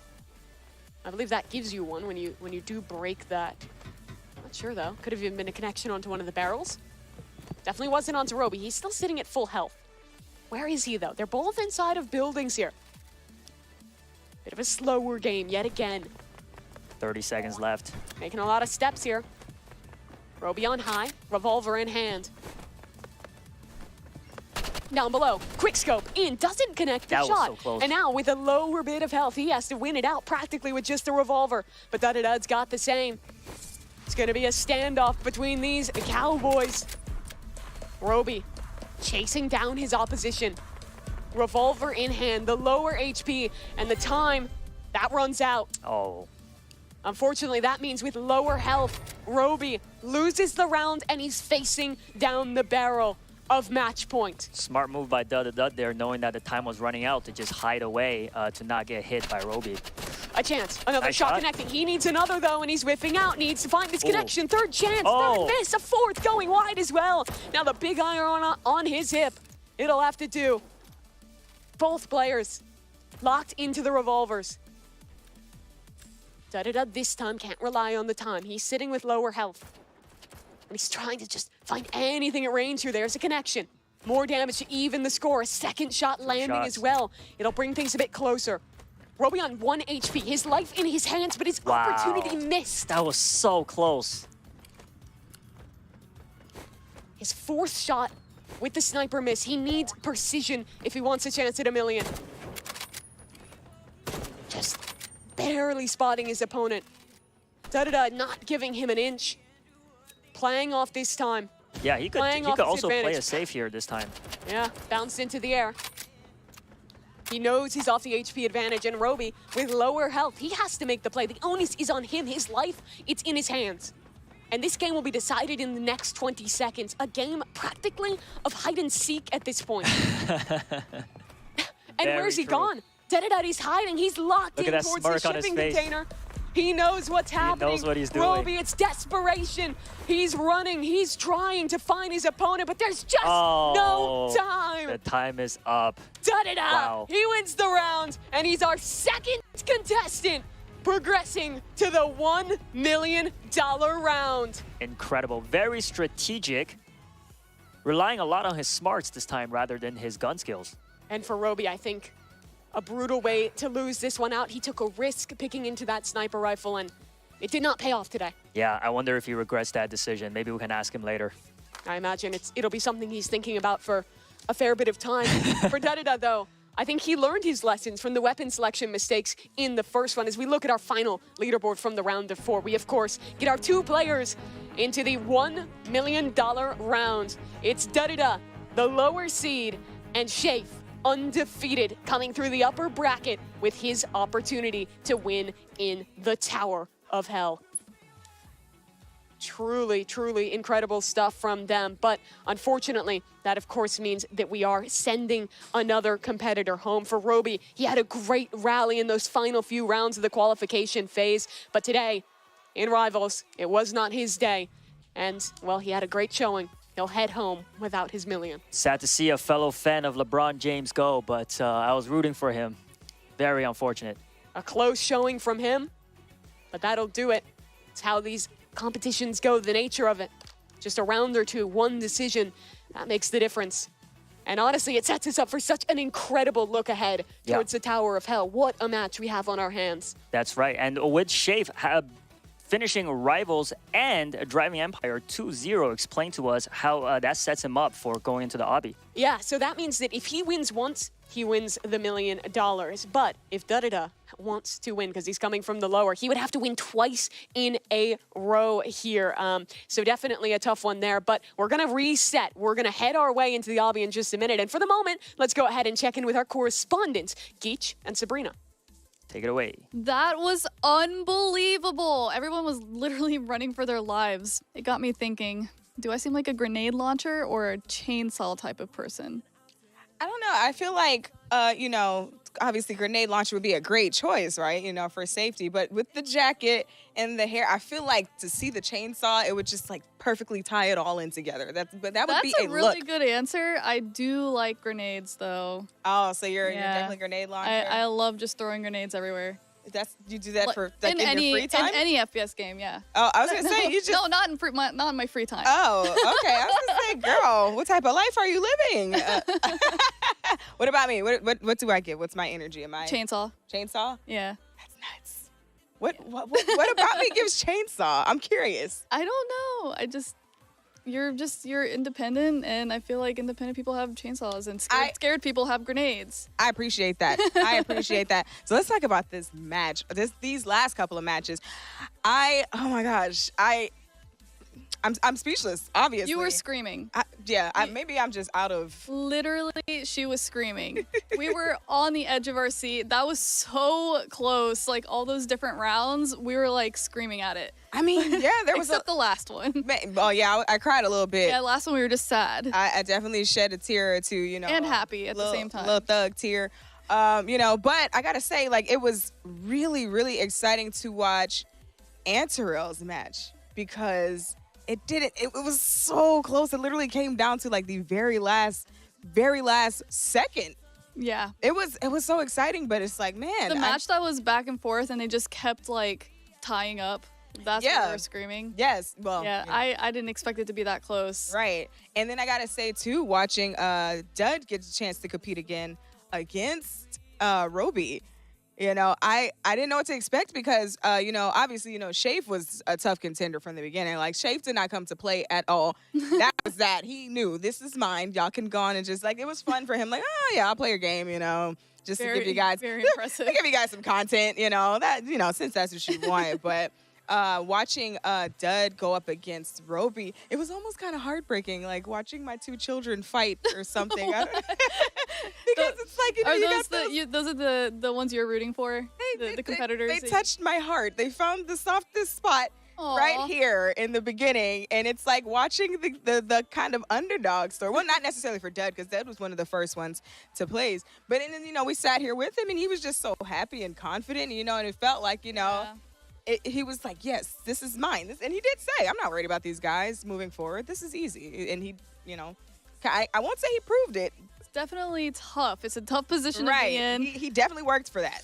And then it was gone. Yeah, watching Roby, oh my gosh. This is brutal. But you know, I personally, I just would not have picked a sniper for that map. Did you get to see the map first? Snipers are, like, if you're good with it, though, they're pretty OP. I think the problem, though, is that map was just way too big. It was really big for 2 people. Right. It's huge for 2 people, and then you also have a sniper, but it's like, you know, Dead kind of took advantage of all of those closed-in spaces, you know, just kind of like Mimi said, you know, it's a game of hide-and-seek at this point. Yep. And just to get, you know, that close, oh gosh, you know, I just want to go give Roby a hug. Aww. My feelings, my heart. Okay, I got a question here for you. Rivals is fast. What's your secret to staying cool in high-stress rounds? Oh, well, that's my secret, Sabrina. I'm always stressed. See how that works? I have no problem. You know, I can do this because I am this. You see? But, like, how do you stay cool? I just, you know, pretend that, you know, I'm just in the kitchen or something, you know, think about food. Okay, you know? well, with that said. All right, we're going to go ahead and throw it back to you, Jay Party, and we're going to finish this up. All right, my friends, I have returned. And what a journey it's been, hanging out with some of our contestants, getting a first-hand perspective on the final eliminations. What a fun thing. Anyway, congrats to Shafe and Dudadud. They are the last 2 contestants standing. But who will fall? This is what it's all about, my friends. It is time for the $1 million round. With the grand prize at stake, it all comes down to one final game. The aptly named Tower of Hell. It's going to be Game epic. 8, Tower of Hell. The rules are simple. Climb as high as possible. Whoever gets to the top first or climbs the highest wins. But if an undefeated contestant loses the first match, a second will be played. Ultimately, the winner takes all. All right. You ready here, folks? The race to the top will begin shortly. Also noting, whoever gets the highest at any point, we will count that score. That encourages forward momentum in our players in a non-stop neck-and-neck race to the top. Absolutely, and of course it's also going to be an advantage coming in for Shafe as that upper round undefeated player. He only has to win once, but if Dudadud is to take this home, he would have to win, reset the bracket, and going into an even match, win it out again. A big task for him. We already saw a great comeback in Rivals, winning that second game after getting trounced in his opener. Yeah, I mean, it looks like the odds are stacked against him, but clearly he's able to make these epic comebacks. And like you said, everybody having extensive experience in Obby's Tower of Hell, it must be the game that both of these players are looking forward to. Well, it looks like we are ready to go. We started with 10 contestants to get into this one. Shafe, Dudadud, they're the only 2 left here. They're just getting in, making the final preparations to arrive. For these 2 young men, the pressure is truly on. When you're playing through this, it kind of felt too real. Still a field in front of you, but now only 1 player on the other side. I know. Is stopping you from $1 million. I know, this is it. Millions and millions have tried to have a shot at the final $1 million. And this competition has been won for the ages. This is a double elimination, as you remember. So, if Dudadud can win this, there'll be an extended set, but Shafe can take the money on this race right through the heart of Tower of Hell. And actually, we have a little quick, exciting announcement for you all. A game that has not seen an update in quite so long, guess what? Has released a brand new Tower Portions update, greatly increasing the difficulty of this competition just as a little gift for our final 2. They've not seen it. The world has not seen it. This is a brand new update. And I will say, I've seen the practice rounds. These guys are experts, and I think they need this. This is going to be a true epic race here as we're going to see some brand new sections of the course. They're off to the races. 7 minutes between these players and $1 million. Interesting word choice there, gift, J Party. I'm not sure if they appreciate this gift, seeing that it is much harder than it used to be. Yeah, new sections. As we mentioned earlier, initially there was over 330 different sections of this puzzle leading to over a quadrillion combinations that could be possible. So I'm assuming no one's ever seen the same tower twice. Well, that got a lot bigger of a number now with a whole new array of challenges. Shafe, though, is out in front here and already building himself a commanding lead, but a fall back down. He'll catch himself, but that'll put him just a little bit further down. I believe Dudadud also fell too. So Shafe, despite his slip, still has the lead. Yeah, I think we're going to see a couple falls here today, but thankfully, actually, Shafe had a pretty forgiving one. Did not hit an obstacle and fell almost on the same challenge he's on right there. So again, not losing a lot of time in the grand scheme of things. Da-da-da is hot on the tails, though. You see him catching up already here. And as you can see on the sidebar there, we can see each player's positions in the race. It looks very, very close. They're just neck to neck. Yeah, this is still anyone's game here. To say someone has a lead is just really, you know, the happen circumstance of a single jump here. You see how close they are. Oh boy, in this section, I'm not even sure I understand how to proceed here. I think both players getting a little confused there as we see a fall from Shafe. Oh man. Yeah, this is going to be a rough one. Smile on his face in good sport as he heads to the bottom, knowing he might be joined by a friend shortly here. And there we go. That was a wild section. Even with observer cam, I'm not sure I understand how to progress through that one. It is definitely challenging, and I'd almost like to just see if we could zoom out and just get some context how far they really have to go to get to the win here, because they're still only down in the second section. You look at that right side of your screen. There's, what, 8 more sections more that you have to compete through if you want to actually win this challenge. Yeah, and a rough early fall here. Nerves starting to get to him a little bit here as one of the players takes a knockout from that little plasma beam there, and we are getting back to our challenge section here. We'll see if someone can get past it. This is going to be a big checkpoint. Oh, and a quick slip down and fall. Wow, this is some uncharacteristic play. I will see. We've seen a lot of practices in this game. It's usually an undefeated flying through of the tournament, but here, Nerves getting to him. It is funny. We had so many of our players that said that obbies were their favorite, the game they had the most experience with. These are two of the players that, well, they've played Roblox for years. They definitely have experience in obbies. They didn't necessarily say it was one of their strengths, but that's where this entire tournament, all 7 games previous, will get decided on. Yeah, it is a challenge. You've got to be an expert in just so many things to compete here. So again, all right, Dud is back in this challenge zone. I assume he's going to wait a little bit and try to figure this puzzle out before he progresses. For the first time ever, the polls are looking very close. 52% of the viewers going for Dud and 48 going for Shafe. Okay. Another little fall there from Dud, but again, he catches himself. A little bit of luck on his side there. We'll see. And again, the stump right here. Can we get presses? I think I see that they pop out of the corner there, and you got to catch that on the corner. I can't even comprehend. My brain can't comprehend what's going on. So it's definitely a last-second jump to the platform that's rotating out of the beam here. Oh, and he gets it. There we go. There it is. He's making the climb, slowly getting up higher. Oh, and there. Oh, another fall. Yeah, he's solving it, though. So again, we're actually having to see people reason through some of these new challenges here, and I think Dud might be getting there, but Shafe. I mean, you see the emotion. Every time these guys fall, they're reacting, they're feeling the pressure. I think, honestly, more than even a battle against the obstacles, this is a battle about staying calm, staying focused under pressure, not rushing yourself, not letting that big timer at the top of the screen get the better of you. Now, I can't be watching the time here. Just relax, just focus. Already we've seen this is a much slower competition here. There are puzzles to solve, and they need to spend some time. I think this zone has been a major stump. Just relax. Easier said than done. My hands are soaked in sweat watching this. Down goes Dud yet again. Yeah, that was a rough missed jump there. Again, Nerves really getting the best of him. Obviously, such a funny climax of this entire event as a single missed jump is going to result in a complete reset. And here we are, neck and neck. Back to the beginning. And you can't let seeing your opponent get the better of you. You don't want to rush anything. You don't want to make mistakes. One slip could be the difference, and there's a mistake. One of our players fell. Reset again. And looking at the sidebar there, it looks like they've reached about, what, 20% of the entire tower so far? If that. Yeah. Yeah. It's a massive tower ahead here, and we'll see if we see another round, but this could be it here. Dud is kind of in the lead, so he is holding on. But yeah, if Shafe manages to catch up, then it's next 2.5 minutes. The critical thing is only 2.5 minutes left in this round. So Shafe, this run could be his last opportunity to get ahead. He wants to be so careful with each of these jumps. I believe this is the obstacle that no one has made it through just yet. Here's his chance. Good jump. He stays up in it as Dud is back down on the reset.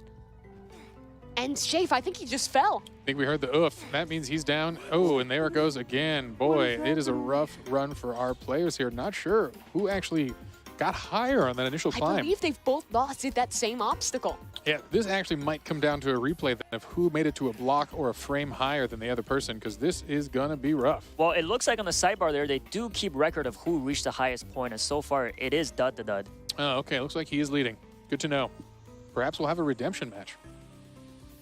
Let's see if Shafe could maybe take his way up. Remember, if Dud wins this, he resets the bracket, brings us to a do or die final round of this very classic obby. We're getting back to this section. Everyone's favorite. And I just want to watch Shafe here, see his reaction, because this is the make or break for him. Okay, He jumps can he up. clear this? He's making it deeper through this obstacle, but it's a challenge even to figure out how you want to move in this one. Oh, and just like that, Shafe has cleared it. This has been the backbreaker with a minute left. A minute and a half. Da-da-da has to rally back and make it ahead of his opponent, because right now, Shafe, he has this in the bag. Oh, he's still going. And he hasn't stopped just yet. Da-da-da is on a reset. He's back down in the blue zone. I think Shafe has time to just stop here and end it all, but he's still going. But remember, the highest point he makes is what the game remembers. And if he keeps going, it might just be over. Wow. 50 seconds. Is that enough time to catch up? Shafe, the player who flew all the way from New York. He had a job offer on the line. He was ready for his orientation for that opportunity. And if we can watch Da-da-da, this is his last chance, his last run to try and beat him out. Shafe made his sacrifices, but he was the undefeated player through our rounds to work into this one. Oh boy, all eyes on the man in blue here. Da-da-da, his round to lose. Where's he at here? This is the moment. He's made it up to the yellow. A chance Oh, to he has cleared it. Can he do this? Is 20 actually above seconds. it. It's possible. He needs It's to possible. run it. Oh, That should be it. 16 Oh seconds. my gosh, on the 15 clock. seconds. Da-da-da, his hands off keyboard. I cannot believe the pain. He knows it's over. Oh, And the at final this point, countdown, folks. A victory lap Wow. for Shafe. He holds his position 3, up high. 2, and Shafe, 1. he's the This is champion it. of the Hunt Mega Final. We've got it.